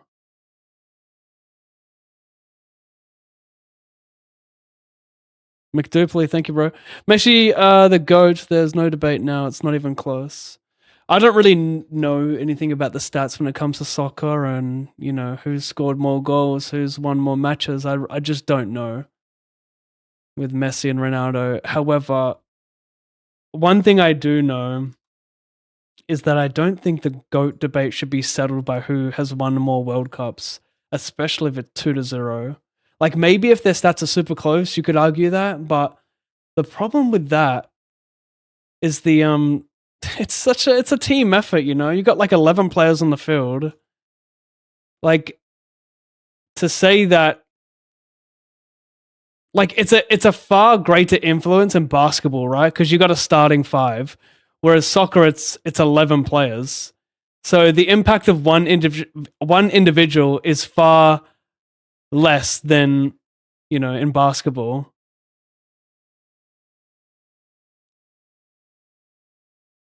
And also, like, who is the best player for Argentina? Would I be wrong to assume that there are like 3 players more important than Messi right now? Like, the dude's 39, right? Like, losing your speed in soccer sounds like pretty big. So is it fair to assume that Messi is like not top 2, not top 3 in his team? Or is that a crazy? I mean, he has scored like 7 goals this World Cup or something, so maybe that's a crazy thing to say.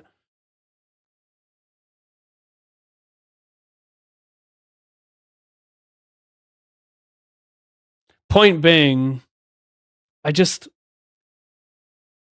saying X has more World Cups, there's no debate, he's the GOAT. I don't really know. I mean, let me just talk to GPT. Can you give me some basic stats between Ronaldo and Messi and who's considered to be the better player? Like, who's won more matches? Like, who has a better win percentage? Who scored more goals? Like, how do we really figure out like who is the better player here?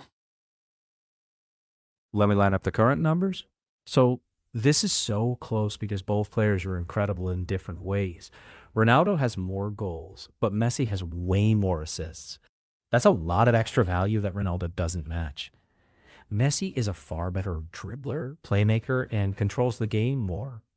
If the question is, who's the best pure goal scorer, it's Ronaldo. But overall, most people lean to Messi, especially after the World Cup win. It's still close, but Messi. Wait, are you telling me that Messi is a better player with what he's provided? I mean, that's where the consensus is at the moment. The interesting thing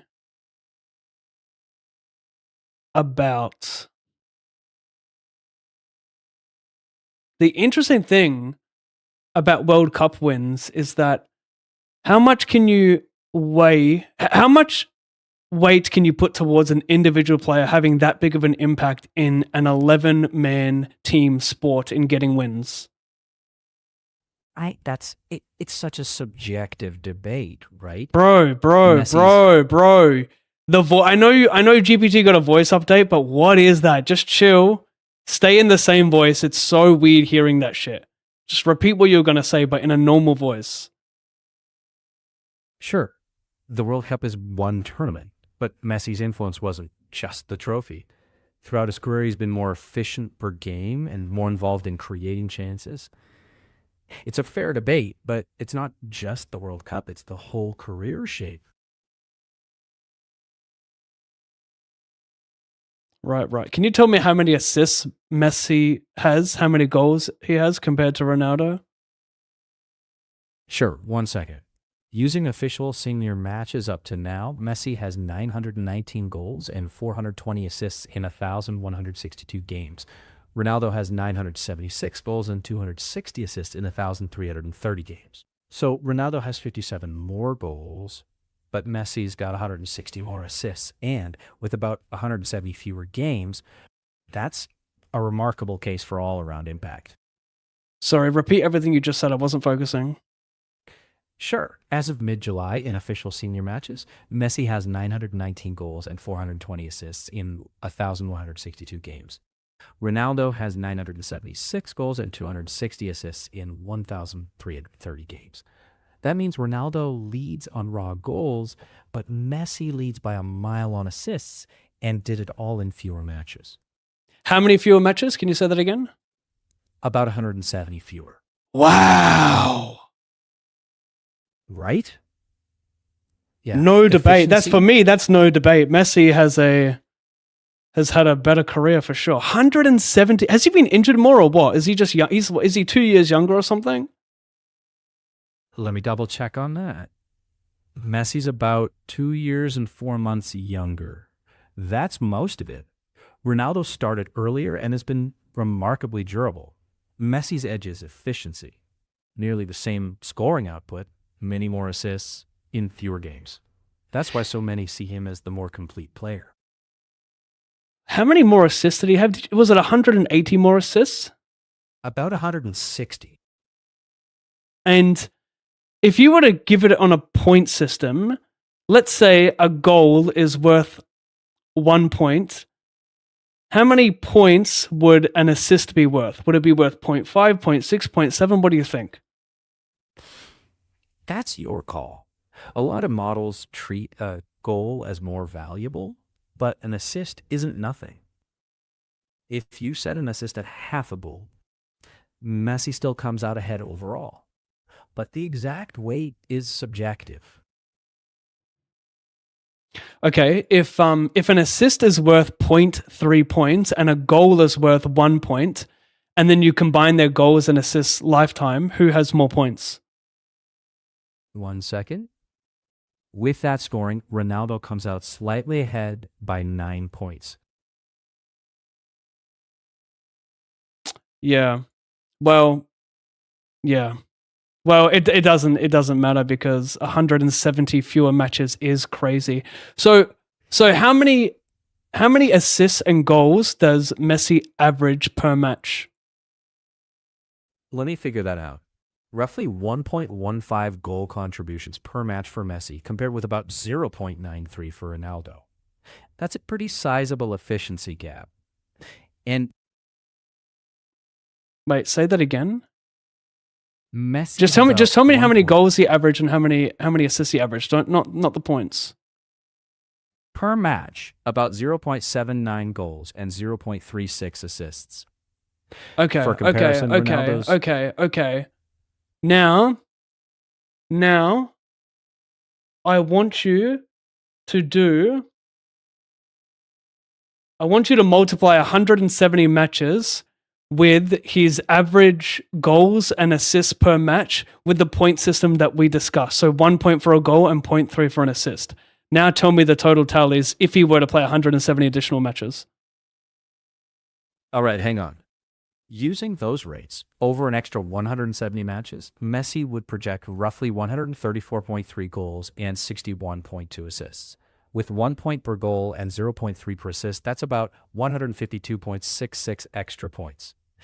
Add that to his earlier total of 1,045, and you get about 1,197.66. Compared to Ronaldo's 1,054, he'd be about 144 points ahead.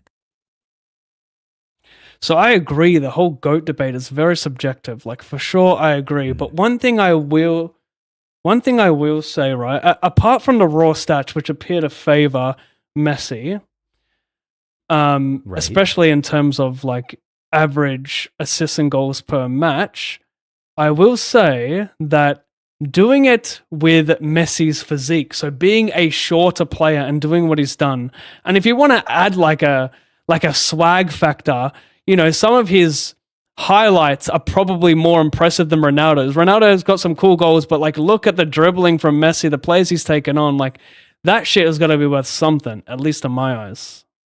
Absolutely. The aesthetics of the game, the incredible ball control, the artistry of it.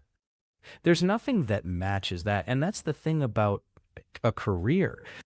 Sure, you can look at raw numbers, but the intangibles, the incredible moments of brilliance, that speaks to a lot of people.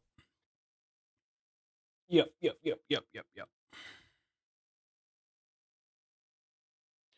Don't know what else to say right now. I think it speaks for itself.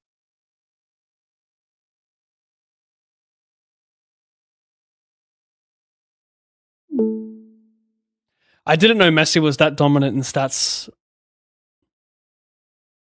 I didn't know that Ronaldo only had 50 or 60 more goals than Messi. That is shocking. I know Ronaldo was heading for 1,000 goals. Like, that was his goal. But yeah, very, very, very impressive. I thought Messi was like, I thought Messi had half the amount of goals Ronaldo had. Honestly, I did not know it was that close because I knew there were two different players. I thought maybe 2/3. I did not know it was that close. The bloke's got like 5% more goals than Messi, and Messi has played 170 fewer matches. And doing what he's done with his physique is just so fucking incredible.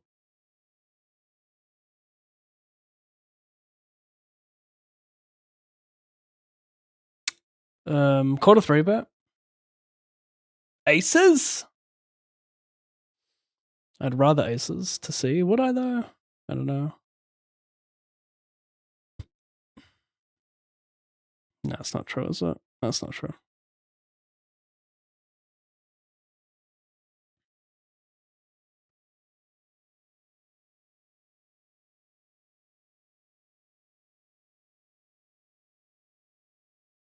Oh my god.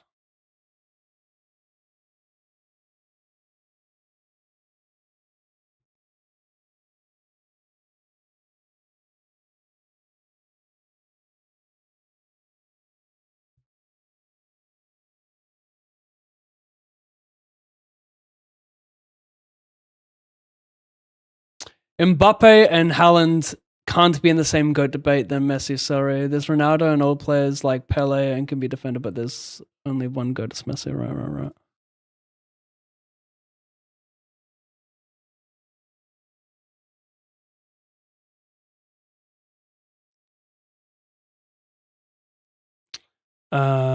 I don't rate this spot.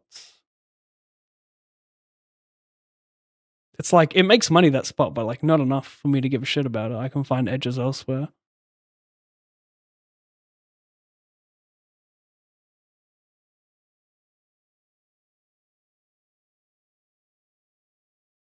Messi play in a safe zone for the beginning of his career, and when he has no good other player to help me, he's done nothing.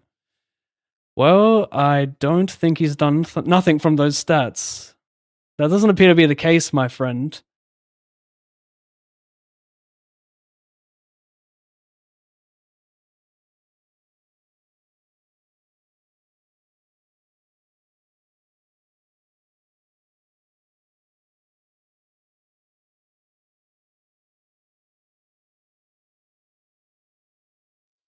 Just jam here.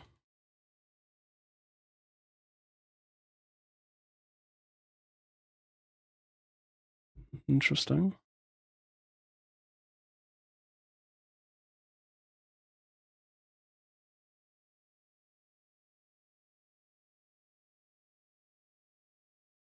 When Ronaldo joining 5 different clubs and rule everything almost alone, both players are very good, though. Yeah, I agree. Both are very good. But I just don't think you can say that Messi's had a ton of good players in his team, which has helped his stats.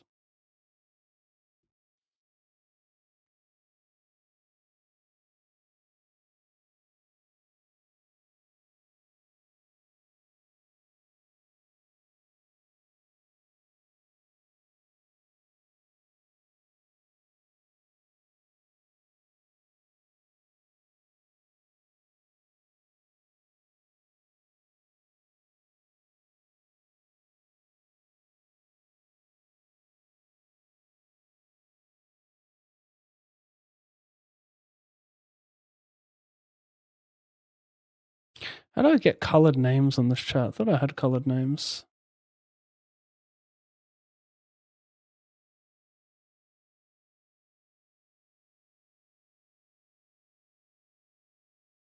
Kinda wildin' by me, but what can you do, mate? Sorry.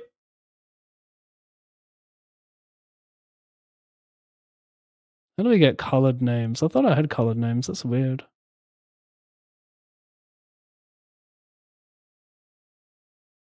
Oh, did it just fix? No, that's weird. I think it did. Wow.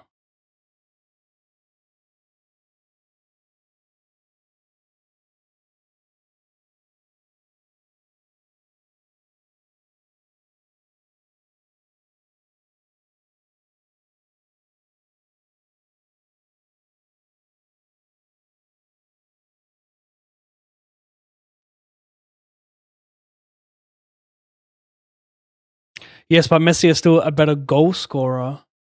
Well, it sounds like he's a more efficient goal scorer. I wonder if his goal highlights are more impressive than Ronaldo's. Like, I know he's got some sick plays. I know he's got some sick dribbling plays where he scores goals, but doesn't mean as a whole your goals are cooler. You could have just fewer, like very few of those. Like, my point is, like, maybe if we just had like a wow factor, right? Let's just say like a 10 wow factor is the most incredible thing you've ever seen for a goal being scored.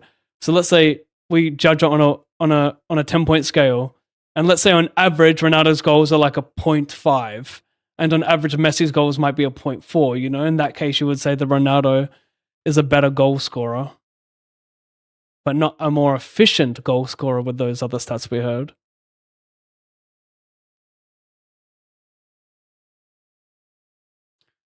Yeah, Bink River, it's so weird. Like, GPT had this update with like they're trying to sound more natural like a person, but then like doing that, they just come out with this completely different tone of voice sometimes. And they like pause for breathing and that. Like, I don't want to hear the breathing, just speak. I just want to hear the shit ASAP.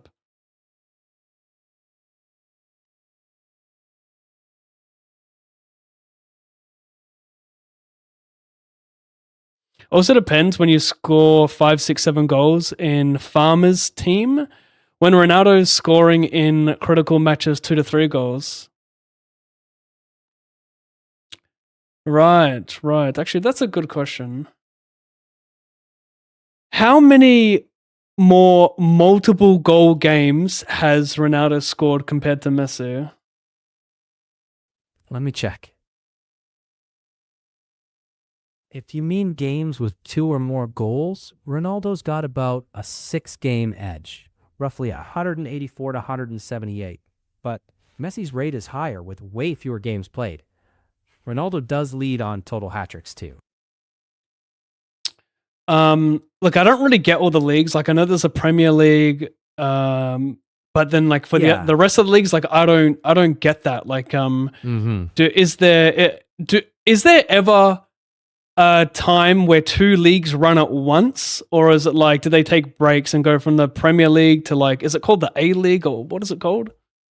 Yeah, a lot of them overlap. Most European leagues run from roughly August to May. Then MLS and A-League run on slightly different calendars. So yeah, there's always some kind of overlap going on. Right. Wait, so you're saying that Messi and Ronaldo for a good portion of their careers have not played in the same league, or how does it work? Yeah, only for certain stretches. Like, they were direct rivals in Spain from 2009 to 2018 in La Liga. Before and after that, they were in different leagues. Ronaldo in England or Italy or Saudi, Messi in Spain and France, and now the US. So different tracks most of the time. What is that team? I think David Beckham owns is it the LA Galaxy? Well, what league is that? Actually, he co-owns Inter Miami and MLS. LA Galaxy is a different club. He played for Galaxy, but he doesn't own it. And didn't Messi play for LA Galaxy? Nope. Messi never played for Galaxy. He plays for Beckham's team, Inter Miami. Galaxy Inter is what Miami. Beckham... Okay, so what league is that? Yeah. That's MLS, the US league. MLS. What does MLS stand for? Major League Soccer. Okay, that's the MLS league. But is that league like because I remember watching the Beckham documentary, and at the end of it, showed Messi playing in that league. How long do you play in that league for? And is that considered to be a weaker league than the rest? And why would he, apart from money, like, isn't the Premier League like the league? Or like, did he only play in the MLS during the Premier League, like, not being in play? Interesting. Let me check. Yeah, it's considered a weaker league. Most of Europe's big leagues run at the same time, not in sequence.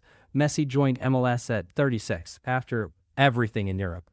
That's the normal late career move. Less intensity, more money, grow the game. Prime legacy talk is about what they did in Europe's top leagues. Right, and is he still in the MLS? Let me check real quick. Yes, he is. He actually just signed an extension through 2028. Right now, he's just with Argentina for the World Cup, but he'll be back after that for the MLS season. And before the MLS, which leagues did he play in? La Liga with Barcelona for most of his career. La Then League One Liga. with La Liga. La What does Liga. that mean, bro? These leagues That's are Spain's ridiculous. Yeah, so La Liga is Spain's top league. Then after that, he was in League One, which is France's league with PSG. What the fuck, man? So there's a league in France. There's a league in Spain. There's a league in the US. Like, how many other leagues are there? And why are we complicating this? Why can't we just have like the best players play the best players all the time? Good question. Every country has its own league. Spain, England, Italy, Germany, France, the US, and so on. And then the best clubs from Europe play each other in the Champions League every year. That's The where best clubs in Europe. See, this is the interesting part. The best clubs in Europe play each other in the Champions League. So, how many countries from Europe advance to the Champions League? Let me check. This is where soccer gets really interesting. It's not set countries, it's slots by league strength. Like England might get 4 to 6 clubs, Spain around 4 or 5, and smaller leagues get fewer. Basically, every country crowns its league winner, then the top clubs from all those countries qualify into the Champions League. That's like the tournament of champions across. So Europe. how do you how do they determine like the team strength or the league strength? One moment. UEFA uses what's called an association coefficient ranking, basically a 5-year performance score from European competitions. So if English clubs outperform Spanish clubs over a few seasons, England might gain an extra spot. That's how the slots flex. So how many slots are open for the Champions League? Let me count that. Right now, it's 36 clubs in the league phase, pulled from all over Europe through league finishes and a few qualifiers. So how many countries in Europe? Hang on. 55. In There's- terms of football, There's 55 countries in Europe. 55 football associations in UEFA. Not all get a team in every Champions League phase, but that's the pool. What is UEFA again? That's the Union of European Football Associations, basically Europe's soccer governing body. How many teams again? Say that. 36 in the league phase, then knockouts. There's 36 in the league phase. Right. 36 teams across 55 countries. Is that what you're telling me? Yeah, from a pool of 55 associations, but only some leagues actually land spots each year. So the big leagues often have 4 or 5 teams each, and then a lot of single entries from smaller nations. So not every country is represented in the Okay, 36 every season. so you're saying there's a total of 36 teams across the UEFA. How many of those Yeah. teams advance to the Champions League? Let me check that. Not quite. Those 36 teams are the Champions League. Each country gets a certain number of qualifying spots, and that adds up to 36 clubs total. After that, they play within the Champions League to reach the knockouts on up to the final. Sorry, So I 36 just isn't the it's so number. much talking. I keep forgetting what you're trying to really say. So Right. So just tell me how many leagues are in the Champions League. How many teams enter the Champions League? 36. 36 enter. Yes. And how many teams total across the UEFA? Hang on. There's no single total because UEFA isn't one league. It's 55 associations, each with its own domestic league. So that means hundreds of clubs overall. From that huge pool. Hundreds of clubs. So you can't tell me though how many clubs across the 55 leagues there are? One moment. Not precisely. If you mean just the top divisions across UEFA, it's roughly 800 to 900 clubs. Depending on the season, it shifts a bit. And out of all that, just 36 make the Champions League phase. Right. And in the Champions League, does that run Yeah. every year? Yeah, every season. For how Starts long? in late summer. qualifiers in summer, league phase in fall, and then knockouts in spring, final in late May or June. So how many months does it run? The Champions League. Effectively, 1 second. About 10 to 11 months, counting qualifiers. And the main phase. Wow, 10 to 11 months. So this is like the end tournament. So like you got these Europeans competing Right. all year, and then they're trying to make the Champions League, and then when they do so, they compete in this league for over 9 months, and then what happens? Does the rest of the UEFA continue to play for like just in their own separate league? Like it has nothing to do to enter the Champions League? Like do they play? Like what happens? Does the whole season end during the UEFA and you just focus on the Champions League, or does something else start? No, they're all going on at the same time. So domestic leagues keep running while the Champions League is going on. So let's just say, for example, Real Madrid. They play La Liga matches on weekends and Champions League midweek. It's all stacked at once. The season wraps up in late spring with domestic titles and the Champions League final around May. So much going on. So what you're telling me is that Messi at the moment could not qualify for the Champions League because he's not playing in the UEFA because he's in the US? Correct. Let me just check that. Exactly. It's a great catch. Inter Miami is in CONCACAF, not UEFA, so they're ineligible for Champions League. CONCACAF? What did you say? Yes. CONCACAF is the confederation for North and Central America. So by choosing MLS, Messi stepped away from UEFA competition. His Champions League chapter is closed. Wow. And how many goals has Messi scored in the Champions League compared to Ronaldo? Let me check. Ronaldo has 140 Champions League goals, all-time record. Messi has 129, so Ronaldo's ahead by 11. Ronaldo also has 5 Champions League titles to Messi's 4. How many more Champions League matches have they played? Checking. Ronaldo has 183 Champions League appearances. Messi has 163. So that's 20 more for Ronaldo. Wow, That but does he's help got better explain- results there. It sounds like he's got more goals and more wins. So it seems like he's had a better career in the Champions League compared to Messi, which is considered to be the does. toughest league, right? In Champions League terms, he's got the edge on totals and titles. Messi's slightly higher on goals per game, but Ronaldo's volume and finals record are tough to beat. So can you tell me again how many titles they have in the Champions League? Ronaldo has 5, Messi has 4.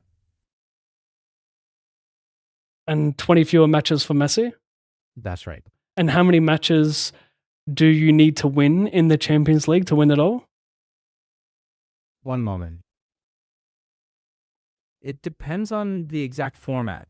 Now, top 8 teams skip the playoff. Then it's round of 16, 2 legs, quarters, 2 legs, semis, 2 legs, then the final. So it's a max of 15 to 17 matches now, depending on whether you play the extra playoff round. So what happened with Messi? Was he just not playing in the UEFA during the time Ronaldo? I guess Ronaldo could have had 20 additional matches because he started his career earlier. Maybe they were they ever not participating in the UEFA? Like for how, you know what I'm trying to say here? Hang on. Yeah, I see what you mean.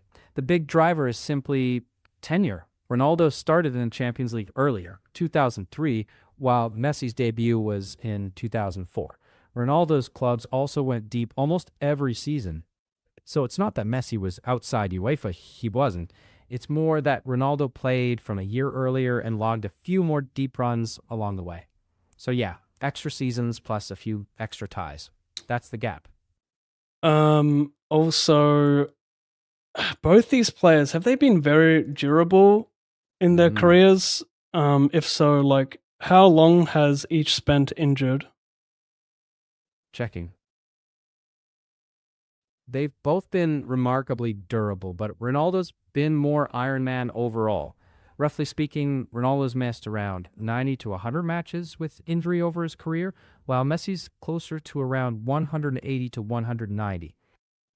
Messi's had a few more muscle and hamstring issues, especially earlier in his career.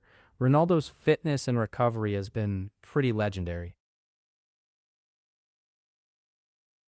Wow. You said Ronaldo has had 90 to 100 injured matches and Messi's had 180? Yeah, that's roughly right in terms of matches missed through injury over their careers. Interesting. I mean, how does that what do you think that actually does to the GOAT debate? Do you think I mean, for me it's like the fact that he's had more injuries Mm-hmm. and then comes back to still, you know, have such great stats. Coming back from injury and still having like a Yeah. great stats as a whole is kind of impressive. Yeah, it definitely is. And staying healthy enough to play and be there for your team night after night, that's a real big factor in terms of your overall contribution.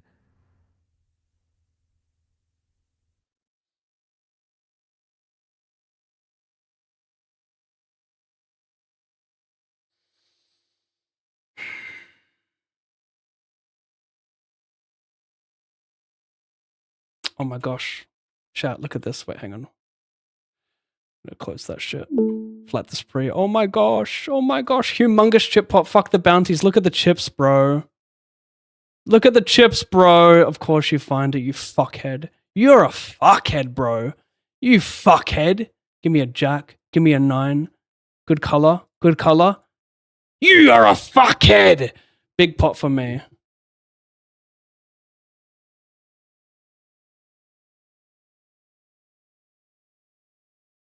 Gotta catch up on the chat here.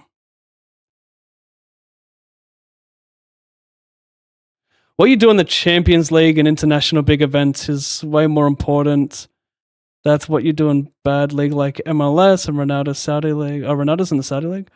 Hi, Pav, you helped me a bit with my stream. Got 280 followers and 20 to 30 viewers on average for the last 2 weeks. Thanks a lot. Long live GG Poker. Micro donator. Congrats, man. Thank you very much for the well wishes to watch GG. Cheers, bro.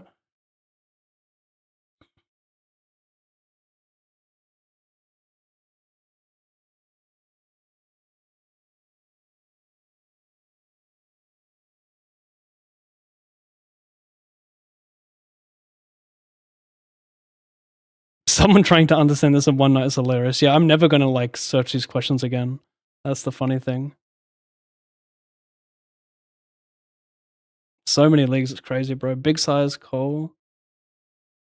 I just have to pure call turn versus most sizes because I didn't interact with the bluffs and I've got clean outs.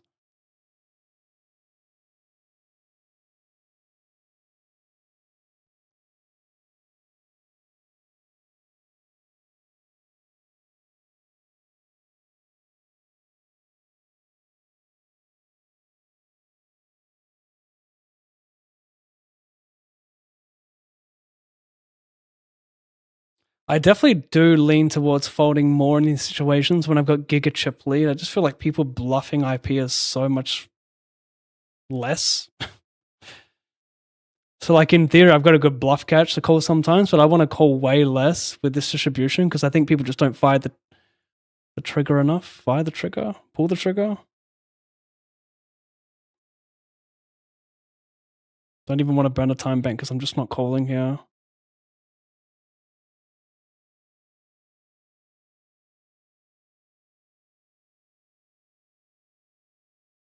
In the money in this speed racer.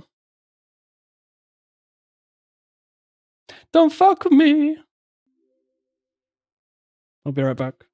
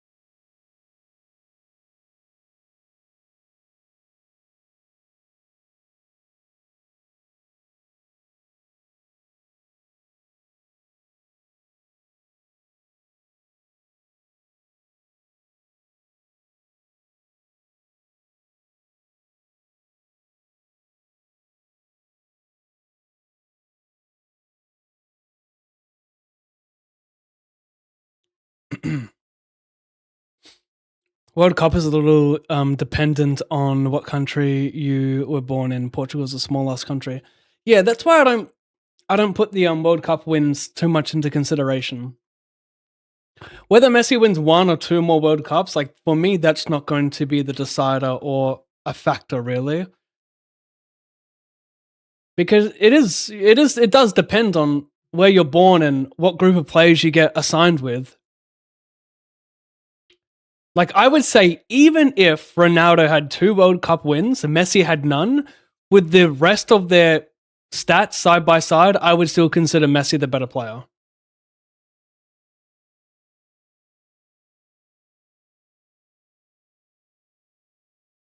Krutz, we did. Look, I'm a normie with soccer.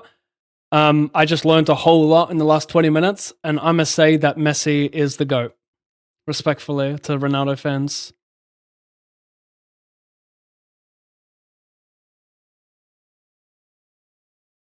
Epic track, though.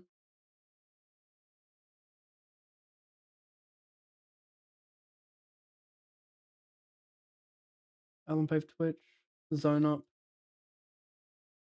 Oh, yeah. Don't fuck with me. Don't fuck with me.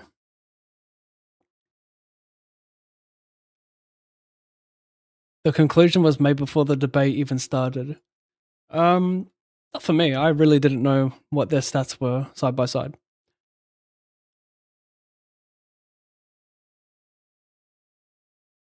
I'm a stats man, you know, and I also like to bring in a little bit of subjective finesse.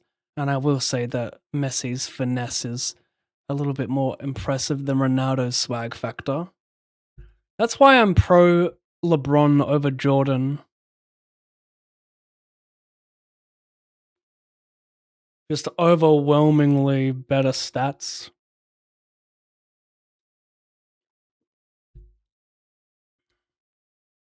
Now definitely a stronger case to be made for the championships, because you've got a starting 5 compared to a starting 11, so the impact one player has is so much greater.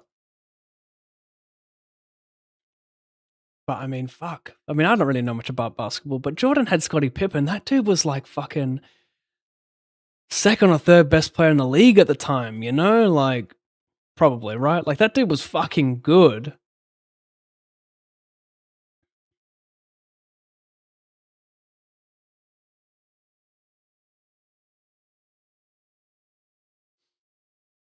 I mean, anyway, he's not my GOAT. He's better. Like, LeBron's better than Jordan. But my personal GOAT, I've got Kobe. It's like I said, it's all subjective. We can't get mad at each other. I think Kobe's swag factor, he's also got like a shit ton of points on top of all that. But just the things he did, the way he did it, like, I don't want to say the animal mindset because that's kind of like a stupid argument. But I mean, the difficulty in his shot is super impressive. Like, the thing is, LeBron uses his frame to his advantage, right? Like, LeBron is so good at using that frame and just kind of getting the easy two, the layup, using the body. Like, that is impressive, right? And to stay durable over that amount of time is so impressive. But Kobe, to do what he did, the skill factor needed, it's like, that's why you have SGA, to me, is like a mini Kobe, right? He's smaller, but he's a field goal machine. It's so impressive the way he does that. I mean, look at Game 7 against the Spurs. How good was SGA? That was incredible, bro. Put the team on his fucking back. So that, for me, like, I look at like difficulty in points, and like that shit's plays a factor for me. But this is, in saying all that, like, I don't even fucking recall how many more points LeBron has compared to Kobe, and you know how many points in playoffs side by side. So yeah, I'm just a sheep who sees some IG reels and I'm like, actually, that's my GOAT.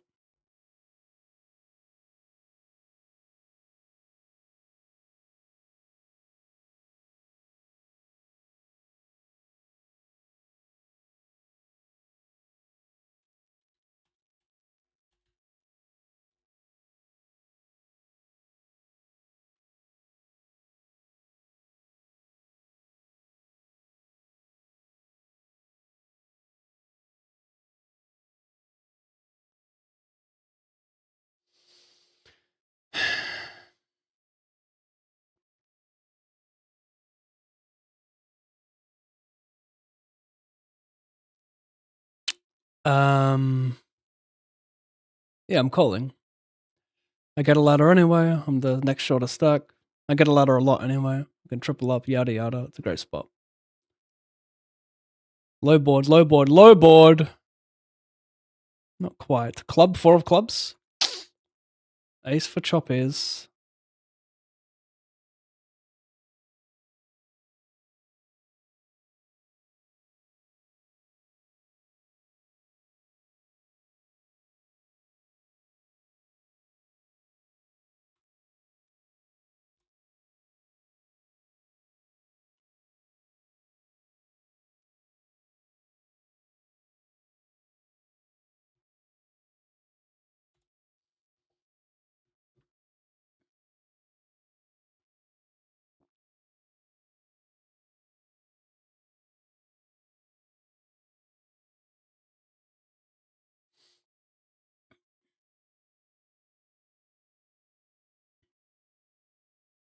Messi definitely has better aura. Jordan also has more aura than LeBron. That's pretty obvious.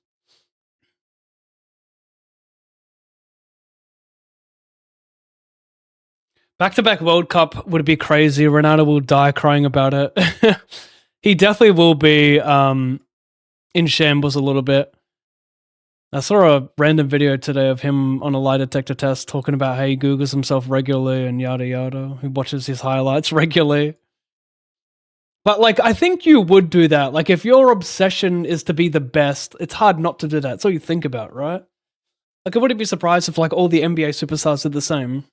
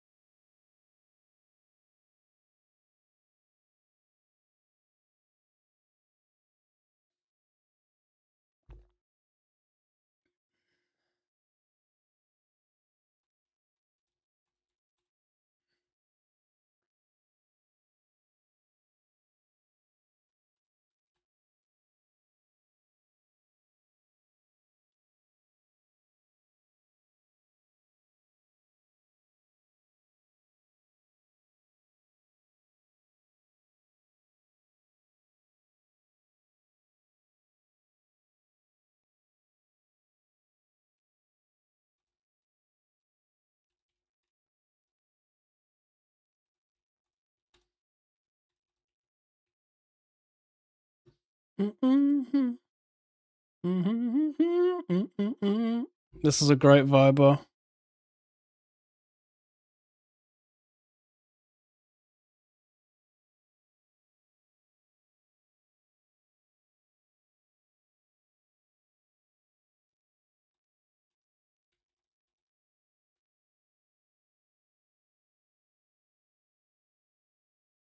Do I have FE though, for real?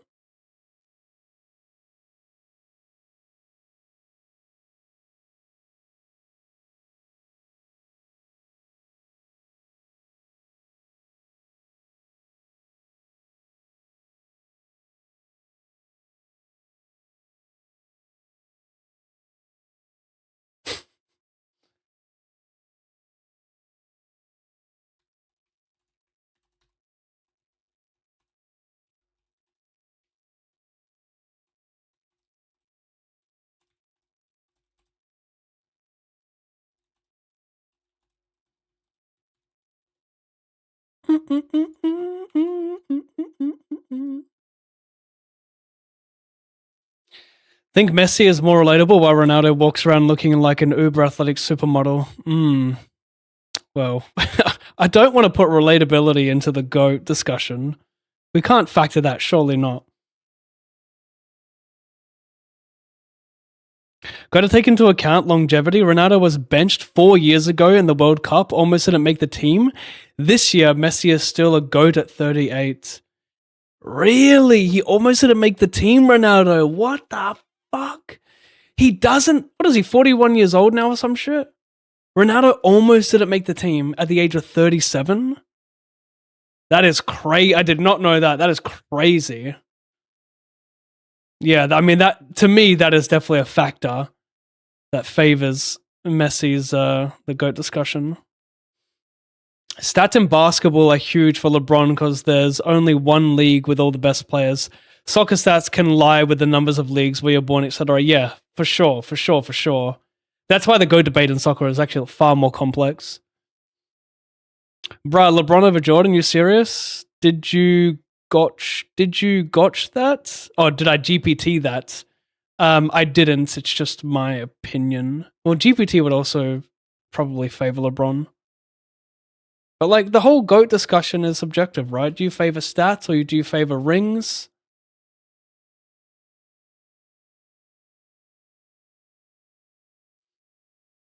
It's the real GOAT debate. You can debate forever on this one.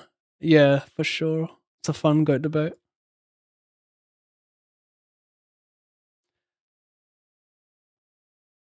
You know, I sometimes wonder if smartphones were around in the 80s,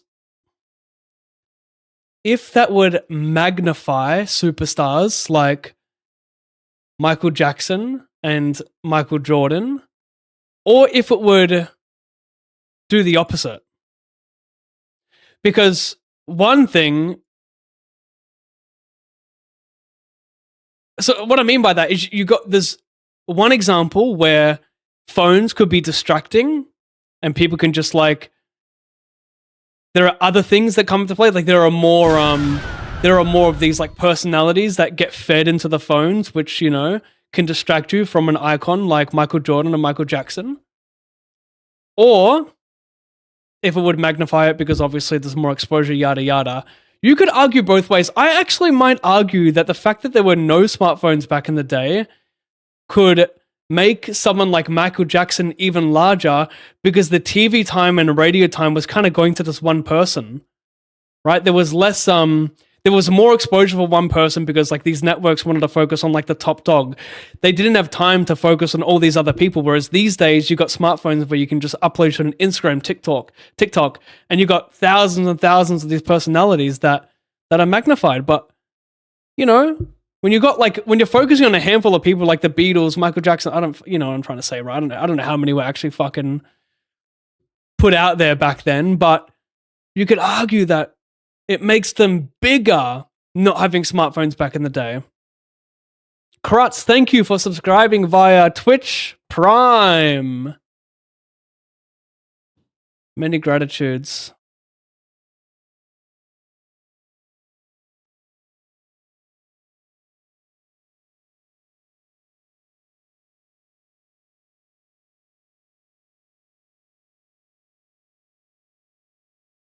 $476, just busted another.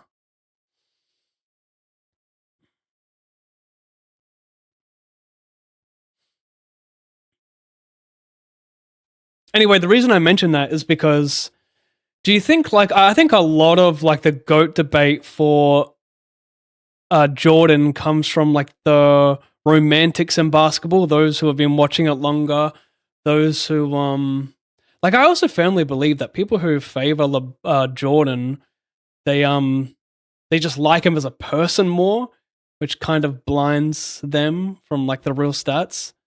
And the fact that with every new generation, basketball gets tougher. So, you know, the fact that LeBron has done what he's done in a tougher generation where there's like real defense and like proper game plans, that it's more impressive, especially like when he does it the older he gets.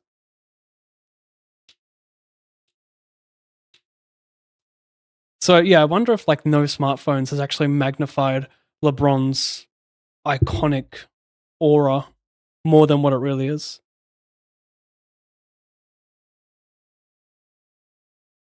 Nice spot on the 215. Looks like the session's going okay. Yeah, down 1,000. I'm probably going to make a few hundred on average. My stack, what do you think my stack is worth here? Actually, no, it's probably about break even. It's not. Got some bounties here, 337. So yeah, I'm probably making a few hundred on average.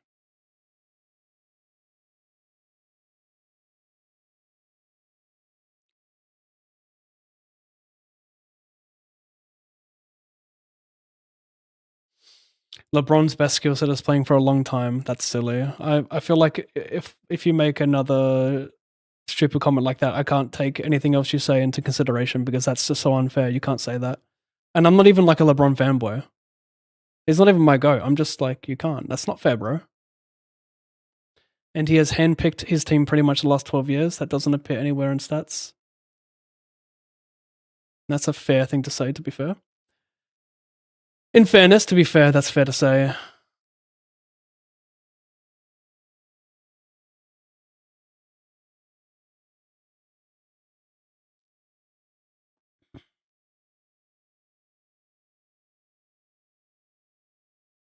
Jordan was more dominant. Problem with Ronaldo is he is a diva. Yeah, another silly thing. A lot of soccer people said the team was better without him on the pitch. Having confidence as being a diva. Yeah, I don't like that. It's like when people talk shit about SGA because he's a foul baiter, but he's just playing within the rules. And Kobe actually did the same back in the day as well. Those guys that talk about that Mamba mentality, like Kobe did the same. He jumped into players jumping to draw the free throws. Like he did the same. Physically, he was tougher, but he also had a bigger frame, so he was kind of allowed to be. But then, like, you can counter it and say the fact that SJ was doing that with a smaller frame is like more or equally as impressive because the difficulty in his shots goes up when he can't drive to the net.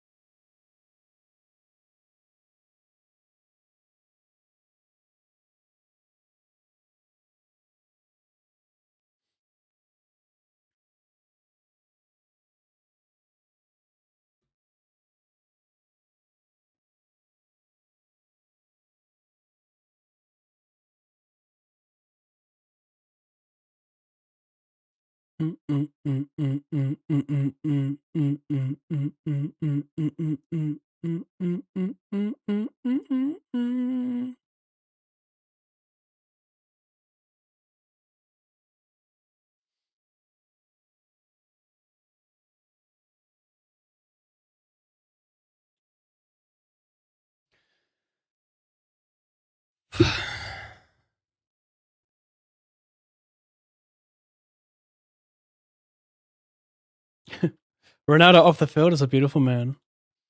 Holton. Meh, Ronaldo cool and got his charm, but he def superstar diva on the edges. Also, people nowadays are consuming different content from one another. In the 90s, everybody crowded around the water culture to talk about the same thing. Culture was more singular. Another very well put, word to word, very well put. I could not articulate something that well. So many more niche things now, yeah.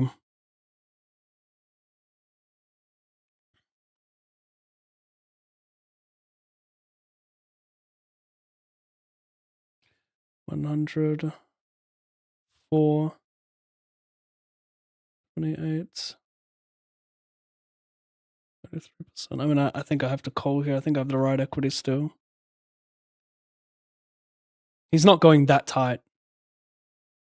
Live, low board horsey, 8. Well, 6 or a 5 at the side. A green 8 for just absolute domination. Black 8 works too.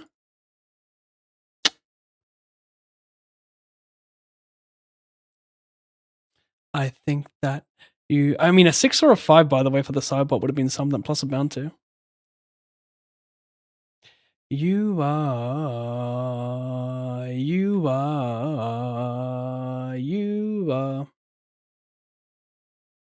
What camera are you using? Micro Donetta. I'm using the oh god, I'm going blank. What's it called? It's called is it Logitech or is it? I'm using the Elgato 4K face cam, but I would not recommend it. It looks okay on stream right now because I've done very well with the lighting, but I forgot the terminology for it. But the light, it has low light that goes in the camera. So if you have a dark room, you need like a lot of light for it to show your face. Like I have a ton of light in this room right now, and it doesn't even really like show my face. Like I got tons of light behind me as well. It doesn't really light up my face that much. It gives it a more of a cinematic look, which is nice.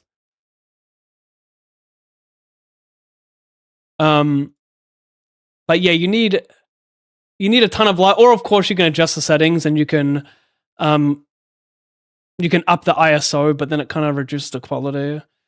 I would recommend if you're going to get a webcam, just get like a cheaper webcam. Like the Logitech C920 has been great for a long time. Like the difference in spending $100 for a webcam versus $500 is not much. So either like stick with the $100 webcam, or you can upgrade to a DSLR camera, which is nice because you get a crispier look. Problem is, I still have one, but the dummy battery fucked itself, and then I had to order a new one, and then upon ordering a new one, I ended up buying this webcam thinking that would solve my issues, but the quality is actually not that great when you zoom in. And the only reason I'm not using my Sony camera is because I just couldn't be fucked setting it up again, because you got to have like a dummy battery plugged in, and then you got to also attach the camera to a what's it called? It's called a 4K Elgato stick, or it's basically a USB that helps the graphics card read the camera. You just have more shit plugged in your PC. This spot's kind of tough, by the way.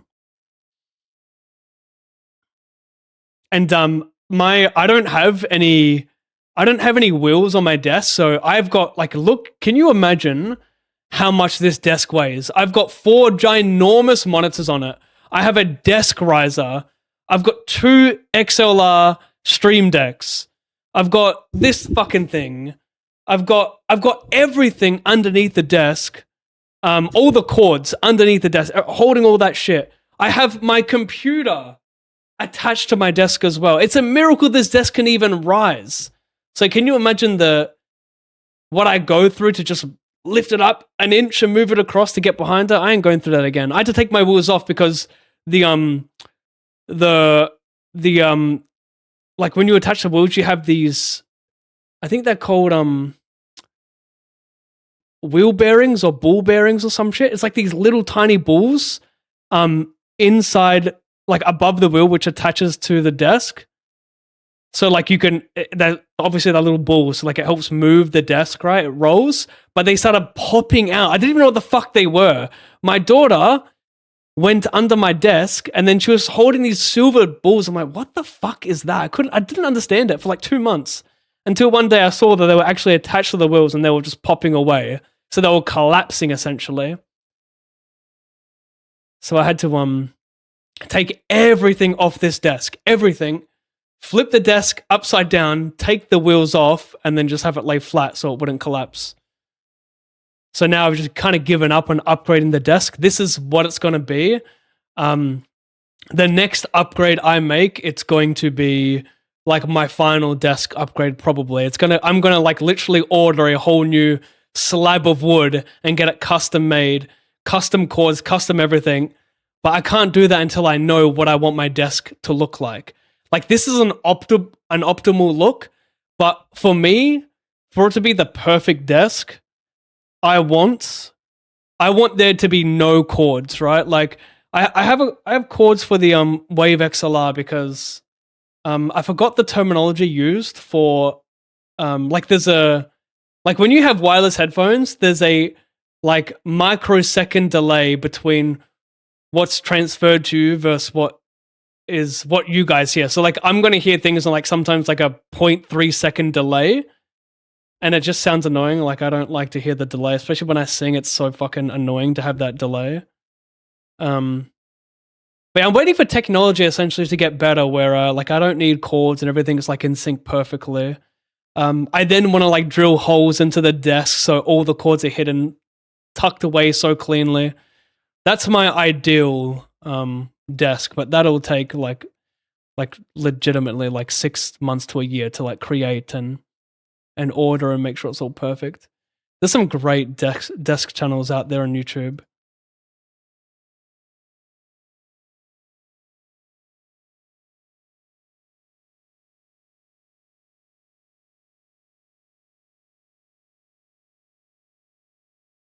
Did you make money when you went to the WSOP last time? No, I've went 3 times and I didn't make money any of the times. I also didn't play many tournaments. Like I think total tournaments played across 3 visits to the WSOP is less than 20. I actually did make money the first time, but it wasn't because of me. I bought 10% of someone who ran deep and I got like, I don't know, it was a lot. How much did I get? 20k or something? I was very fortunate. Maybe more than that. 27k or some shit.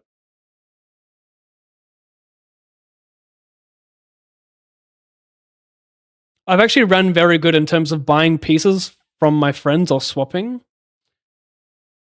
Like very, very well. Like yeah. Very, very good actually. Every time they get a piece of me, I just don't make a run. I'm trying to think of the biggest run I've given. I just don't think there is. So I'm probably up like 30k above EV from swaps and not giving anything back, which is nice.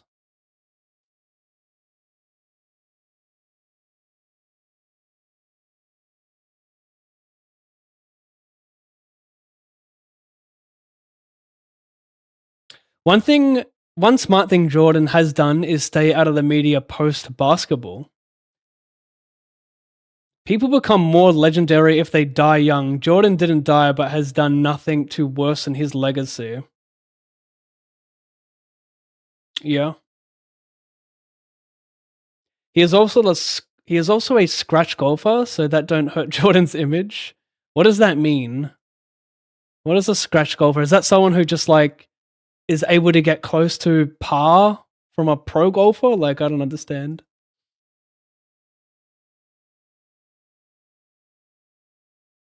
That's why I don't watch the NBA, the fouling stuff.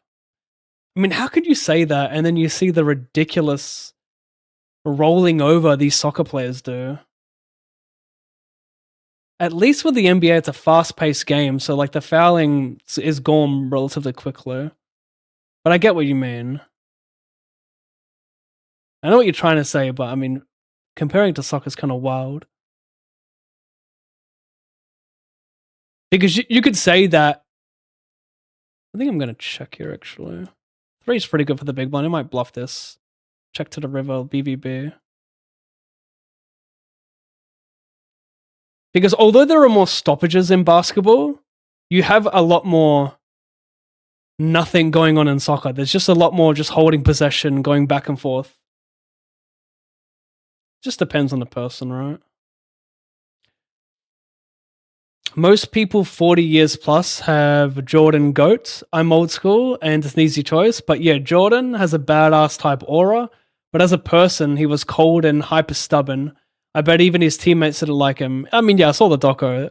I kind of fuck with that though. That's cool to see someone with that mentality. Because it shows like the different mentalities needed or like the other avenues you can take to becoming that type of player, right? Like you can be ruthless and be a cunt to everyone on the team, or you can take a different approach.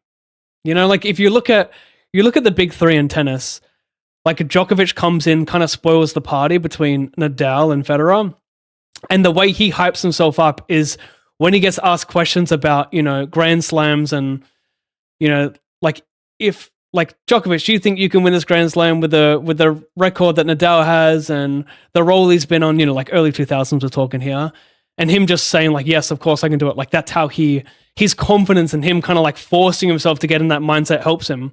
Whereas Federer, well, Nadal specifically was actually more on the opposite. He was like, it's going to be very, very tough, yada, yada. That takes pressure away from him. So you can have these different mindsets, which can make you a great.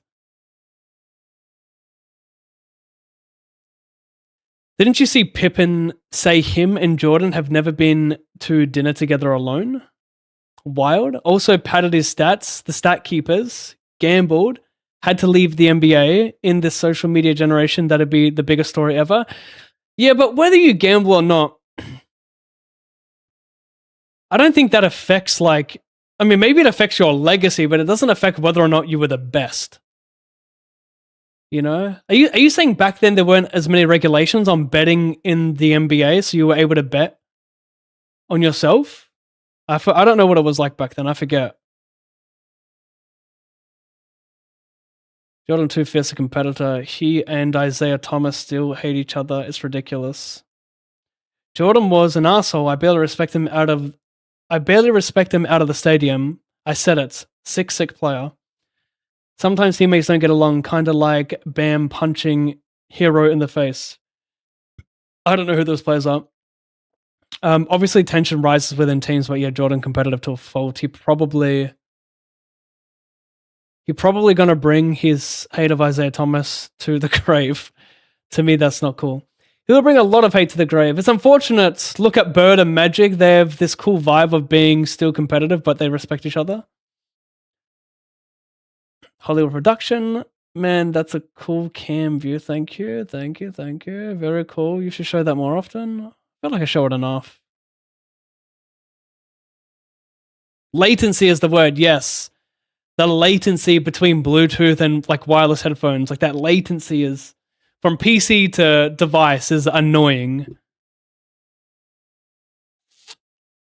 And it drove me insane. When I got my first wireless headphones, I think they were Sennheiser wireless headphones, and I love them. I love the feel. I love the sound. I love that they were wireless, but it took me so long to figure out that the latency, like I was going insane. I was like, why is there a delay? What have I done to my computer?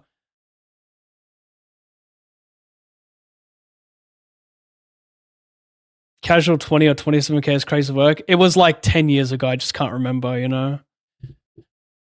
It could have been 18K. Like I just don't remember.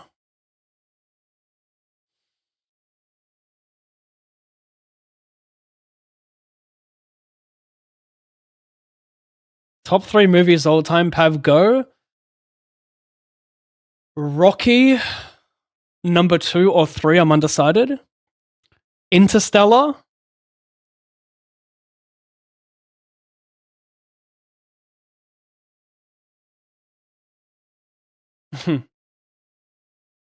Saw 1. Saw 1 is so fucking good, bro. And the way they did it on such a budget, there was like no money invested and they made tens of millions. And I initially would say Rocky number 4 was the best Rocky film. But like I rewatched 1, 2, 3, and 4 recently, or like 6 months ago. And for some reason, like number 2, like even number 1, like because when you watch number 1 as a kid, you're like, this is boring, it's so slow, yada yada. Watching number 1, I'm like, wow, this is powerful as fuck. So yeah, I don't know.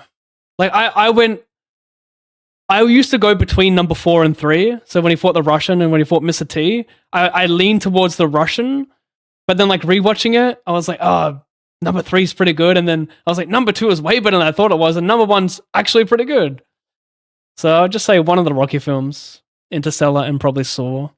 The problem with the Saw franchise is it got really shit.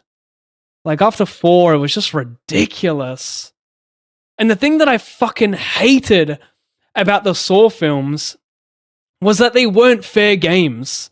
Like I remember watching a video on YouTube breaking down the games and how beatable they actually were. And like the later films, they were quite literally unbeatable. It was fucking bullshit. You know? Like, so I like the early ones. They were more beatable. Like, he made it fair, but towards the end, it was just a fucking scam. It was more about the shock factor.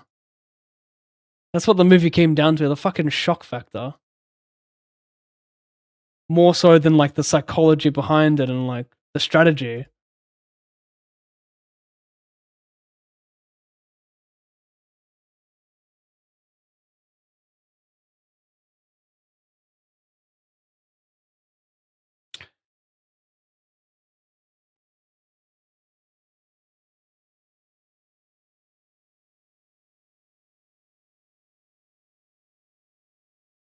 We're going to go big. Obviously, this is a big bet turn. I'm just trying to figure out his Jack X combos that check that don't want to bet the flop because King Jack of Hearts bets a lot. The diamonds will sometimes bet. It'll check back. Like the hearts can kind of go either way there. But like we want to play back-to-back A's. We want to play big bet because we have a lot of natural draws here, you know, like King Queen, Ace 9, Red, like just a lot of natural shit. We have more like Ace 2 of Hearts type shit. We can't go small. We want to make like 7s and different Ace 8 suited, yada yada.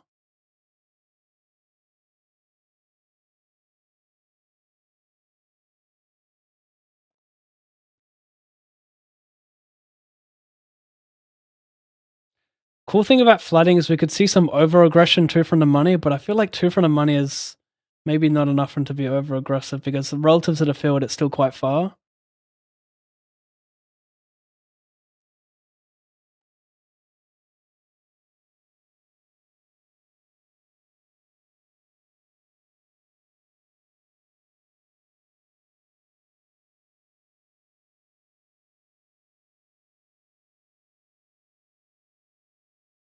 I don't really favor flooding aces off 25. It's just too deep out of position. We can talk about it like shallower, but not here.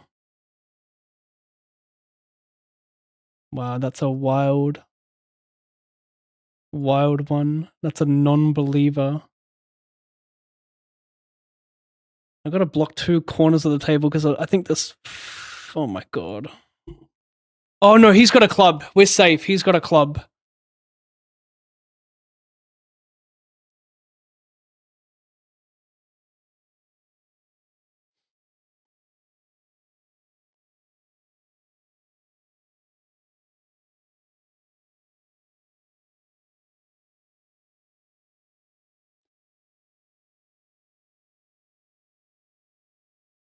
Jordan, a notorious gambler.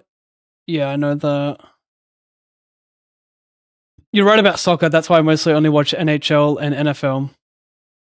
I do Major League Baseball a lot. Yeah, I find baseball very boring. Although I did enjoy watching.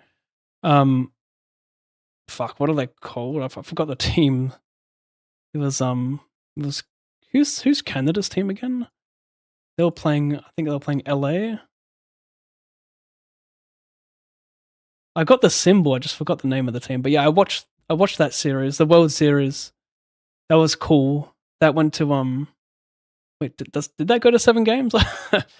At some point in the match, Canada, who I forgot the name of the team, they were like an 87% chance of winning. And then it just ended so abruptly.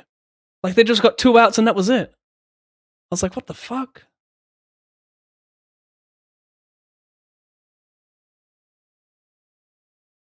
Problem nowadays is the gambler over-unders with players doing collusion. Yeah, betting in the NBA is a scary thing with that shit going on. Like, what's that guy's name? Is it Mike Beasley or something Beasley? He's being investigated for like clearly like there was one game where he needed to get 5 rebounds, or he needed to get over 3.5 rebounds, I forget. And he's like not even playing for the team. He's just like chasing these rebounds and going for like ridiculous shit when the game's over. Like he's like, are they going to start putting players in prison for that? Because that is so fucked up. And what a stupid cunt. These guys are making millions of dollars and it's not enough.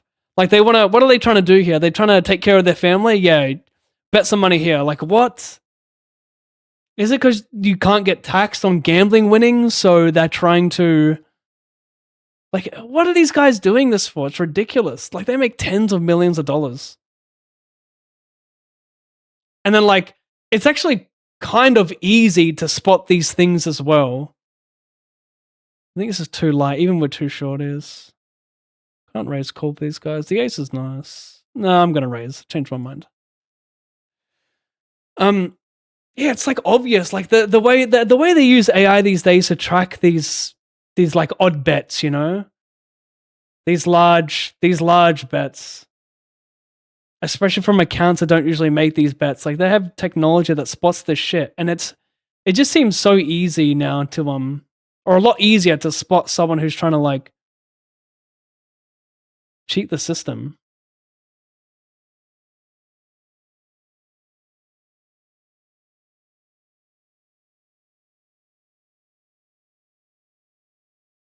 Man, Roger Federer is all class, super intelligent, speaks like 5 or 6 languages fluently, and also always super respectful of his opponents. Yeah, I mean, Djokovic, I think he can speak 4 languages. To me, the whole class thing, I don't take into account when it comes to the GOAT debate. I know a lot of coping Federer fans talk about his class, but like that's not going to cut it, unfortunately. It's Djokovic, and it's Djokovic by a mile.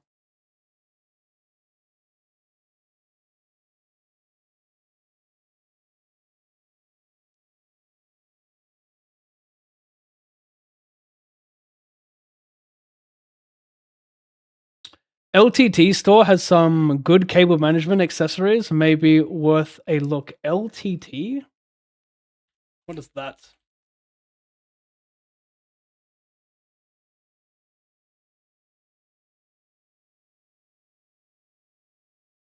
Oh, cool.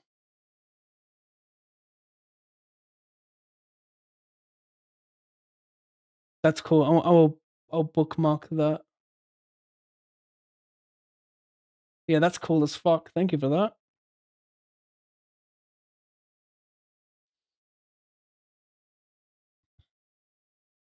But tennis and basketball are very different. Tennis is more upscale and classy. Basketball has a ghetto vibe.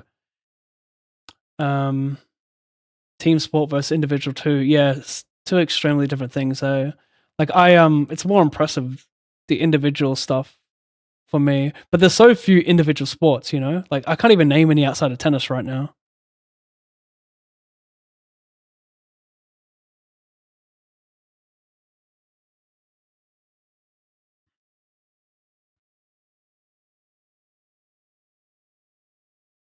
What happened?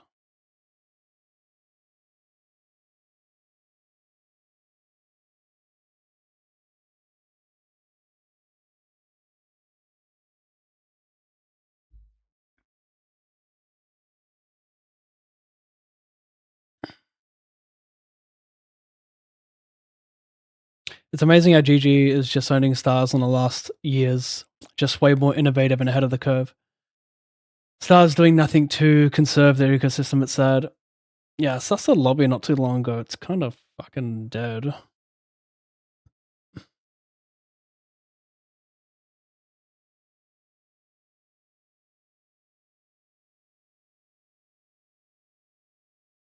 Blue Jays, the Dodgers.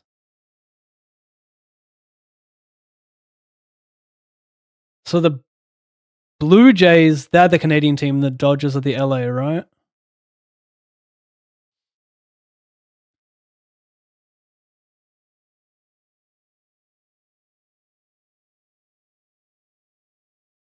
Yeah, I remember someone talking about how the like what was it? There was another Canadian team, but then they went under like 30 years ago or some shit, 20, 30 years ago, and they actually went on strike mid-season and they were favorites to win the championship, something like that.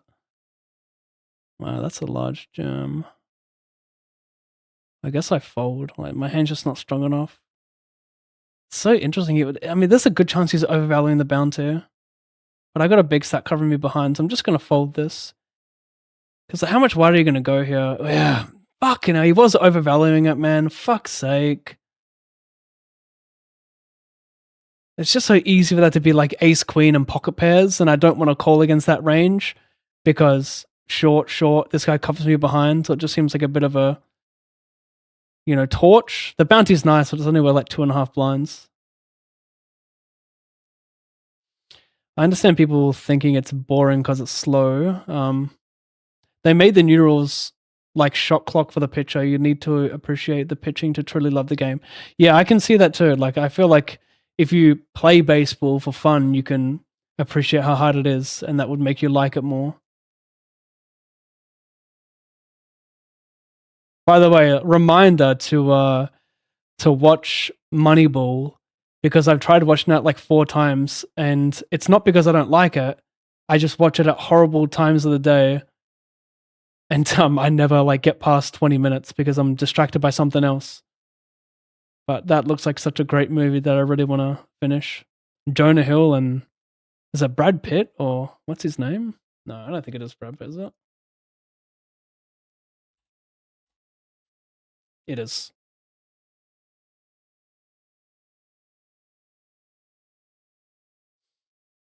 Yeah, Beasley, even the coach of Portland Trailblazers, Chauncey Billups, caught up in a rigged poker game and sports bets. Yeah, I saw that.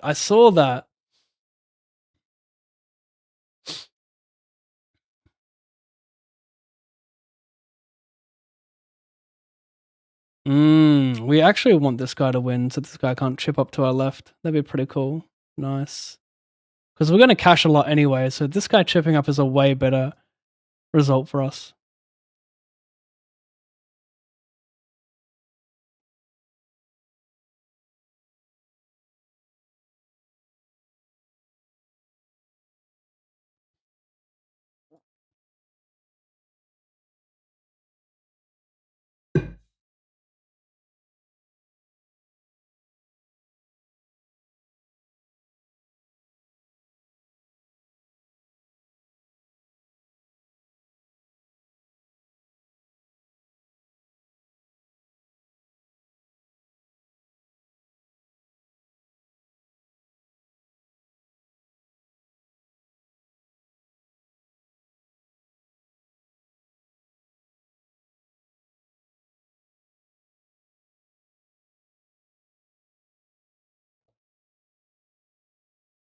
Final table, $215 bounty hunter with 3,000 to first. Make it final 7, not final table.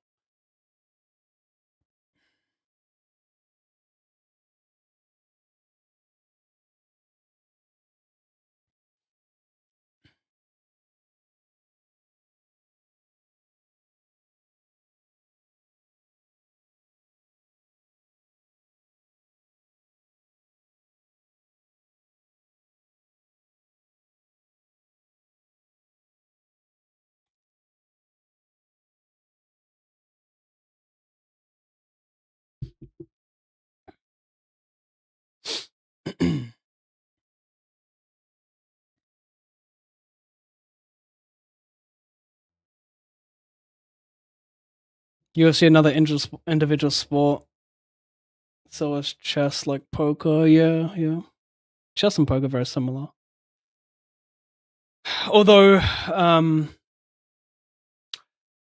I think becoming the greatest chess player is incredibly harder than becoming the greatest poker player. Like, so much harder.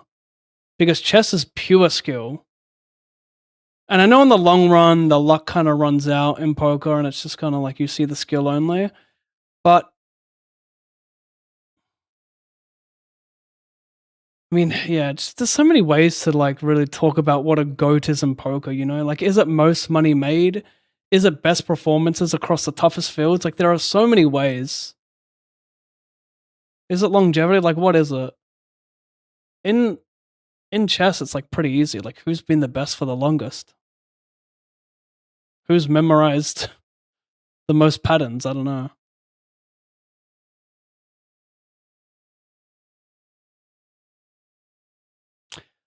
I was listening to this Audible.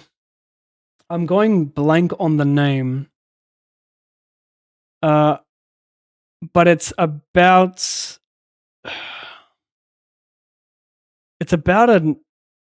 a chess champion and also a jiu-jitsu gold medalist or champion. They did a movie on him as well. I'm going blank on the book, but it was a really good book. And basically, he spoke about how he started out as a chess player at a young age, became very, very good, and then he completely switched fields from chess into jiu-jitsu. And he spoke about, what's it called? The art of learning? I forget, but yeah, it was very cool because you can apply a lot of these things to any craft and improving. And one of the cool things I remember when he was talking about chess and ways to improve your chess game wasn't necessarily about memorizing more patterns, but putting things into clusters and like knowing that, okay, this piece goes on this color, this goes this way, so I know that I can't get hit by this. Like not trying to think of like 20 different patterns and then burn yourself out mid-match, but memorize clusters, which is a more efficient way. And it's kind of like there's some takeaways there with poker, like, like big bet boards and small bet boards. You don't need to memorize what you do with a hand on every street, but kind of like memorizing these clusters can help you a lot.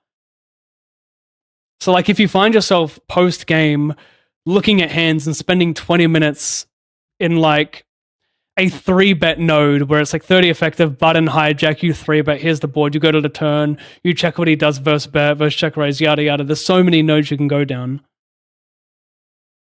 So yeah, instead it makes more sense to be like, okay, these flops are good to bet big on this position, comparing that to this board, like, like I like these high cards, I like these low cards, like these are bad, these are good. That's a far more effective way of learning than it is memorizing a particular hand that you weren't sure about.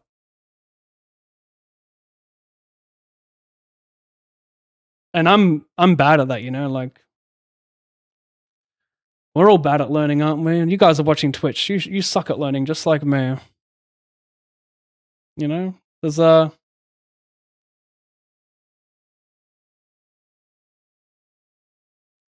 the truth is in poker, it has to be your life to get really good at it. It really has to be your life to be like the top 1%.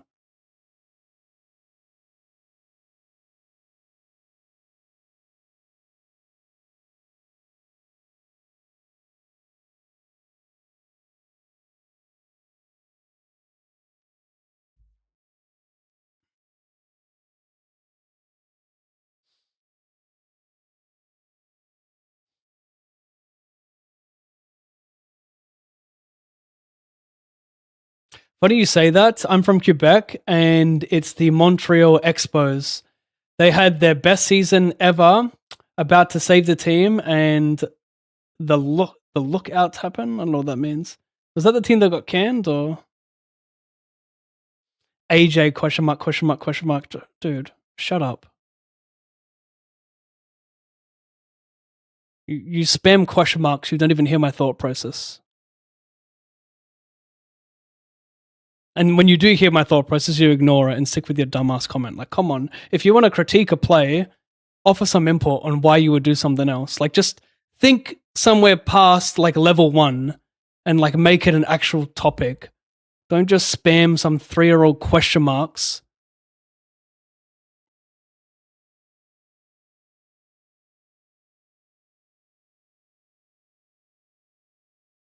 The fuck happened to?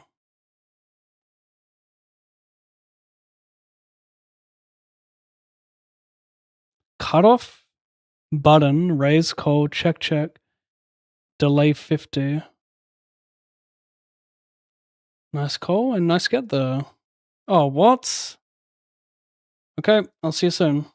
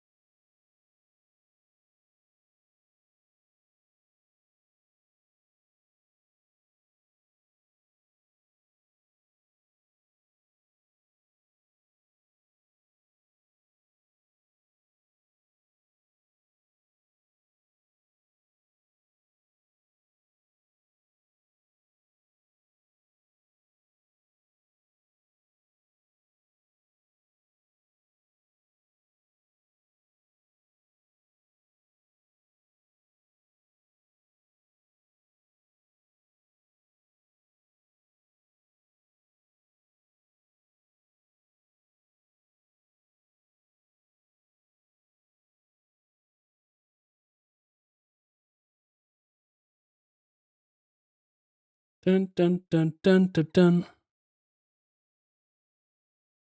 You are playing most stupid tourneys, 215 for 2k for first. You are potential for more. Don't play this stupid tours just for play.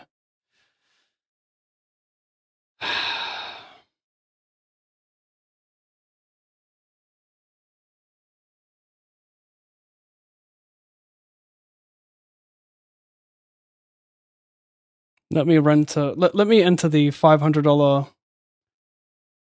50,000 guaranteed starting in 5 seconds. Oh wait.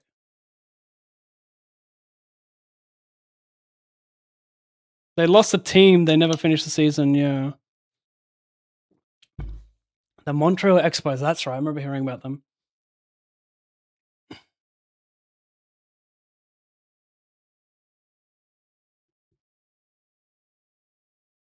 La dette.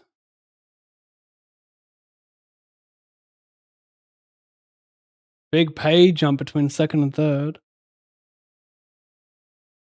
It's like 3 buy-ins versus 1 buy-in for the last pay jump. Dun dun dun dun dun dun dun dun dun dun dun dun dun dun.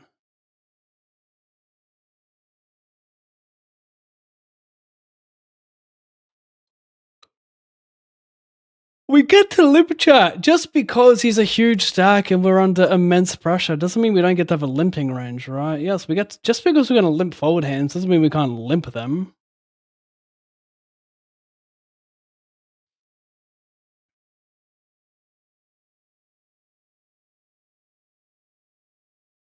He's going to shove a lot, so.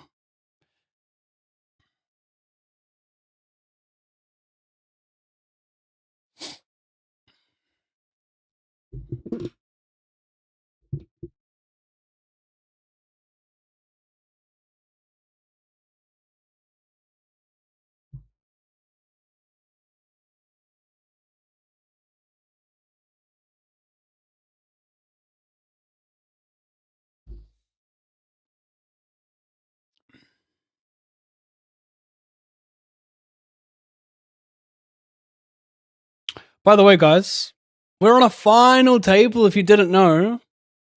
I just remembered I made this a long time ago. I may as well use it.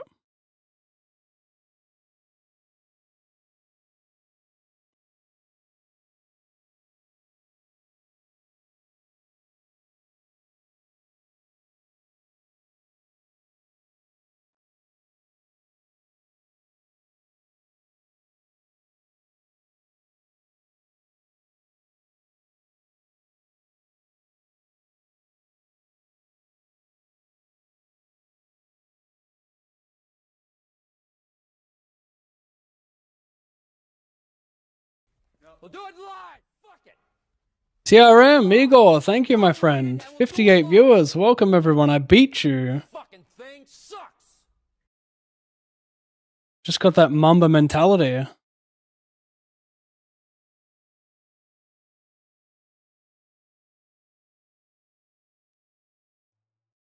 Collation. Shoves a lot of ace-highs pre. Of course, he induces, like, probably ace-8 suited plus. This is, like, not even an unreasonable board to raise. I'm actually going to. We're kind of top of range here. And, like, he's going to have, like, queen 6, jack 6, so we're getting value from that. Like, we raise some hands that are just... Like, we could use, like, 9-8 with a spade because it's going to fold out, like, jack 7, you know? So, like, we're certainly allowed to have these. The interesting thing about the 8 is that we both kind of pick up equity here. I'm not really getting called by worse if I jam. Maybe I am, though. Maybe he still calls. I can keep in queen jack. I don't know if I want to play small bet. There's going to be some tough rivers though if I check. But if I jam, what am I targeting? I fold out king queen, queen jack, which I dominate. He's going to shove queen jack pre though, so he doesn't have that. It's going to be a little bit more polar. jam and I mean like 7-8 suited shoves pre. His offsuit hands probably just fold the flop.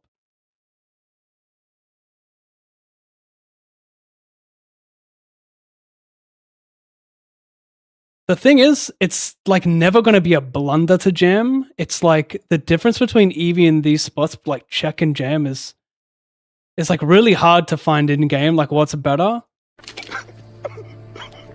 But I think, no. I think a decent heuristic in this spot is it's SPR like 0.8. You have top pair on a relatively draw heavy board. I say relatively because he's not minning Queen Jack O. It's like maybe his range is a little bit too polar here, making my jam not great. But like, is he still peeling? Like he still peels 9-8 to a min raise or to a 2.3x because he can turn the nuts. He can turn a jack, giving him an open ender.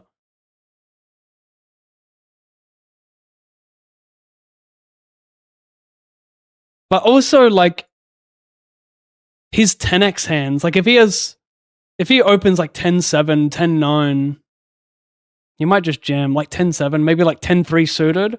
I feel like he suited tends to stacking off there when I jam turn, so stacking that's pretty important. Not to mention he can still just have like King Jack of Spades there.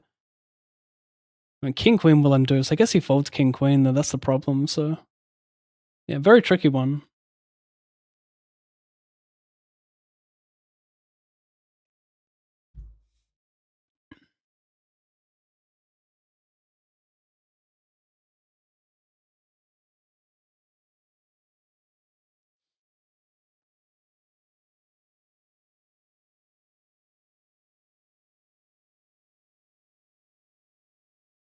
He can't see the emote.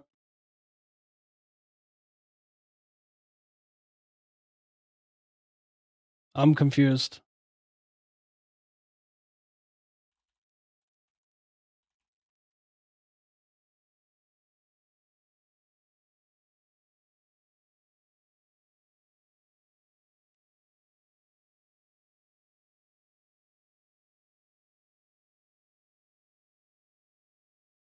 What's the emote name? TRM Poker. Distinguished gents. I'm confused. Okay, never mind.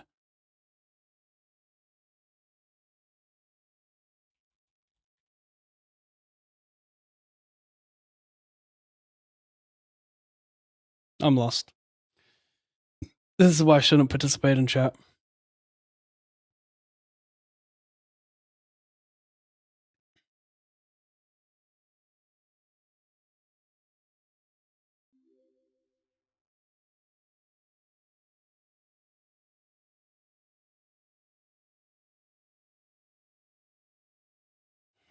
You don't see but Jack 10, do you? Maybe. It's not a bad spot to bluff if you have Jack 10 with a spade.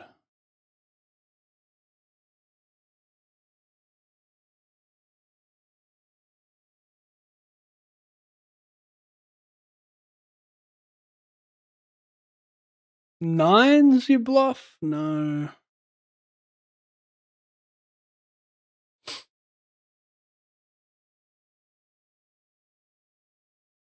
Bit wide.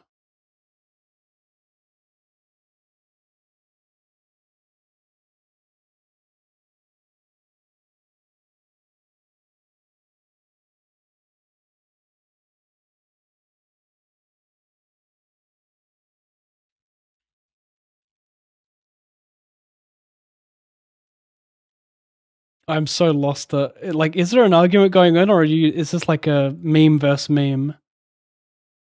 We just fold, let them do the heavy lifting.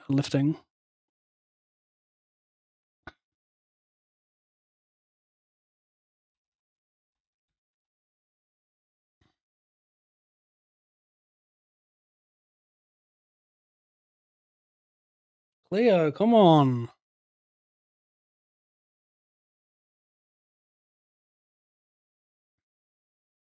I keep typing in the YouTube chat by accident.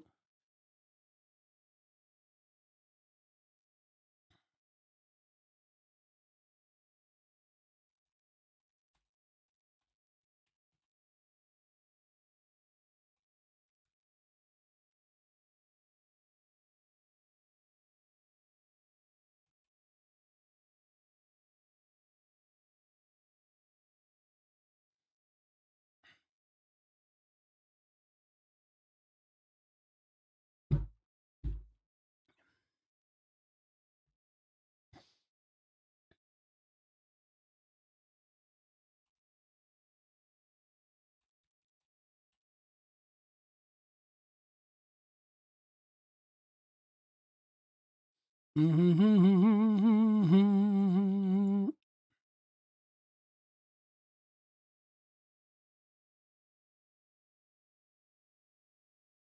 didn't watch during the GSP era. Yeah. Respectfully, I like if you want to talk about you know how we were saying that the GOAT debate is subjective. If you want to talk about like there are more variables in the UFC when you talk about the GOAT debate because it's a lot easier to win a belt in the UFC. Like you can, a lot of it is marketing, so you can kind of get fortunate with like just getting a good 3 or 4 fight win streak, good matchups, and then someone just like having an injury and beating them. Like a good example is the worst champion ever, respectfully, is Dricus du Plessis. I mean, that 4 or 5 win streak, whatever the win streak was, he went on. Maybe he was undefeated until recently, I forget. But he fought a bunch of cans. But in his like 3 fights prior to winning the title, he was like out of it. He was out of it after 1.5 rounds. He was so done. He was gassed. He had nothing technical about his game. He was just swinging and praying and diving and just somehow getting the win. You look at someone like Dustin Poirier, who his body of work as a whole is incredible. Everyone he's fought, the amount of wins he's like, I don't take losses into account as much as what others do. 400. Wow, how does he just check? There's Cole Heroes. Actually, I mean, there are some hands. There are some hands, to be fair, but still, it's like 2 BB. Crazy wouldn't play a ton of gems here. So either got some slow plays or some hands that interact with my hands. Like it's even weird. Like even if you want to trap with like Jack 10 suited, that's kind of like ridiculous in this spot. Like I would call Queen Jack to a jam here, you know, not with this. Like if I had Queen Jack, I'd call it jam. So he's just missing out on value. Wow, he has a botation. How good? It's good and it's bad. It's good and it's bad because you know, ladder, but then bounty stays in play.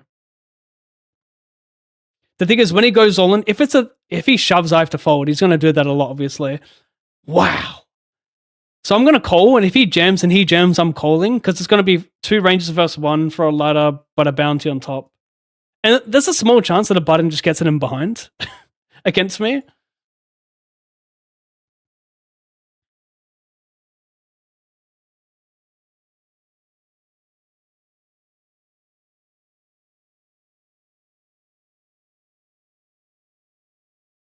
I'm going to raise.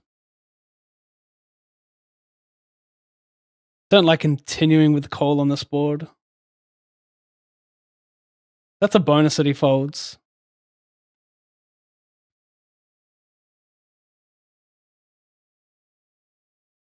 Yeah, this is not it, unfortunately.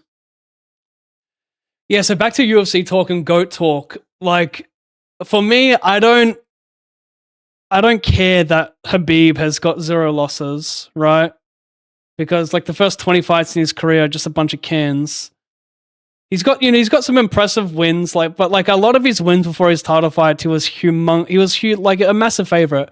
Like Barboza, he was like an 8-1 favorite in that vacant that vacant lightweight title fight.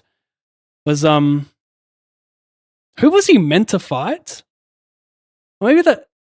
I feel like was it Ferguson that pulled out? How does he fold here? If he jams, it's so sick for me. I'd probably have to fold because he's never calling.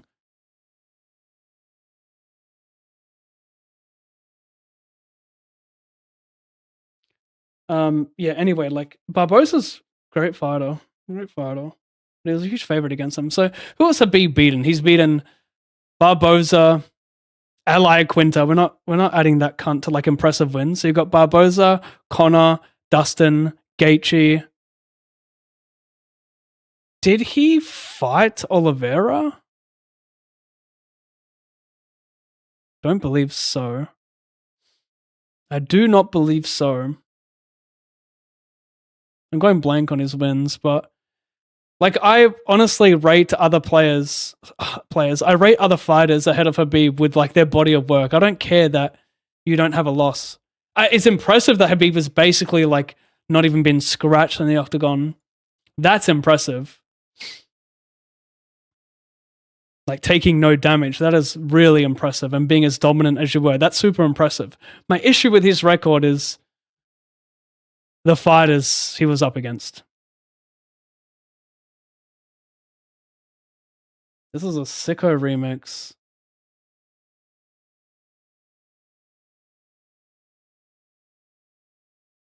Add to ALLINPAV Zone Up, please.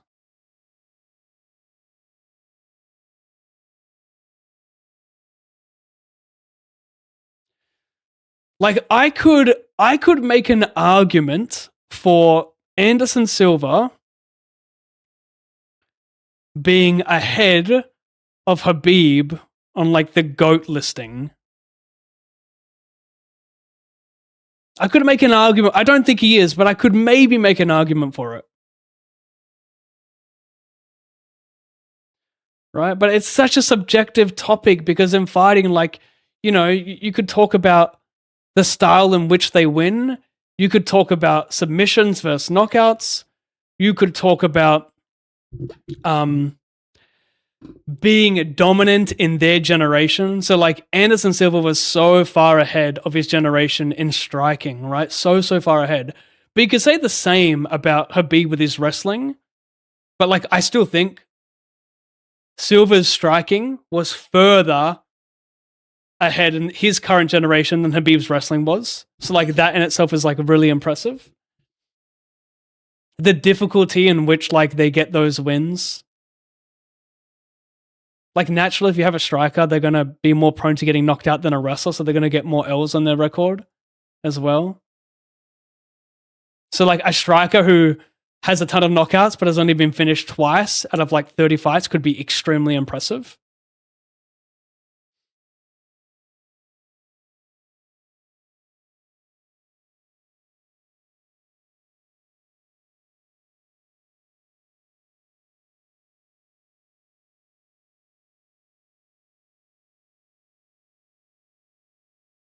Put it in.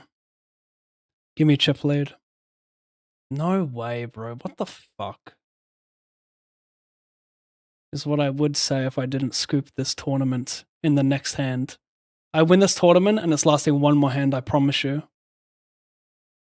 It's promised. All right, next hand. I'm all in blind.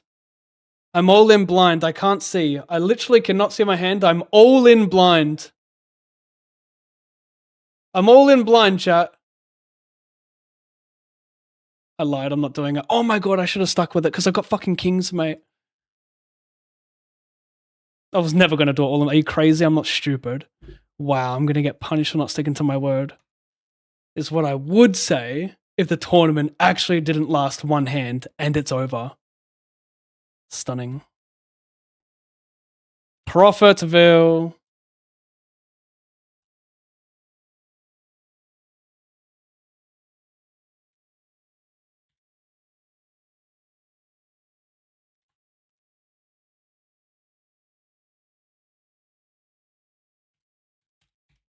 $22.57.73 profit. Why are you playing diabolical tournaments? You didn't answer. 215 for 2K. It's actually 215 for 3,200. Not including rakeback. Not including content. I've got you watching me, and that's worth something. Even though I don't think it is, it's still worth the tiniest amount. You as a viewer, specifically. You add some value, believe it or not. Maybe it's like 1 cent every stream you watch, but you add something.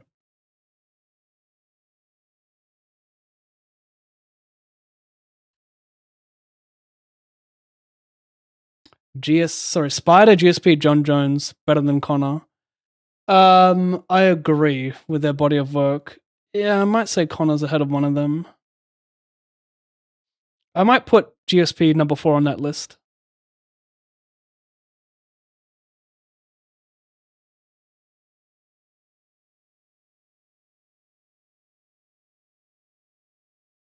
I might.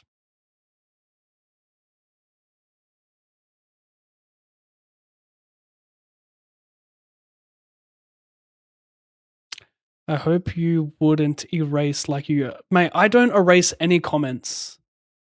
I don't erase... Unless something's like out of line, I'll time someone out. But yeah, I mean, I might ignore comments. But I actually answered you, I thought. Less players equal less luck needed to win. It doesn't matter if it's only 2k for first. Smaller fields, yeah, you'll get less variance. We looked at this not too long ago, the tournament variance calculator, and how like the odds of having a losing year playing fields with a 200 player field average compared to 750. It's pretty interesting. I don't do it deliberately. I play whatever's on the schedule. Like, unfortunately, online poker isn't so massive where you could just play giga fields. Like, this is the highest tournament you can play right now at this hour of the day, right? Look at these buy-ins. They're not that large. $108 buy-in, okay, 5,000 guaranteed, so it needs 50 runners. Like, you're not gonna get much. I need to start my session like 14 hours ago to play the biggest fields. If I could wake up there early and ruin my fucking brain, you know, and get away with it, I would, but I can't get away with that. That's ridiculous. So, like, what do you want me to do? Like, you clearly don't play online poker when you say that. You play these small fields, or maybe you do, and you're playing the micro stakes where there are like massive fields at most times of the day, but that's because it's like $1 entry. But I'm playing what's on offer. If there were larger tournaments, fuck, I would play them if I thought I had an edge in them. But like, you know, anything in the last 8 hours, like I play all the highest stuff in the last 8 hours. Like I've bricked the 500 in GG and the 630 in ACR like every day for the last 2 weeks. I did 4x cash to 500 a few days ago, to be fair, but before that, down infinite. So I play it, it's just what's on offer, you know? This is a smaller day though, 6,000 in buy-ins on the lower side. But hey, we take the profit of 2,200. And we get to book the win. Alright, I'll catch you guys tomorrow. Final weekday of streaming. Friday tomorrow. Thanks for watching today, chat. I hope you enjoyed it. If you want to join me on GG, play some cash, play some tournaments, play my monthly free rolls. I got another free roll starting next Friday.